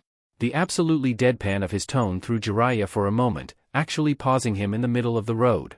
It passed a moment later as he burst into hysterics, having to support himself on one knee as he pointed at Naruto and laughed until his sides hurt. Why you want to take on Tsuna? Tsuna. Bwahahaha. Even while laughing, he dodged under the chain that aimed to slash his throat open with ease. Oh, that's gold kid, real grade A stuff? But. He wiped an imaginary tear from his eye. I didn't bring you along, only to bring you back as a jinchuriki-shaped pancake. No, we're going to persuade Tsunade to come back, not force her. Because you're so persuasive, Naruto quipped before he could stop himself. Internally he cursed, Anko was actually starting to have an effect on him. Got you to come along, didn't I? The older man shot back with a waggle of his eyebrows. Against my better judgment, was the cold response that lapsed them into silence. It clearly wasn't a comfortable state for Jiraiya, as the man opened his mouth barely a minute later. But seriously, this might be a pretty long mission. Tsunade moves around a lot, and mostly at random. We might be out here a while, so we should at least come to some workable relationship? I have one. You shut up, stop trying to replace my sensei, and we finish all of this as fast as possible. Jiraiya let out a long breath, running a hand down his face. Okay, I'll admit the jibes at the people who taught you were in bad taste. The apology almost sounded genuine too, but Jiraiya also had the terrible habit of not know just when to stop. After all, they were just working with what they had. He was forced to dodge another chain, this one aiming considerably lower than his throat. Whoa, sorry, no need to aim for the unmentionables. You seem to have no trouble mentioning them whenever you have the opportunity, Naruto shot back, again cursing the instinctive answer that seemed to come right from the little Anko in his head. See? We're already bantering like good buddies. That's a good basis for building a weeks-long friendship. I don't have friends. No kidding, Jiraiya intoned dryly. There was another brief silence, this time broken by the blonde. Weeks. Jiraiya's amusement was clear. Sure. I'm an intelligence guy, but you can only make do with what you can. Tsunade's movements are as random as they come, chosen, most of the time, in a drunken stupor. There's no pattern to them. Naruto clicked his tongue. Why not just put out a notice to your agents to watch out for sudden bumps in the gambling economy? Oh ho! Jiraiya called out, pleased. So there is some humor under the ice. Guess you got that from Tsunade's file. What does hers say? As if you don't already know? Humor me. The blonde took a deep breath, figuring if he just complied, eventually Jiraiya would run out things to say. Dreams were comforting things. Tsunade Senju, Sannin, Slug Summoner. Intrinsic proponent of Konoha's medical reforms and finest medical nin to date. Shows no known bloodlines from her Senju or Uzumaki heritage, that had come as a small shock when he first read the file, but possesses unparalleled strength due to refined chakra control. Known weaknesses include volatile temper, hemophobia, alcoholism and mental instability from the loss of various relatives and acquaintances. Jiraiya's humor fell at that. She is also widely known for her famously large breast size, Naruto continued, and the smile returned almost instantly, as well as her supposed terrible luck, especially in gambling, earning her the moniker the legendary Suckerda. Naruto paused, glancing to look at the stupidly grinning man. In ANBU they think it's actually euphemism for her ability to dash. Jiraiya immediately clamped a hand over his mouth, glancing about furtively. Whoa kid, what are you trying to do there? Don't you know women always find out when you say these things? It's like a universal law. The blonde just quirked his brow, and Jiraiya swiftly removed his hand before it could be perforated. I thought you were the one in favor of jokes. The toad sage was still glancing about. There's jokes, Gaki. He rubbed his side nervously, and there's jokes. Once again, an uneasy silence settled between them, and once more, it couldn't last. Hey kid, wanna see a cool trick? Naruto took another deep breath. The next few days didn't end up being as bad as he expected. They weren't great. Jiraiya insisted on a painfully slow pace as they moved between various villages looking for any sign of his wayward teammate, but at the same time, he managed to learn quite a bit. Mostly, he learned Jiraiya's process for his spy network. It turned out to be closer to a whole web of people that owed Jiraiya a favor in some form or another. Every exchange would end, somehow, with Jiraiya convincing the man or woman that it was actually him that had done them the favor. When he wasn't trying to be a perverted lech, he actually had quite the way with words. It almost made him curious to see how good a writer the man was. Almost. The trick, it turned out, was a new technique, called the Rasengan. For some reason, Jiraiya seemed very intent on teaching it to him. Initially, Naruto wasn't all that interested, especially when the man refused to explain exactly how rotating his chakra inside a balloon would help him in any way. Eventually, the toad sage showed him the completed technique and the blonde was, admittedly, quite impressed. That kind of pure shape manipulation, for somebody without any Kekkei Genkai, was insanely tricky. Still, Naruto had responded by showing him his chain drill. It cleaved through the tree next to the one Jiraiya had demolished, doing a similar amount of damage. When he had asked how the Rasengan would be an improvement on that kind of damage, the man had been speechless. He had tried to argue that the Rasengan technically wasn't a completed technique, and had the capacity for more, but wouldn't, or couldn't, elaborate further. He didn't drop the topic, but he wasn't quite as pushy about it after that. Still, Naruto had taken to trying the first stage with the empty balloon anyway. It was a good control exercise if nothing else. It also served to shut the older man up, although he could have done without all the little happy looks the man kept sending his way. It only managed to ease his boredom a little. The Rasengan wasn't the kind of jutsu learned overnight, so the pair were still mostly left with seemingly aimless wandering and as little interaction as Naruto could get away with. Things came to a head when Jiraiya insisted, for the third time, that they take some time to relax in a local hot springs. By now, Naruto had come to recognize this as code for peeping on the women on the other side of the wall, and put his foot down. Jiraiya was insistent they stay to take in the sights and Naruto was insistent they hurry up before Tsunade's trail grew any colder, if that was possible. They reached a compromise. Or, at least, Naruto reached a compromise. Namely, by letting Jiraiya go off and have fun with his perverted antics while he scouted the nearby settlements at speeds more befitting an ANBU. By the time Jiraiya returned to their rented lodgings, red-faced, and not because of the steam, he found Naruto had already determined the likeliest route for Tsunade to have taken. This pattern swiftly repeated in every subsequent village. Jiraiya didn't seem too happy about the new arrangement, not that he could do much to stop the blonde without following him, but didn't put up much of a fight. Ultimately, Naruto got his time alone, and Jiraiya got his opportunity to be himself. That next week was far more tolerable to the blonde, but the lack of progress was beginning to grind on his patience. Every single village, or at least, those with gambling halls or a bar of some kind, knew exactly who he was referring to. Tsunade's description wasn't exactly hard to recall, even if it seemed to change between a busty 30-something, a busty 20-something, a busty teenager, and sometimes even a young girl. But that was precisely the problem. Tsunade seemed to have passed through every village or town at some point, most of the time pissing more than a few people off in the process. Likewise, there were a number of people very eager to see her brought in, given the astonishing gambling debts she had racked up. All that meant, though, was the women had gotten very good at escaping her various responsibilities. Right now, it was more or less a crapshot whether or not she would be in the village they tried next. In that vein, Naruto's expectations were low when he started scouting what felt like his 100th location. It was a backwater village, only surviving due to its proximity to a small offshoot of a larger, more important trade river. They were known for their somewhat decent quality quilts and eked by on that trade. It did, however, make them just profitable enough, and just out of the way enough, to house a small gambling den on the outskirts of the village proper. It was the only reason Naruto even bothered with it. Jiraiya was still back in the last, much larger town, probably drunk off his ass and schmoozing women that really should have known better. The blonde figured it was because the man was pretty wealthy, and wasn't afraid of flashing the cash every now and then. Didn't stop the pervert trying to mooch off him whenever he could. These thoughts were simmering in the back of his mind as he stalked through the single street that marked the village's main road. The few people out and about had enough wherewithal to give him a wide berth as he approached the gambling hall. There was, apparently, no need though. As he approached he saw exactly the women he was looking for stagger out the door, waving a sake bottle in her hand and throwing obscenities at somebody inside. A moment later a younger woman, that Naruto assumed to be Shizune Kato, also emerged. She was bowing rapidly, apologizing profusely to the offended party. Even better, Naruto didn't even have to say anything. Tsunade caught sight of the open jounin jacket and headband around his neck and walked up to him. "Ah crap, who did I piss off enough to hire one of you?" She swayed a moment, and the bottle in her hand would suggest that she was drunk, but Naruto knew better than to trust appearances. Her file specifically warned that she had a tendency to play up her own apparent weakness in order to lull opponents into a false sense of security.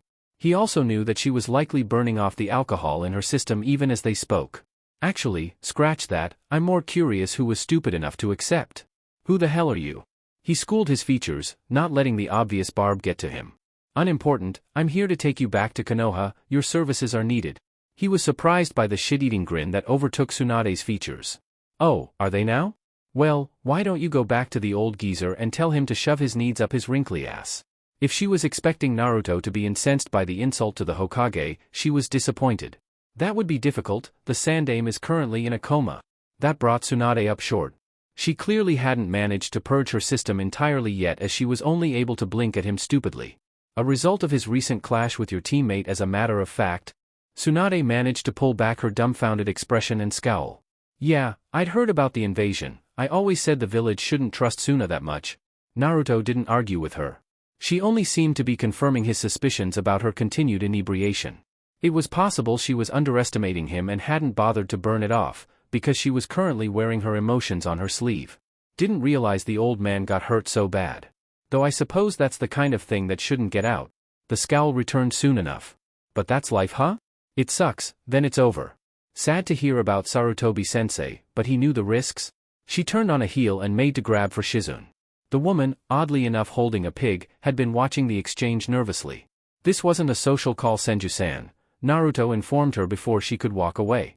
He knew he could be more diplomatic about all of this, it would probably help too, but getting Tsunade back to the village peacefully wasn't what he wanted at all. Besides, if he failed, then there was always Jiraiya there to try it his way. "I'm here to take you back to the village." There was a pause as Tsunade stood there, half turned away, only for the woman to glance back over her shoulder with another wide grin. "Seriously? And what's a shrimp like you going to do if I say no?" Her eyes glanced to his jounin jacket again, but she seemed to dismiss it a moment later. "Where's Jiraiya?" I'm pretty certain that Bastard's involved in all this somehow. Who knows? Naruto called back offhandedly. He had a lot of practice ignoring people's insinuations about his age and height. It was always so much more fun when he finally made them choke on their words. Probably still whoring himself in the next town over. Tsunade's amusement only grew. So, he roped you into this, and you decided to come alone? I can't tell who's the bigger moron. When Naruto once again refused to rise to the bait, she clicked her tongue. Well, you seem like the stubborn type, and to be honest, I don't have much of a problem knocking you through a few walls if that's what it takes to be left alone. Still, I'm trying to enjoy a pretty good buzz here, so how about a wager instead? Naruto gave an unsettling smile. I'm not much of the gambling type, I prefer to be more direct. Any shred of good humor Tsunade was holding onto quickly slipped away. Fine, you asked for it, kid. Don't say I didn't try and be friendly about all of this. The blonde's smile only grew as he shrugged off his flak jacket. He wasn't underestimating Tsunade for a second, and every advantage might help. Besides, she was drunk, old, and hadn't been an active shinobi for over 20 years, but she was still one of the Sannin.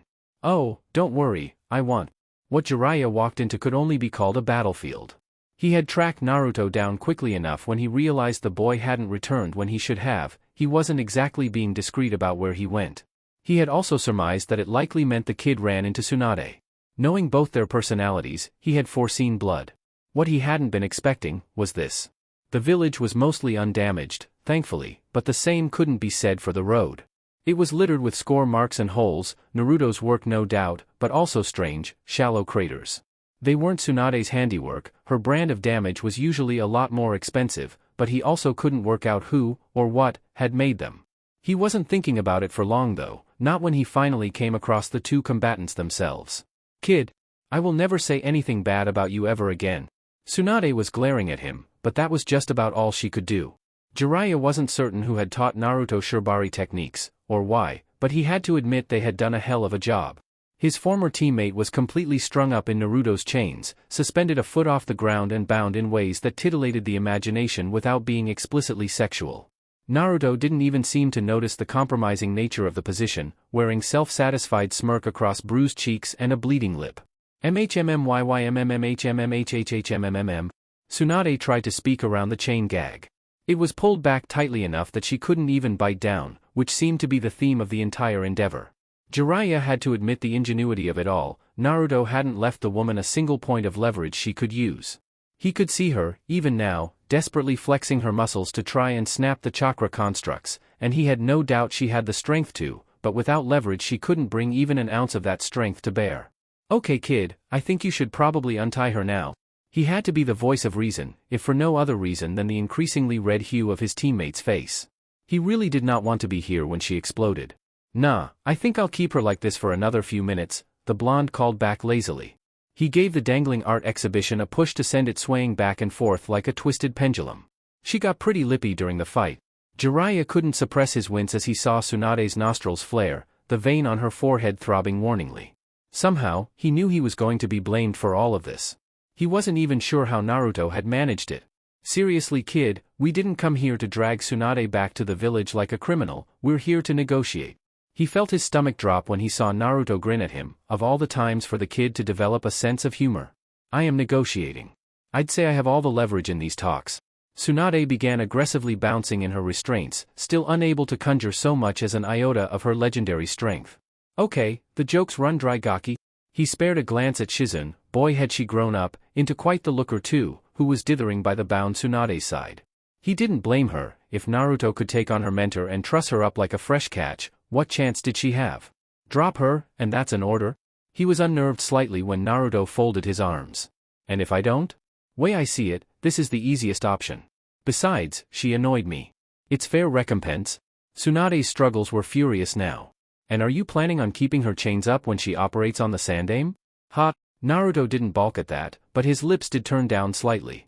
The choice was taken out of his hands though as, while Jiraiya had been talking, Tsunade's form had begun to haze over. Steam rose from her skin as she visibly shrunk in front of them all. In seconds she appeared to shed decades, reverting back to a young girl scarcely older than Naruto himself. This had the side effect of removing a great deal of mass, much to Jiraiya's disappointment, and she was easily able to slip out of her now loosened bonds. Her feet hadn't so much as touched the ground before she was leaping at Naruto, arm reared back. Bastard! Either her age had caught up to her, or she wasn't used to her smaller stature, as she didn't move nearly as fast as Jiraiya remembered. Naruto was able to turn in time to avoid his head being reduced to a bloody pulp. Chains snaked up his arm as well as down his legs, spiraling in a very specific way as they went. To Jiraiya's astonishment, he then proceeded to catch Tsunade's fist. Well, his surprise was more due to the fact that he didn't then proceed to lose the arm in question. The moment the two made contact, the chains twisted. There was no other way to put it. One moment, Tsunade was trying to reduce him to a greasy smear, the next, a shallow crater appeared around Naruto's feet. Suddenly Jiraiya understood how Naruto had managed to capture his former teammate. The flexible nature of his chains allowed him to disperse the enormous force into the ground, instead of through his body. The blonde gave a smug smirk that promptly vanished when Tsunade followed up with a lightning-fast roundhouse that caught him in the ribs. Jiraiya's hair swayed, ears popping from the sudden displacement of air, and Naruto was sent flying. Thankfully, although probably not intentionally, Tsunade hadn't aimed for any of the buildings. Instead, the Jinchuriki's body made a long, ragged trench down the main road. That at least was something Jiraiya could fix with a jutsu later. Property damage was always more of a hassle. Arrogant little shit, Tsunade muttered as she patted herself down. There wasn't much need, whatever she did to change her appearance also changed her clothes to match. The Toad Sage gave a lingering, forlorn look at his teammate's newly diminished chest before sighing and slipping on a blinding smile. "Tsunade. Fancy seeing you here. Care for a drink?" It took a painfully expensive bottle of alcohol to calm Tsunade down enough that he could explain the situation, including the precise wording the Medneans had supplied him with to describe the Sandame's condition. Tsunade took a few moments to mull it over, swirling her drink in its saucer without actually drinking it. It would be just like Snakeface to make the poison a biological reactant. You'd only see dissemination patterns like that if the old guy's immune system trying to fight it off. If it wasn't for the induced coma, Sensei would probably be in agony. Normally, given the entry point of the wound, I'd give it a 60/40th chance that the patient would live. But, Sensei's old. Jiraiya was glad at least Tsunade seemed troubled by that. He had been more than a little worried she'd been drinking herself to abject apathy out here. And you could treat it? The blonde scowled at him before necking the saucer in one gulp, slamming it down on the counter with a huff. Of course I could. Retrieving the fragment of the Kusanagi that's leaking the poison would be delicate, but doable. But Jiraiya, you know why I can't go back there. She was a little surprised when his features darkened slightly. No Tsunade, I really don't. The bottle nearly shattered in her hand as she went to refill her glass. How can you say that? After Jisan, my parents, Dan. Nawaki, after Dash she was cut off when her old teammate put a hand on her shoulder, forcing her to look into his eyes. They looked old, and weary. That kind of look just seemed wrong on the wacky, perverted man she had grown up with. People you cared about. People we all cared about, Tsunade. And now you're saying you want to let somebody else go the same way? When you have the power to prevent it? He hated that he had to say it, especially when the woman flinched. He knew she was remembering that terrible moment when Dan had died, her hands covered in his blood. So, what's the kid's story? She asked, changing the topic abruptly and turning back to her drink so that he couldn't see the conflicted look she wore. Jiraiya sighed, but figured humoring her was his best option. He could see her swaying to his side, it was only making sure he didn't push her too far. Well, you remember that young Uzumaki girl Mito took under her wing after the sacking of Uzushio? Naruto woke with a start, glancing about anxiously at the small pile of rubble he had fallen unconscious in. He regretted it instantly, hissing in pain as he felt something crunch in his side. If the entire left side of his ribcage wasn't cracked or broken, he'd be surprised. Ah, please don't move. You'll upset the bones while I'm trying to reset them. He looked up more carefully, taking in the nervous woman slowly running her chakra-covered hands over his side. He didn't trust himself to say anything without coughing up blood, so simply let his head fall back and let her work. Why she was healing him, he couldn't say.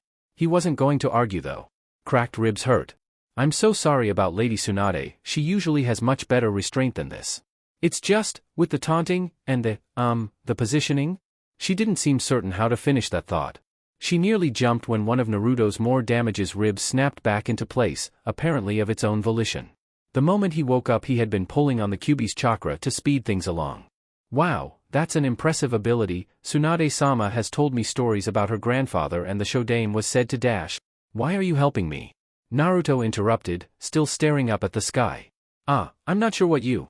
I'm a Mednin. I took an oath and dash. I attacked you, he cut in, not letting her finish again.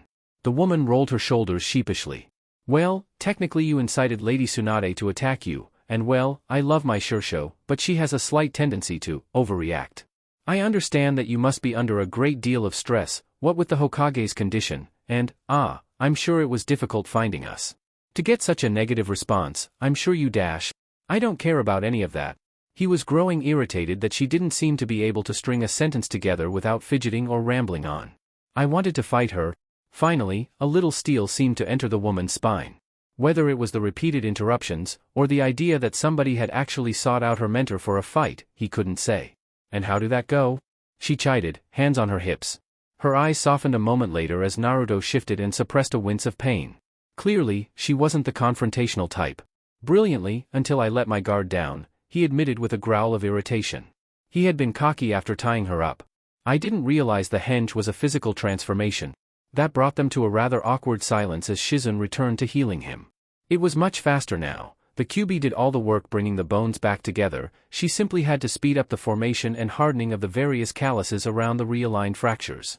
Oh, I almost forgot, I'm Shizun Kato. I know. Oh. The blonde felt something squirm in his stomach as he glanced down at the woman as she meekly returned to her work.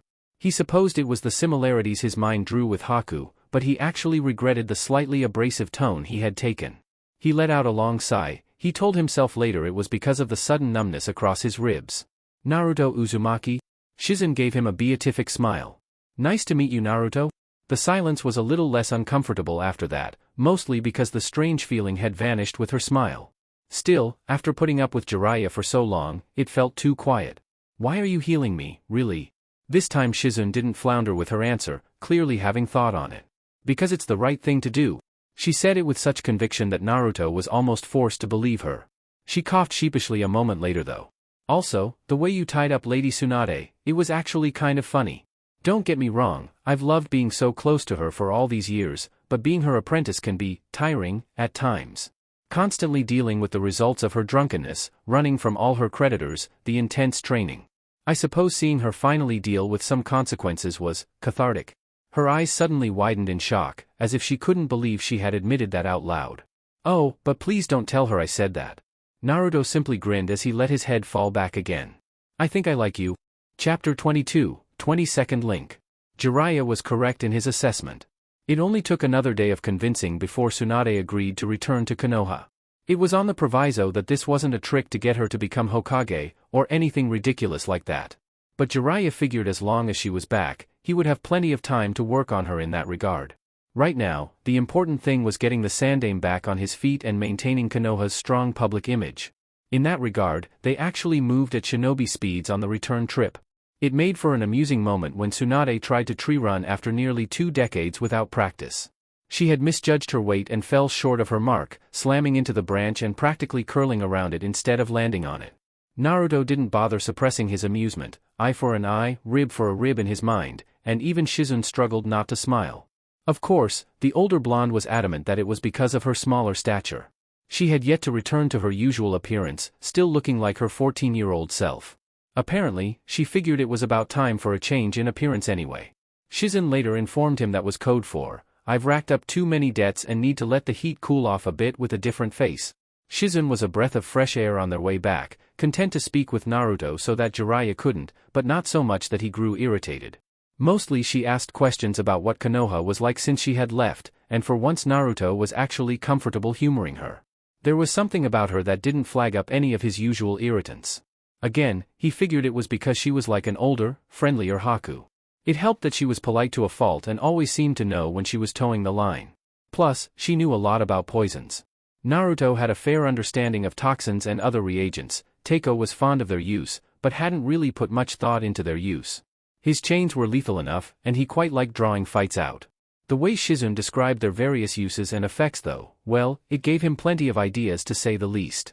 She admitted that she would be likely quite busy once they were back in the village. She could see the way the winds were blowing and was sure Tsunade wouldn't leave so quickly, but she agreed to show him a few tricks when she had the time. If what he had told her about the state of the medical corps was anything to go on, Tsunade would want to tear up the current system and rebuild it from the ground up. That meant a whole lot of work for her, making sure the bureaucratic side of things ran smoothly. Her mentor was not a fan of paperwork. Finally, something Naruto and Tsunade could agree on. Things on that front remained frosty. The slug Sannin hadn't forgiven him for humiliating her like that, and he didn't appreciate the cheap shot that, if he were any weaker, could very well have killed him. Still, and rather ironically to those who knew him, Naruto wasn't the type to hold a grudge. It was far too much effort for zero return. He showed Tsunade nothing but a cold apathy during their trip back. Unfortunately, the woman-turned-girl didn't appreciate that, at all. He wasn't sure how much her appearance reflected how she thought, but the response was uncharacteristically childish. She turned to jibes, making snide remarks as they ran that she knew he would overhear. When he ignored those, she made her attempts more blatant, until she was outright insulting him, smirking the entire time. When those went unanswered, she ended up throwing sticks and small pebbles at him. It was nothing more than a nuisance though, like dealing with a smaller, more loudmouthed Anko. Eventually she gave up and ignored him in turn, but much of the bite was taken from the display after her previous petulance. After that, she became subtler. She would stamp on a passing branch extra hard, so that when he landed on it, it would break. His chains would simply catch a tree and he would swing on unimpeded. When they finally reached a road, she made sure to kick up as much dust as she was able. She stopped that when Shizune, running alongside the blonde, quietly complained. Thankfully, before she could come up with another prank, and at this point that seemed to be all they were, as much of her frustration had been vented by now, they came within viewing distance of Konoha's walls. Naruto grinned at the sight, not realizing how much he had missed his normal daily routine, until he saw who was waiting for them at the gates. Haku. The girl clearly understood the unspoken question, explaining, Jiraiya sent word ahead that you would be arriving back today. I was instructed to escort Tsunade-sama to where the Hokage is being treated. The toad sage pouted at the snub. No suffix for me? Haku glanced at the man before inclining her head. My apologies. Jiraiya hentai sent word ahead. Tsunade's laugh came out more like a bark. I like this girl. She took the moment to look around the village, keeping her expression guarded. It was a reminder that under the extremely youthful exterior there was an old woman with a lot of conflicting memories of this place. Apparently satisfied with what she saw, she nodded. All right, straight to it then? Lead on, kid. Very well. Haku set off at a brisk pace, quickly matched by Naruto. How come you were the one to meet us? Shouldn't you be training right now? There was an underlying accusation to the question, met only by a slight smile. I thought it better to wait for you to return. As for why I'm here, I took up an apprenticeship at the hospital. The smile softened as she glanced down at her hands. Helping those people during the invasion, it reminded me of how much I enjoyed healing Zabuza-sama. Some of the mischievous glint that had been slowly returning to the girl's personality entered her eyes. Besides, the apartment was very lonely without you around, Naruto-sama. I enjoyed the company. Naruto thought about it for a moment before sniffing dismissively. Fine, as long as it doesn't interfere with our training. That was about as tacit as he got with his approval. Unable to stay silent from where she had been eavesdropping a few paces back, Tsunade cut in, okay, weirdness of your relationship with the brat aside, the comment came off as strange from somebody who looked no older than Naruto himself. You actually live with this psycho? Of course, Haku stated with an indecipherable expression. Naruto-sama was the one who sponsored me during my probation period.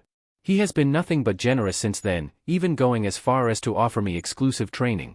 All of the people that actually knew the situation looked at the girl strangely, even Tsunade was skeptical. Okay, but then, what's with all this Sama crap?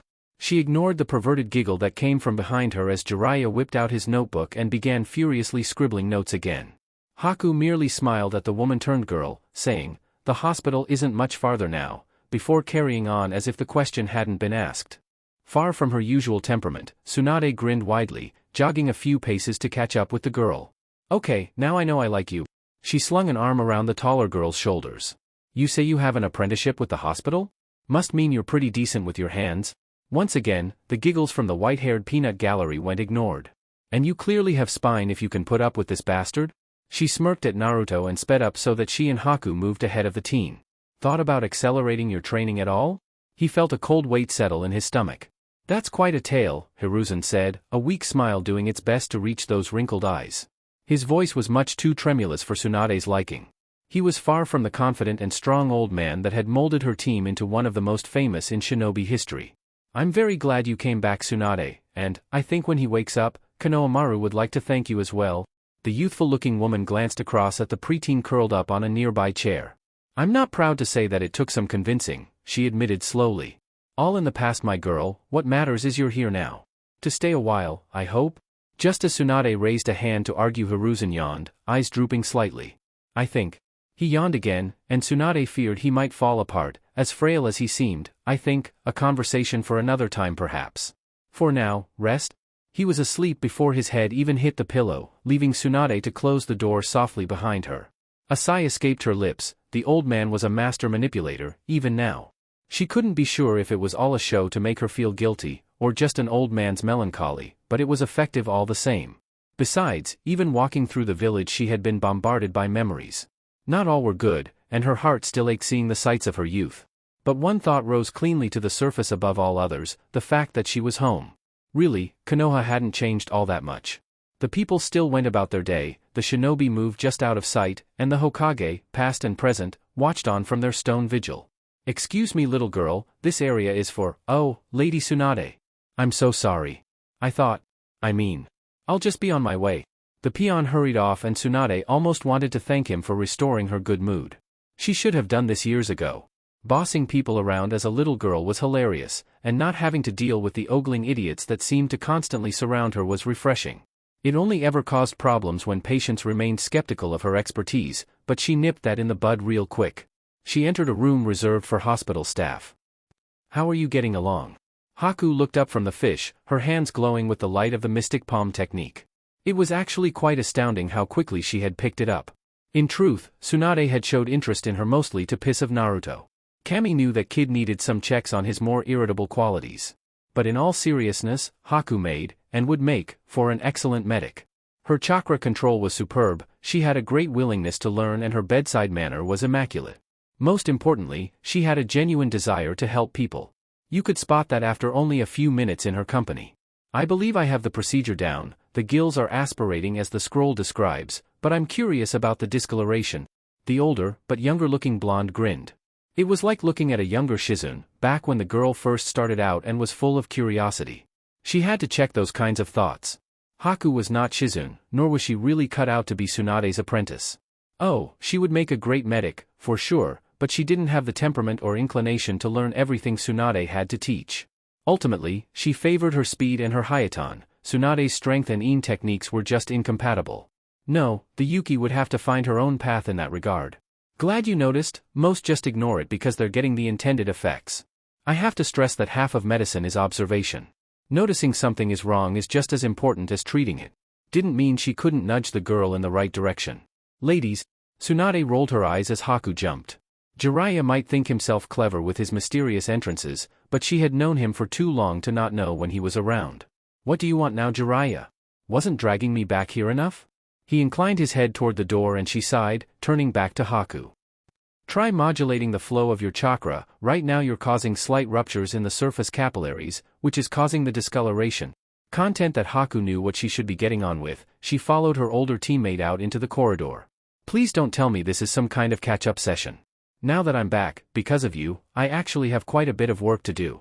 This hospital is in dire need of a restructuring, we're understaffed, and the quality of medics is well below my standards. It was always going to be, Jiraiya retorted with a grin, leaning back to avoid being slapped. But why shouldn't old teammates get together and share stories? It's not like we talked much on the way back. You seemed more concerned with your little pissing contest with Naruto?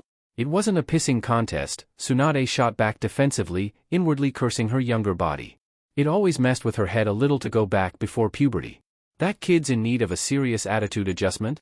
And you think you were going to accomplish that, over the course of a single day, with pranks? Jiraiya asked, lifting a skeptical eyebrow. That kid has been needing an attitude adjustment since he was 7 years old. You should be thankful he got one. Trust me, from the reports I've read, the Naruto of 6 years ago wouldn't have been nearly as ready to forgive that kick. And if you think you saw the extent of his abilities with that little chain gag, I'll remind you that you nearly maimed the Jinchuriki of the Kyuubi. Tsunade just looked uncomfortable. Okay, so maybe there was an element of catharsis. But the little bastard deserved it. Nobody gets to humiliate me like that. Fine, you're even, call it there. Trust me Tsunade, when I say that Naruto doesn't need more antagonistic elements in his life. We owe a few ANBU a big debt in bringing him this far, and a certain girl even more for mellowing him out. Did you want to talk about us, or Naruto? Actually, I wanted to discuss both. I wanted your advice on something. I asked Naruto to go on a training trip with me. Tsunade immediately snorted. She'd only been around the blonde for a few days and she could already predict the response. Yeah, and how did that go? Well, in no uncertain terms, he pretty much told me go blow myself. I'm guessing in not so many words. Actually, he was very polite about it, which is probably worse. I screwed up when we met, accidentally insulting his old sensei, and it's pretty much driven him away from me. I've been trying to fix the divide ever since, he's my godson damn it, but, well, you know what I'm like. She sighed. Yeah, and now I know what he's like.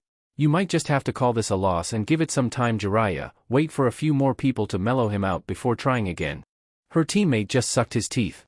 I can't afford to wait, there's a dangerous group out there that might be trying to kidnap him.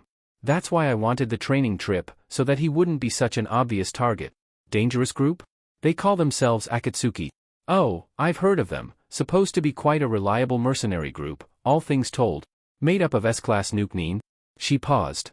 Well, they don't advertise that part. I can imagine, they also seem to be going after Jinchuriki.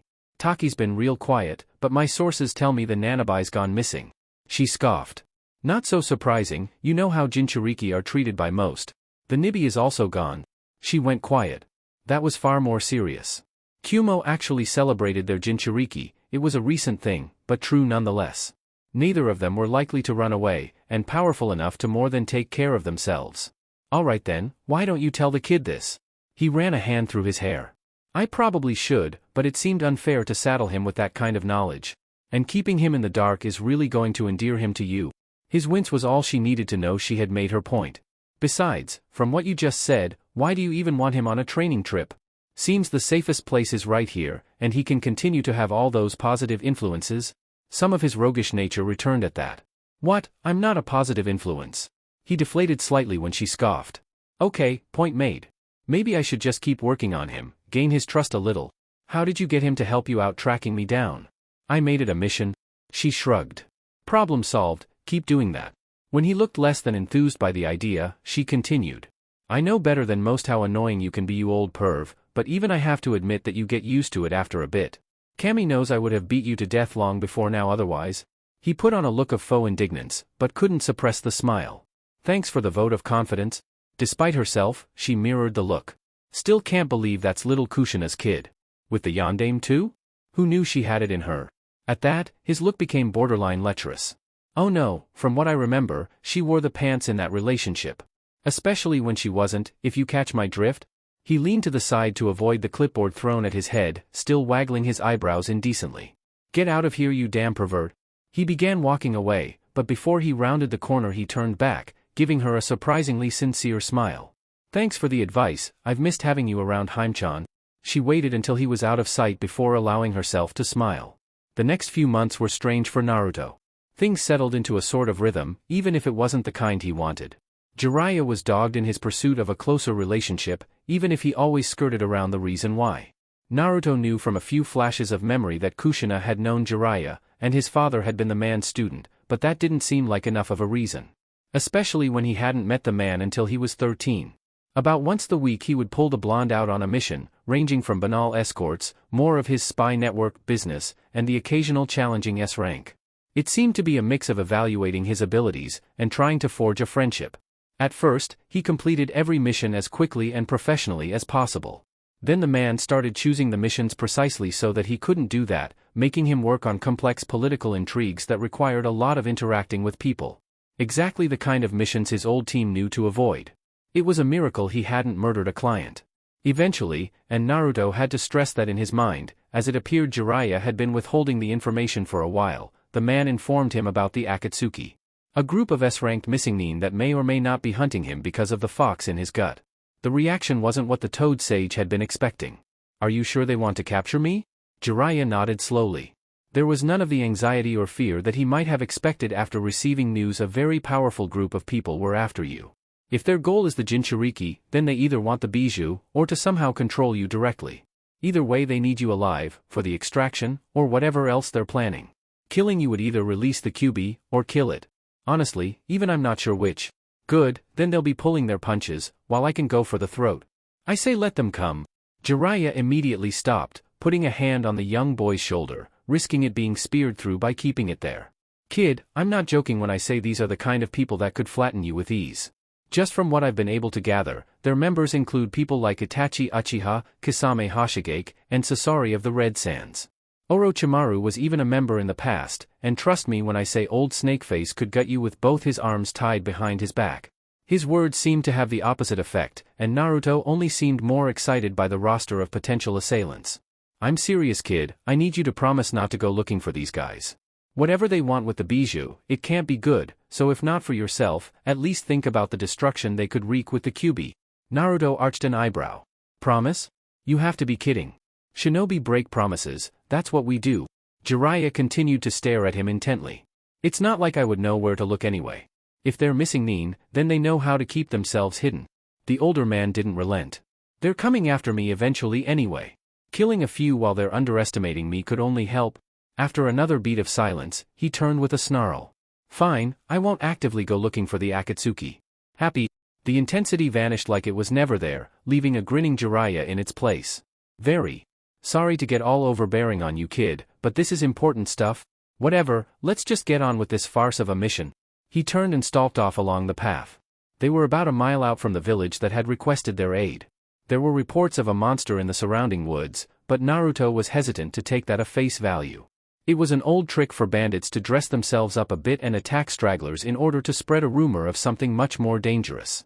Usually it was a band of them, aiming to terrify an entire village into packing up and leaving. They would then hit the vulnerable convoy and make off with the entire village's wealth. Still, it was the kind of mission that involved a lot of tracking and corroborating stories, the sort of stuff that couldn't be solved with a judicious application of chains. I'm going to go scout out the village, he announced, when it was clear Jiraiya had no intention of speeding up his pace. Sure, just don't go looking for this thing yet. If it is some kind of monster, I want to be there to verify what it is. If it's bandits, you might warn them prematurely and we could lose them. He tapped the side of his head. Gotta do this smart. The last remark went unheard as Naruto had already taken off, vanishing in a flicker of motion. He seethed silently as he ran. It didn't seem fair, finding about all these strong opponents he could test himself against, only be told not to? Sure, they were dangerous, but Naruto had faced dangerous opponents all the time in ANBU. Hell, Guren had technically killed him, how much more dangerous did it get? The blonde was brought up short by his own train of thought. If somebody like Guren, who was effectively unknown in the shinobi world, although he suspected that had more to do with Orochimaru's pragmatism than any lack of skill, how would he fare against an S-class? Jiraiya had shown he had the ability to trounce him without too much effort, and Tsunade was 2 decades out of practice. Those were the only S-rank fights to his name. Grumbling under his breath slightly, Naruto had to begrudgingly admit that maybe the Toad Sage was right, he just wasn't ready to face those kinds of threats on his own yet. He consoled himself with the idea that it would be just as much a waste of a fight to be utterly crushed by his opponent, as it was when he fought somebody vastly below his level. Instead, he should take this and use it as motivation to improve, precisely so that he could match up to these Akatsuki. The thought set his blood boiling, and his mind was still awhirl when he touched down on the edge of the village. Any introspection was immediately cast aside as he was assaulted by the overwhelming scent of fresh blood. To his sensitive nose, it was a tidal wave of pure, undiluted gore. The village was practically painted with it. It was only a small place, with a population of barely 200, if that, and it looked like all of them were lying out there in the street. It was like the world's unfriendliest butcher shop, with body parts and organs strewn haphazardly where they lay. Blood pooled into little rivers before soaking into the dusty street, dyeing the ground a mottled burgundy.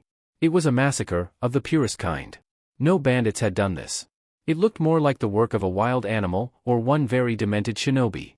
Whoever, or whatever did it seem to be long gone. There was only death here now. He picked his way carefully through the bodies, careful not to disturb anything. There may be evidence of what caused this. A while ago he would have been content to acknowledge the sight and move on, it was none of his business, but with Jiraiya on his way, there was no way this could go ignored. Naruto was used to blood, but towards the center of the carnage the scent was truly overpowering. He didn't gag, but he pulled his shirt up slightly as he grew acclimatized. He was wrong, it turned out. Upon closer inspection, what he initially took for wanton slaughter did in fact have a pattern to it. He didn't recognize it, probably something that made sense from above, but it seemed to focus at a central point. He followed it to the crossroads that marked the middle of the village, only to pause. He wasn't alone. It was so low and quiet, building up ever so slowly at the edge of his awareness, that he had almost dismissed it. When the chant abruptly cut off though, the sudden silence was unmistakable. Something moved in the mass of bodies, a man, picking himself up slowly. For just a moment he seemed to be something else, blackened, unnatural, wrong, but it faded away. The most disconcerting thing was the total lack of blood anywhere on his body, despite the fact he had just been lying down in it. "What's this?" His voice was smooth, the kind that, under normal circumstance, might have been quite pleasant to listen to. But there was an edge to it, a slight upturn at the end of his words that Naruto knew from experience spoke of a deeply unhinged individual. Another supplicant come to bathe in Jashin's embrace, or another fucking heathen to add to the altar? He turned, an incongruously inquisitive expression dancing in crazed eyes. Naruto wasn't sure how to answer that, simply standing there as the man's gaze raked over him, searching for something. Eventually he smirked. "You've bathed in Jashin's milk, oceans of it. You would make a fine convert?" That was enough to snap the blonde from his stupor. It must have been the blood, the thick, cloying scent of it was clouding his head like incense. Chains began to slide from his body, like nesting snakes sensing a threat. All of this was just wrong. He couldn't put it into words, but something just felt off about the world here, like his body was trying to fall sideways, or colors he knew were correct suddenly seemed a shade too light. "Yeah, not interested in joining your messed up cult." The change was instantaneous. 1 second the man seemed curious and docile, the next, he flew into a rage. His eyes widened unnaturally as he threw himself forward. An enormous scythe he had been hiding with his body suddenly swung around, faster than the blonde would have thought possible for such an unwieldy weapon. It had 3 blades, each stacked atop the other so that the edges of the top 2 were blocked by the lowest. It was the bulkiest, most impractical thing Naruto had ever seen, and the man waved it around like it weighed nothing. His speed was nothing to scoff at either, and Naruto barely had time to put up chains in front of his body before the scythe raked against them, pulling a tortured shriek from both weapons. Thankfully, it couldn't cut through, but the chains didn't exactly come out of it unscathed either. The man jumped back when he saw he wasn't getting through, passing the scythe from hand to hand and glaring at the blonde intently. "You felt her embrace and you reject her. You'll die. I'll laugh at your pain and bathe in your blood and only then will you die. I'll tear you to fucking pieces and piss on them all." He laughed, a high-pitched unpleasant sound so far from his previous tone, it was like another person entirely. "You're not even worthy to be sacrificed." He spun the scythe once and planted it into the ground, fingering the strange necklace he wore. "I'm Haiden, your fucking executioner for today. I'll enjoy this, you won't." It was only then that Naruto noticed the red clouds that adorned the man's black cloak, mistaking them at first for bloodstains. Huh. Well, at least Jiraiya couldn't say he had gone looking for the Akatsuki. Chapter 23, 23rd Link. It was like fighting a child. An insanely fast, ridiculously strong child. There was no pattern to Haiden's attack, no structure. The man just swung his scythe blindly, flailing the weapon every which way as if he was simply hoping it would connect. What he lacked in technique though, he more than made up for in ability. Naruto could see why the Akatsuki recruited him. He was faster and stronger than any opponent he had faced yet, except for the 2 Sannin. His technique for dealing with Tsunade's strength was rendered useless by the reach of the man's ridiculous weapon. He could also forget about trying to take it off him. It was connected to a cable that ran up the man's sleeve and was no doubt firmly anchored to prevent that very scenario. That was beside the fact that Naruto was too busy defending from his mad swings to even consider getting a grip on it. He used the thick whip of chains he had been growing out his back, out of sight, to suddenly swing forward and divert one of the lunatic's strikes into the ground. He used the brief moment where Haiden was forced to pull his ungainly weapon out of the blood-soaked earth to dash forward. The chains he had been using to defend himself retracted, curling up his arm into the familiar drill. They were already wreathed in windchakra by the time the blades formed the point. He wasn't taking any chances with an S rank. He was almost surprised with the ease his fist tore right through the man's stomach. Jiraiya had made the Akatsuki sound monstrously strong. There was no way this man measured up with his raw ability alone. There were plenty of jounin faster, physically at least, than Naruto. Kakashi or Guy could have mopped this guy up with ease. He had to be missing something. His answer came when he realized Haiden hadn't so much as grunted when an entire forearm was forced through his abdomen. Instead, the silver-haired man looked down and grinned, mouth remarkably blood-free for somebody who should be hemorrhaging like a rusted pipe. That sweet pain. A gift from Jashin-sama that a heathen like you.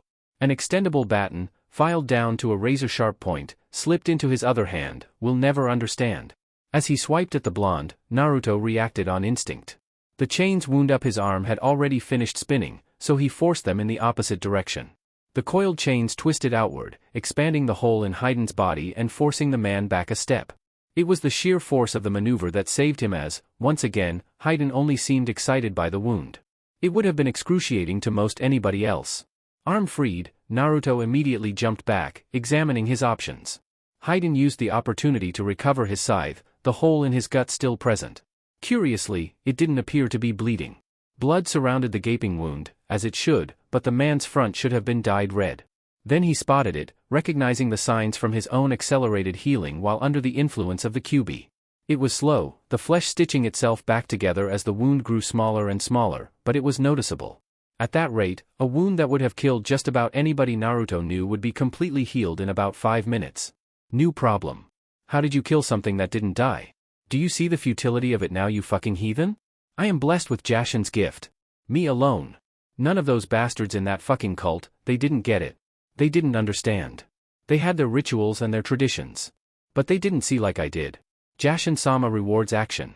His scythe finally came free, and he brought it up to his mouth, licking off the blood from one of the many bodies strewn on the ground.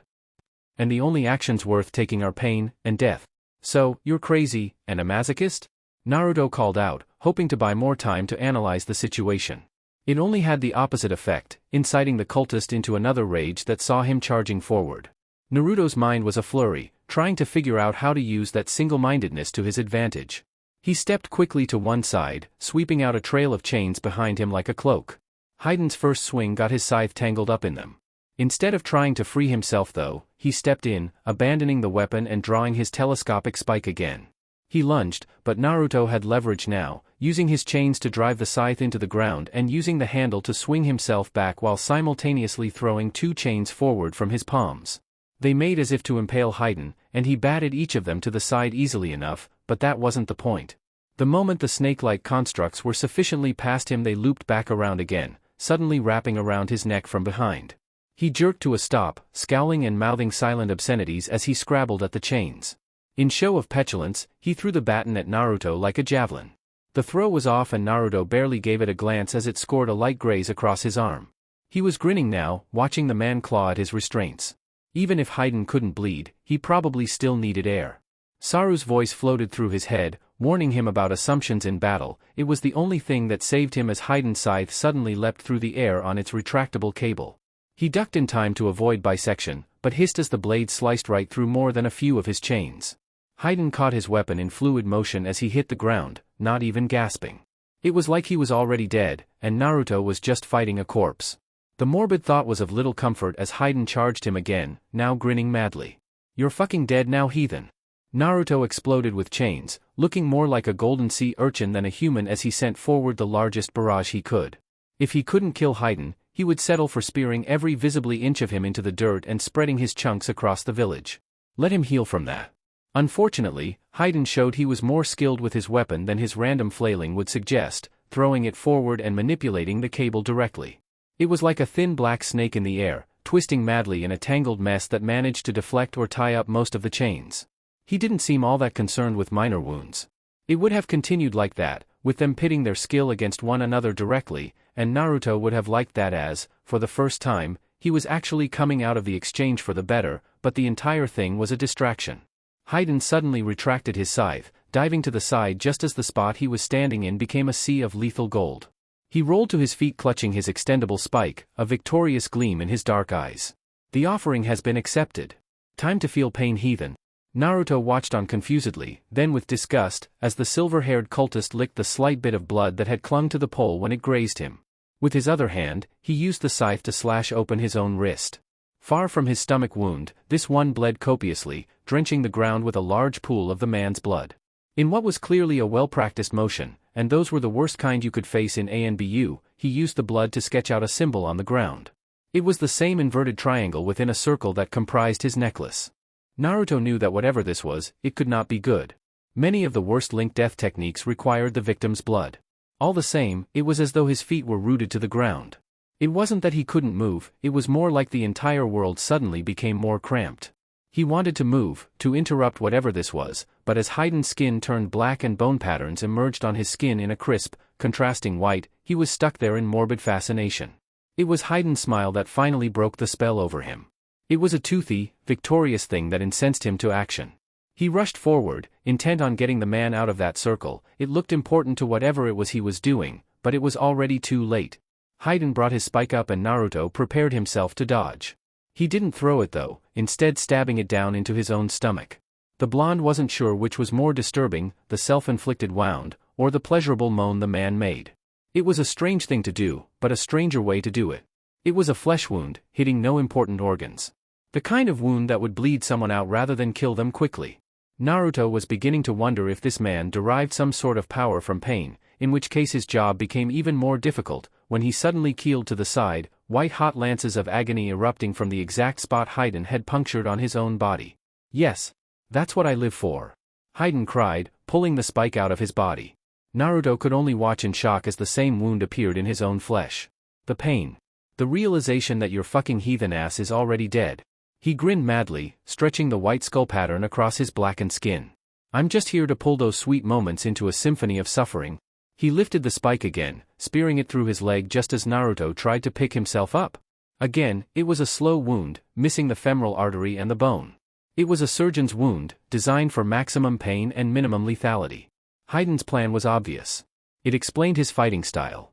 Why bother learning technique when you had an immortal body and all you needed was a single drop of blood? Now he could see what made this one so dangerous. A connection with his opponent, and none of the mortal risk. Still, Naruto had seen the man's leg shudder when he stabbed it, so it wasn't as though he couldn't feel the pain. The strike had also been purposefully designed to miss the major muscles, his leg had given out because of the shock, not the damage. He proved it by pulling himself to his feet again, his leg only quivering a little. Haiden let out a particularly disturbing grunt, his eyes becoming even wider. Naruto had seen that kind of look before, on people in the throes of psychoactive drugs. I love it when they struggle, the moment their shitty existence is extinguished becomes all the more sweet. I change my mind. You'll make a fine offering to Jashin. Naruto tried to move forward and Haiden slashed his arm. The blonde powered through, his face twitching but otherwise showing none of the pain he felt. Haiden frowned minutely and ran the point across his chest, drawing an identical bloody line along Naruto's. The teen sucked his teeth to stop him crying out. Haiden's mouth was twitching now, and Naruto was almost on him. He responded by driving the spike into his other leg, deep enough that the side of his fist touched his skin. Naruto felt his leg give out beneath him. There was no art to that wound, just anger. It was also a lot more serious, bleeding dangerously. Still, he only growled, eyes fixed intently on the cultist. A chain whipped out of his shoulder, scoring a deep line through Haiden's stomach. This time he almost cried out as the wound was replicated on his flesh.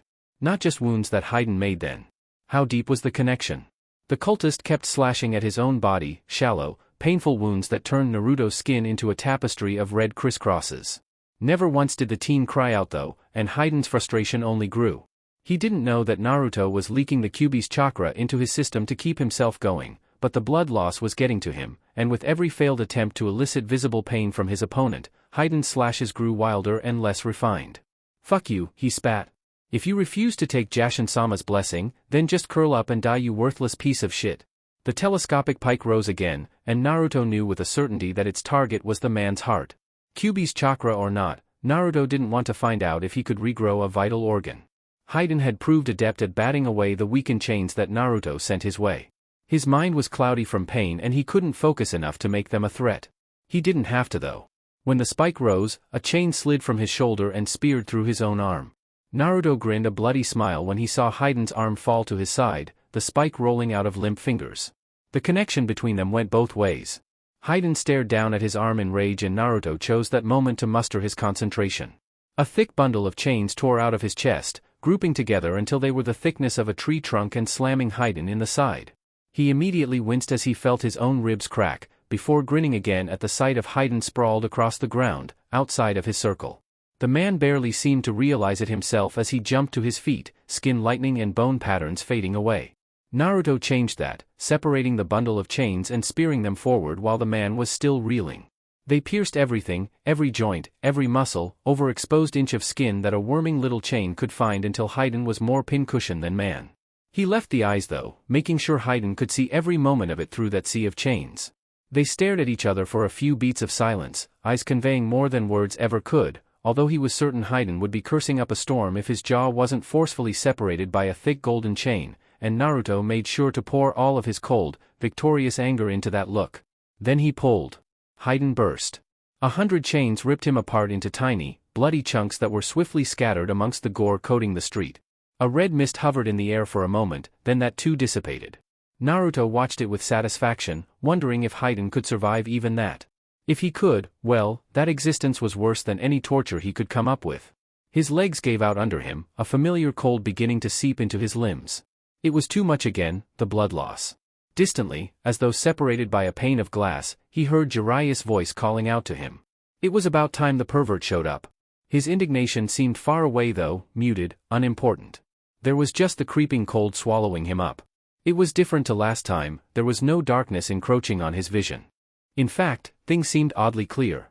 The blood on the round glistened in the midday light, the scent of it thick and omnipresent.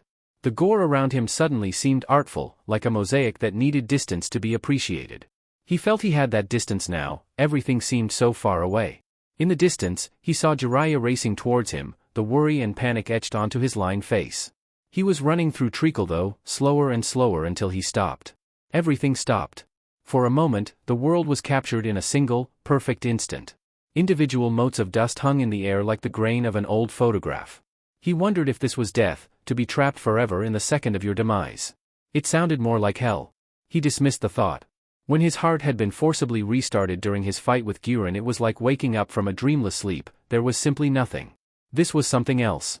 He found he could move. The cold was still there, sapping away at him slowly, but it now felt less important? Easier to ignore? He picked himself up on legs that shouldn't have been able to support him anymore and glanced around. The world really had just paused. Except it hadn't, not completely. From that frozen panorama rose a single figure. She seemed to coalesce from dried flakes of blood, rising up from the massacre at his feet into a near-solid being. She was indistinct, painful to look at, as though Naruto's eyes wanted to reject the sight entirely. At the same time, he couldn't look away.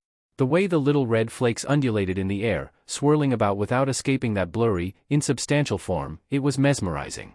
You shouldn't stare, Naruto-kun, don't you know it's rude? The figure's lips, if they were lips, didn't move, but Naruto heard the soft, melodic voice as though it were sounding in his own head. She crouched, caressing what looked to be a random piece of flesh on the ground. On closer inspection, Naruto could just about make out Heiden's necklace. A Heiden, he was so devoted, so passionate. Still, blind zeal can only be amusing for so long. The thing that looked like a woman glanced about at the carnage, it was like a mother witnessing her child for the first time. It has a sort of blunt earnestness about it, don't you think? You're Jashin, Naruto said quietly. His voice sounded strange, sort of echoey. He figured it had to do with being trapped in a single moment. Of course I am, my followers may be few, but they have the fervor of 100 men. Many have tried to stamp me out, yet. She motioned to the corpses strewn about them, here were are, on consecrated ground. Despite himself, Naruto grinned.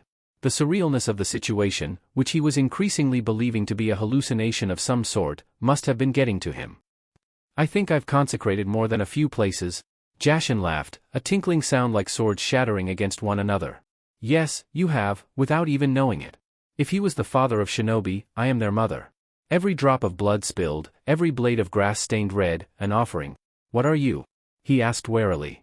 He thought Heiden's ravings were just that, cultist drivel. He had heard it dozens of times before when busting up the nastier cults dotting the continent. This was the first time he had witnessed their subject of preaching firsthand though. Like I said, Naruto-kun, a mother. She drifted forward, her ashen legs miming the motion without really committing. She was like a living pantomime, something wearing the pretense of life like a disposable shawl. And like all mothers, I only want what is best for my beloved children. She ran a finger under his chin, it felt like a razor blade being dragged along his flesh. She titled his head up so that their eyes met, they were just more flakes of dried blood, like little motes of red dust. What do you say, Naruto-kun? Heiden was ever so much fun, but all storms must eventually ebb, all blades must dull and shatter. I can prolong it though, make you undying and beautiful. It has been a long time since I have had a champion so fiery. She smiled, and Naruto saw the grin of a bleached skull. You would make me immortal, like Heiden? He asked. His mind felt cloudy. She kept stroking his chin like he was some puppy. Her fingers were blades, ripping into his skin, but there was no pain. Unkillable, unstoppable, unimaginable. You could dye the whole world in shades of red, as long as you devote yourself to me. It must have been the blood loss, but Naruto didn't think that sounded all that bad. It was a free life, just him, and anything and everything that got in his way. No longer having to worry about himself, he could truly become a maelstrom of death. Think of it, bloody chains that enveloped the world? He would prove himself, indisputably. There would be nobody above him. Not the Akatsuki, not Jiraiya, not the Hokage, not his sensei. That sounds so boring. Jashin stopped caressing him, a sigh escaping her lips. It was the wind flowing through a graveyard, the mournful wail of a widow. Such a shame, I had such wonderful dreams for you. Naruto grinned up at her, the fog in his mind burning away. I don't want immortality. I don't want to be indestructible. Where's the challenge? Where's the thrill? Fights excite me because I could die. An existence without that? No drive to improve or exceed my limits. His grin grew almost manic as he met the abomination's eye. You can take your gift and go fuck yourself? Jashin drifted away from him, her body beginning to unravel. What a sight you could have been. It would have been glorious. The blonde just stared defiantly back at her, grinning toothily. It will be, but because I'll be the one to make it that way. Jashin smiled, the upturned curve of a crow's beak. Yes, I suppose you will. Even as her body faded away, the flecks of blood floating back on the breeze that once again controlled them, those around her eyes swirled more excitedly. A gift, I think. She waved a dissolving arm and Naruto suddenly hissed in pain, the symbol that had been around Haiden's neck suddenly tattooing itself into his flesh, right above his 8 trigram seal. Yours is a life teetering, balancing above the precipice. I hope this will nudge things in the correct direction. She failed to mention which way that was exactly. That pesky fox and his will, getting in the way of such power within you. We can't have that. She tooted, the sound like kunai striking bone. I've separated him away from his chakra, gifting it all to you. She was nothing more than a head and a torso now, swirling in place before that too began to fade away. No gift is without cost, Naruto-kun. The Kyuubi is a creature of immense malice and hatred. You will find that nothing less can control its enormous power. A Cheshire smile of blood and dust hung in the air, the mocking rictus of a rotting corpse. Enjoy. The world rushed back into motion all at once, the cold crashing across his awareness like a tsunami. He fell forward, his legs no longer supported by the whims of a capricious deity, into Jiraiya's awaiting arms. The man was muttering frantically and Naruto wanted to laugh. Hallucination or not, he knew he'd be just fine. He reached for that ever-present well of energy that always lay just beneath the surface and felt it flow like water, rushing into him and burning his wounds away. He pushed himself out of Jiraiya's arms, only staggering for a moment before he found his balance again. He still felt cold, the blood would take a while to replace itself, accelerated healing or not, but the crisscrossing lines across his body were already fading away. What took you so long? Jiraiya had been worried, but upon hearing Naruto's usual scathing tone he relaxed. What took me so long? I was dealing with some jackass Akatsuki member who said he fought the Shodai Hokage. What the hell happened here? Now that Naruto actually got a good look at the man, he did look a bit roughed up. Hardly worse for wear, but his clothes were unkempt and his hair was messier than usual. You kill him? The man adopted an affronted look. Of course I did. 5 times actually. Naruto smirked humorlessly as he stooped to pick up Haiden's necklace out of the general gore that littered the ground. It was blackened and twisted, looking like a fist made of lava had tried to crush it. Good to know I wasn't the only one having that issue. He tossed the medallion to Jiraiya who simply scowled at it. Figured the man knew what a Jashin cultist was. I thought these guys were wiped out during the Second Shinobi War. Yeah, well, you missed a spot, Naruto groused, already picking his way back through the mess. I'll tell you about it on the way back. I need to find a river as soon as possible. Jiraiya took one look at the retreating mop of blonde hair, then around at the carnage of the poor village before shrugging and following after. He would send another team to come clean up. Wouldn't want some poor traveler stumbling upon this. Haku stared up at the ceiling. It was long past midnight, but she couldn't sleep. She was restless, something churning in her gut that wouldn't let her relax. She felt this way sometimes, when Zabuza stayed out too long on his missions. He would always return with a new scar and a new story of a strong opponent, or a lucky one. Except there was no Zabuza now, his body lay in an unmarked grave on a quiet hill in Wave Country. Naruto had tried to keep Kubikirabuchu as a trophy, but it wasn't his kill, and it wasn't his decision to make. Kakashi had elected to return the blade to Kiri, which the village probably appreciated. Haku wished she had it with her now. Ironically, the sight of the enormous Sever sword might have calmed her down. Zabuza had often told her it was a special sword, more than just in its ability to regain its edge by drinking blood. Samahata was the only sentient one of the 7 swords, but Zabuza had been adamant that there was more to the decapitating carving knife than a giant blade. A presence, of sorts. Haku wished she could feel something so poetic now, as she continued to stare up at the dark ceiling. She didn't move when the door opened, the familiar sounds of Naruto struggling with his clothes taking over from the silence of the night. She barely stirred when he slipped into the bed next to her. They had been like this since that night on the couch. It wasn't an intimate thing, he didn't even touch her save for the occasional prank when she woke up. All the same, she found his presence reassuring. If Naruto was still there, then she had purpose.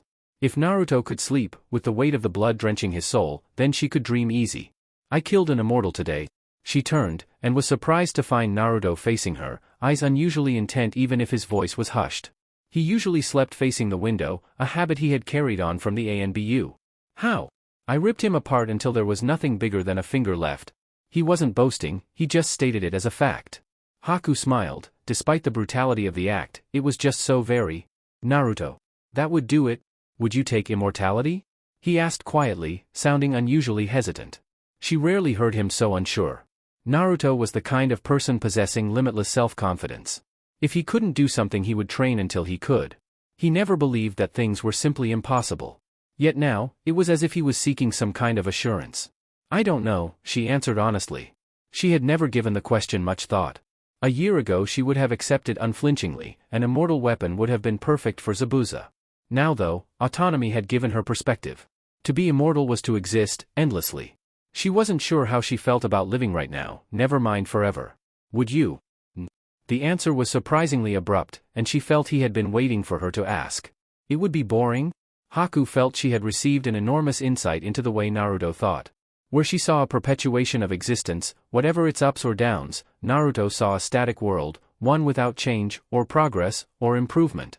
If she didn't know him better, she might have believed the answer was incredibly enlightened. As it was, she was sure it was more a gut reaction to a life without danger, and therefore excitement. Even simple things could occasionally seem complex. Or maybe this was a complex thing that looked simple, she didn't know. It would certainly be lonely, she mused, shifting until she was more comfortable. It brought her head level with his, but his eyes were elsewhere. I suppose. She guessed that he hadn't even considered that and smiled sadly. What brought this on? His eyes snapped up, boring right into hers. In the dark, reflecting what weak light streamed into the room from the window, they were like tiny blue moons.